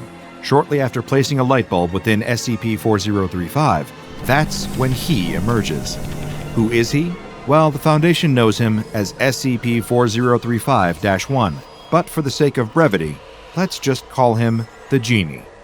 Emerging from the lamp will be an entity that seems to be gaseous in its composition, lacking a tangible, physical form, and instead appearing to be incorporeal, almost like a ghost, or a man made of vapors. This being has been described as having the characteristics of a middle-aged, balding man, looking to be somewhere between his 40s and 50s. Whenever he appears, the genie always looks the same, always sporting a patchy brown suit coat. Beneath, however, he has no visible legs, and in their place is a cloud of blue gas that emanates from the lower body of SCP-4035-1. As soon as SCP-4035-1 appears, he will strike up a conversation with whoever placed a light bulb in the lamp that contains him. Now, you might be forgiven for, perhaps, predicting how the next interaction typically plays out.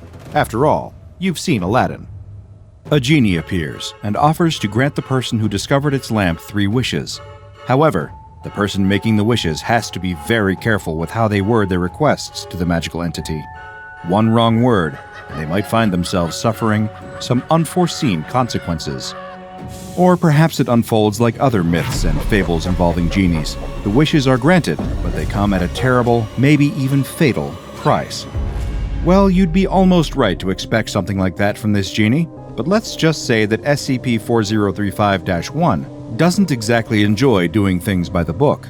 The genie introduces itself, usually under some randomly selected false name. Some favorites of his during past encounters have included Bobby, Spiff, Danny Fry, and Josephi Krakowski.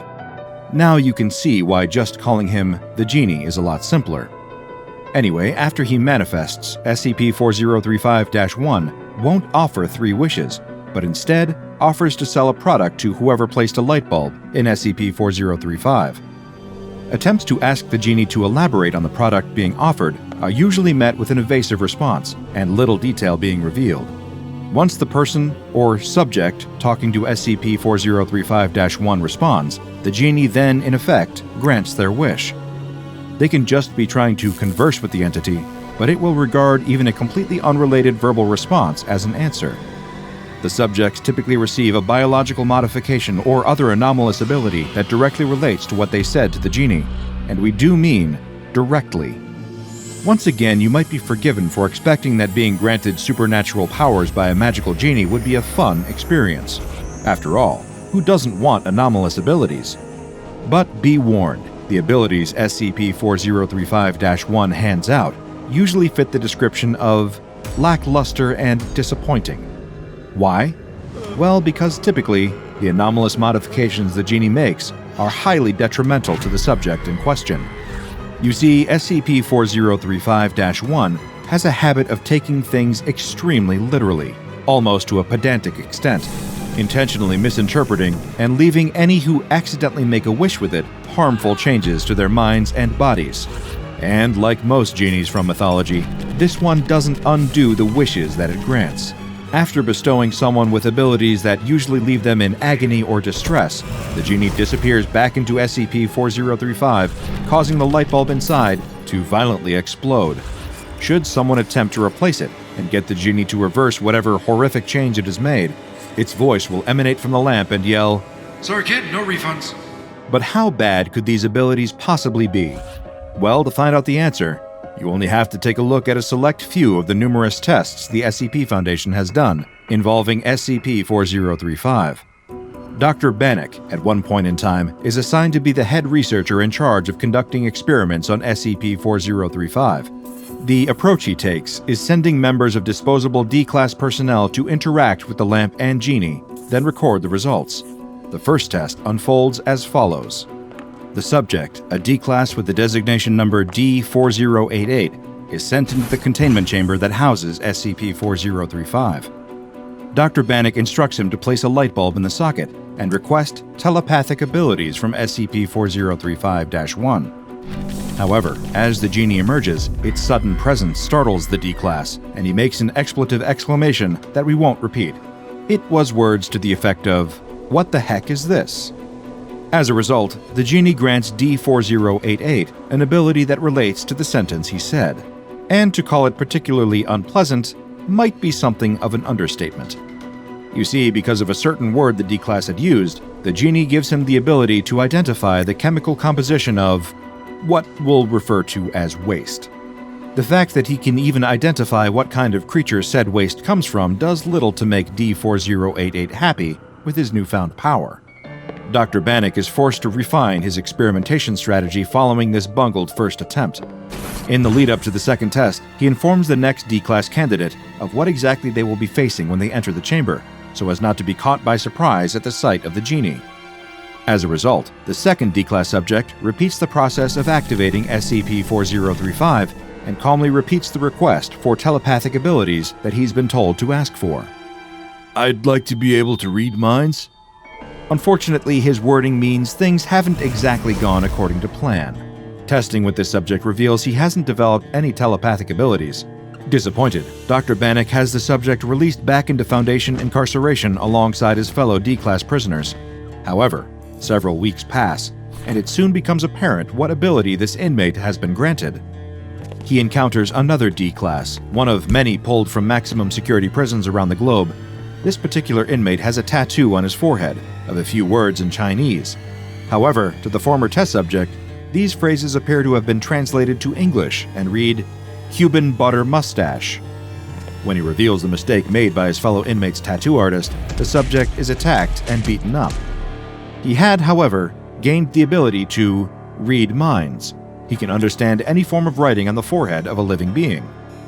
A little time passes, and Dr. Bannock finds himself still struggling to get SCP-4035-1 to bestow any worthwhile abilities to test subjects.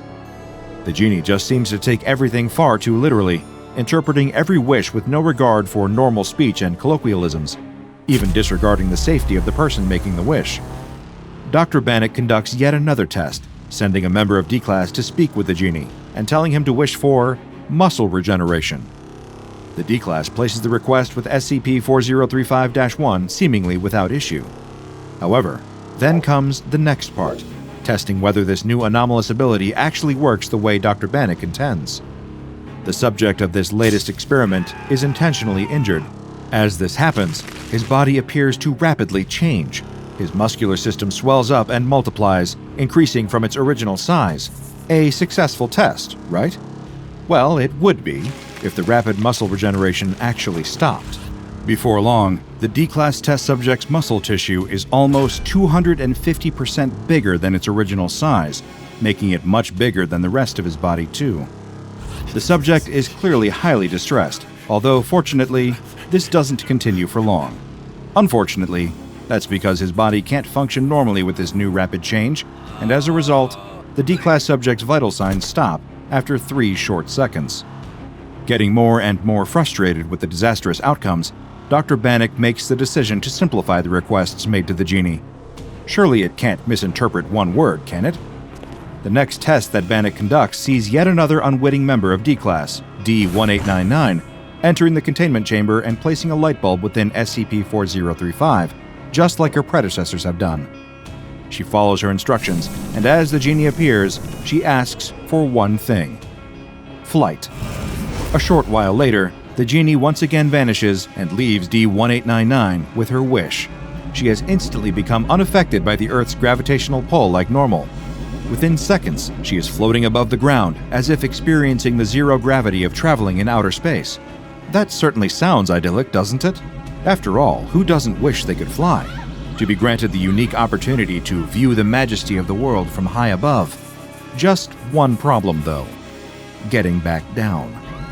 D-1899 quickly realizes, as does an agitated Dr. Bannock, that she isn't in control of her newfound flying abilities. She can't alter her direction or return back down to ground level at will. She's stuck, floating in the air, only able to affect her trajectory by propelling herself off of solid structures. The results of SCP-4035 tests continue to be somewhat undesirable, to say the least. An interaction with the Genie that begins with the phrase, hey man, causes the D-Class who spoke to be suddenly replaced with a crude scarecrow. When another subject makes a wish for a new life, they die almost instantly, only for moments later, one of the Foundation's researchers to suddenly give birth to a baby with identical genetic makeup to the now deceased D-Class. Another test sees a member of D-Class personnel enter the containment chamber with the instruction to wish for whatever they can think of. Put on the spot, they're unsure what to request when the Genie appears, and instead, they only offer up the response, I don't know. Moments later, the subject falls into a catatonic state and eventually passes away. An autopsy of the subject's body reveals that their hippocampus has been removed. Thanks to the Genie, they literally didn't know anything. Further testing with SCP-4035 is later carried out. However, it should be noted that the next instance of a recorded experiment with the Genie isn't one that was authorized by the SCP Foundation. Rather, hearing that there was a Genie being tested, junior researcher Jacobson decides to try and make his ultimate wish come true. He's never been all that lucky in love, and it's left the young Foundation researcher with a little insecurity. Nothing that a visit to SCP-4035-1 can't fix, surely. Despite not being authorized to use SCP-4035, junior researcher Jacobson approaches the lamp within its containment chamber. He then repeats the process to make SCP-4035-1 appear, and then requests that the Genie grant his wish. Make me more attractive? In an ideal world, this scenario wraps up with junior researcher Jacobson becoming more handsome by conventional standards, perhaps even improving his sense of insecurity as a result. But by now, you can probably guess, that isn't what happens at all. Instead, being as literal as ever, the Genie grants the young researcher's wish and makes him more attractive. Seconds later, as soon as the Genie has demanifested, Jacobson is suddenly flung across the containment chamber and smacked sharply against the solid wall. The sheer force of the impact gives the junior researcher a severe spinal fracture. Of course, this catches the attention of Foundation security, who bring junior researcher Jacobson to the on-site medical center. There, he is given a full analysis, and this reveals the extent of just how attractive the Genie has made him.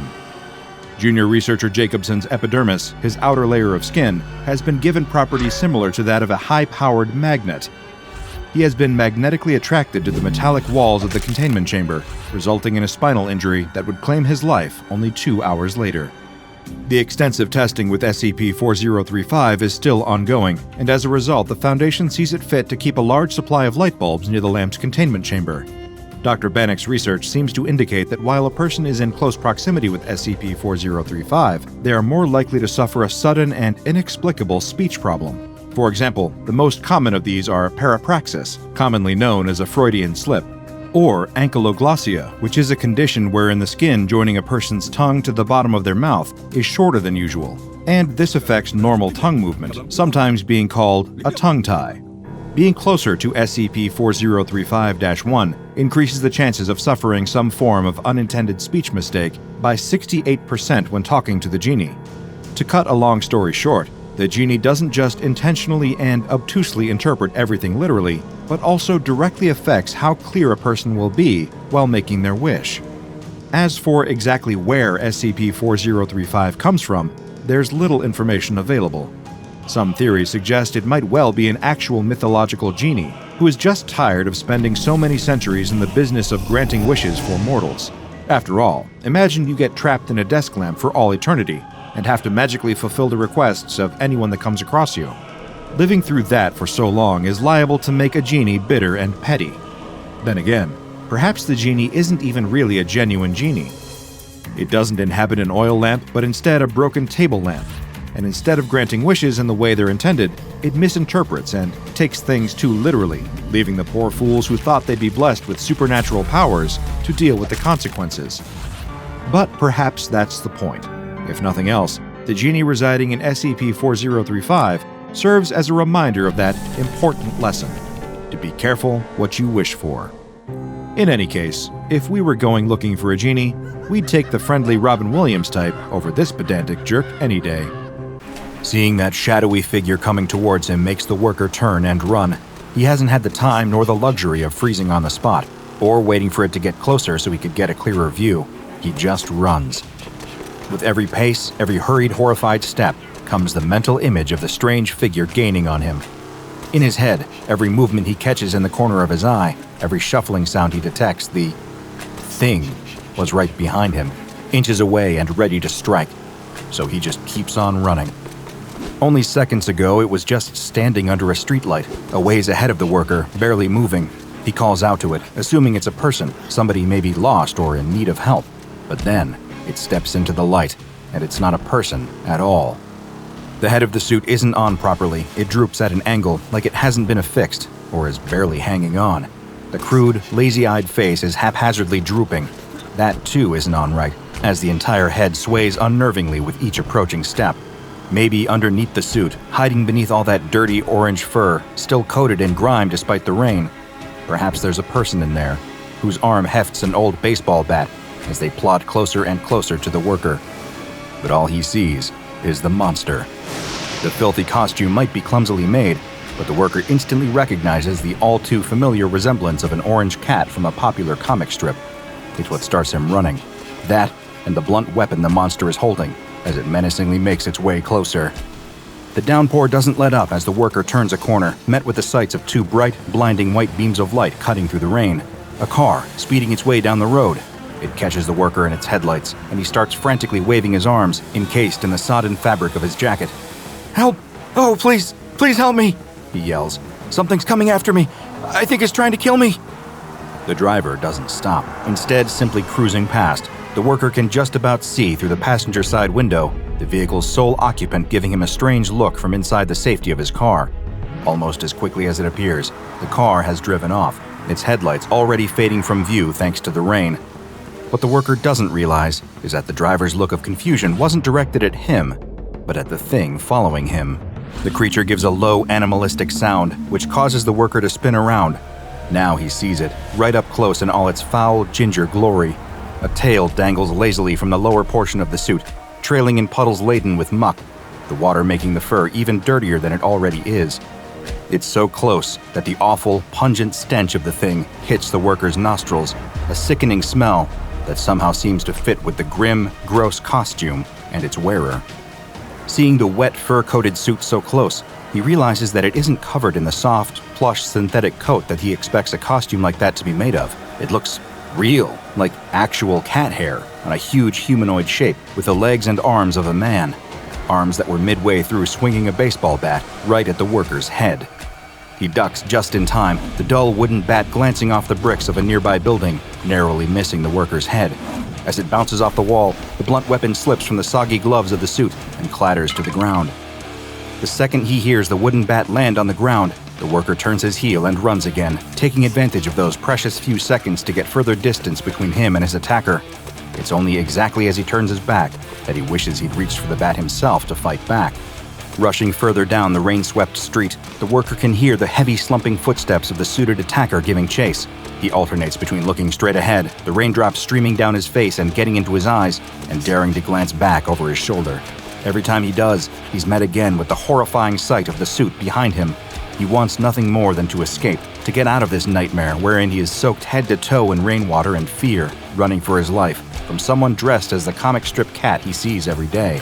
But as strong as his will to escape is, he can't bear to let the fur-suited pursuer out of his sight for even a second. If he can't see it, then it might be anywhere. At least looking told him that it was still right behind him, bearing down on the worker with its bat now firmly back in hand. The shrill noise of chain links rattling sounds behind him as the attacker in the suit starts striking a nearby fence, making the worker more and more aware that with every strike, it's getting closer. Through the relentless downpour, the worker spots a shape standing on the sidewalk just a few feet ahead. Short, stationary, something he sees every day of his life but never pays any notice to. But tonight, it might just be the thing that saves his life. A trash can. It's full, and that means heavy, and any second now, he'll be close enough to reach it. A plan forms in seconds, erupting like a fire with gasoline thrown on it. If that gasoline was pure, terrified adrenaline of being chased by someone in an orange cat costume.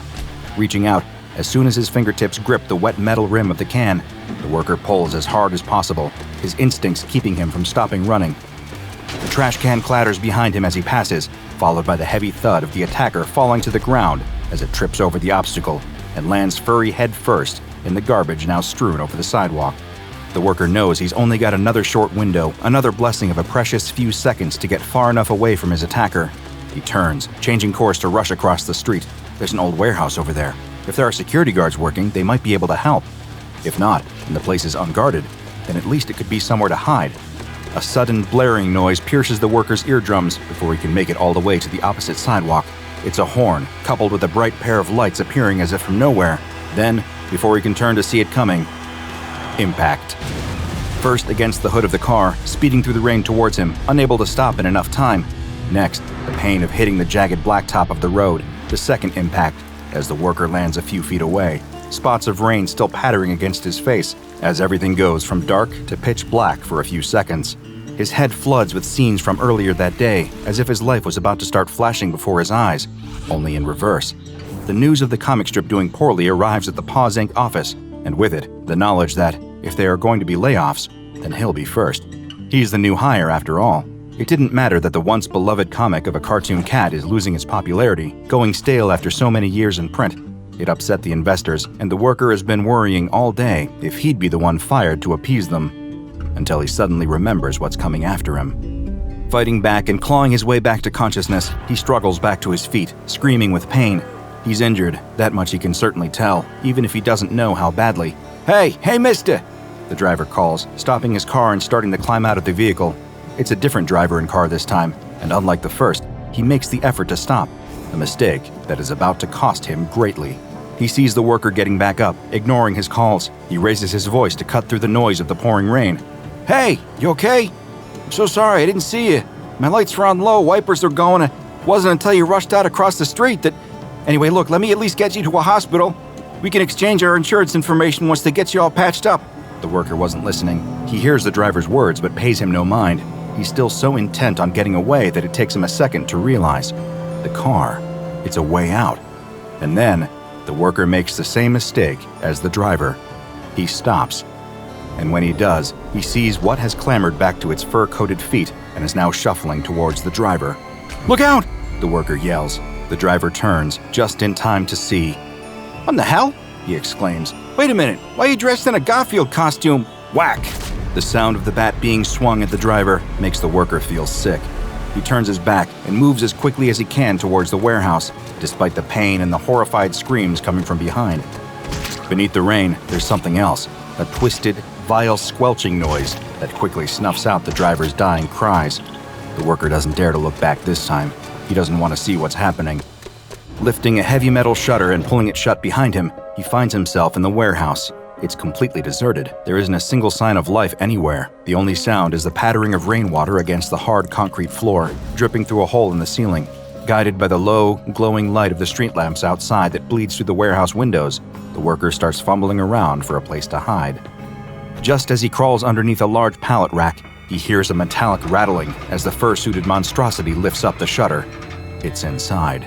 With heavy, plodding steps in its suit, it paces up and down the aisles of discarded shelving.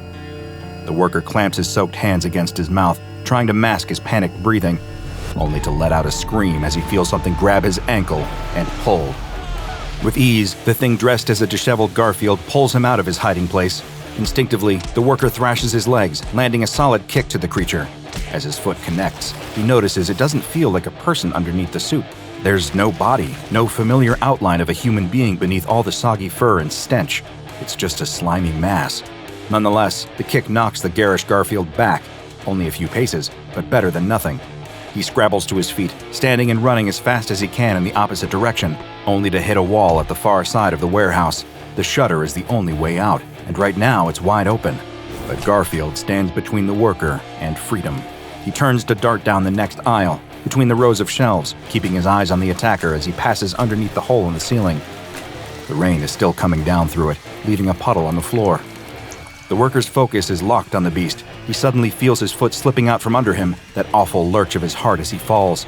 The puddle. He slipped on it and come crashing down to the ground. The force of the concrete striking his back knocks all the breath from his lungs. Everything is spinning in a nauseating mix of pain, disorientation, and terror. Above, through the unrepaired ceiling, drops of rain come pouring down on him. Then, a low, agonized meow from somewhere nearby. The monster, Garfield, brings its bat swinging down and sharply connecting with the worker lying on the ground. A new surge of pain racks his body, right at the hip where the baseball bat just landed in an unforgiving blow. The worker can do nothing but scream in pain and fear. A horrible sound, like something wet tearing, fills his ears over his own cries. He remembers the sickening feeling of a slimy mass being aggressively pushed into his face.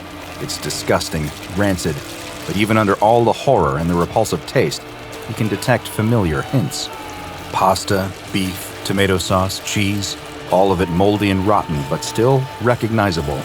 the monstrous SCP-3166 forces further fistfuls of lasagna down the worker's throat until the screaming stops. He'd always hated Mondays.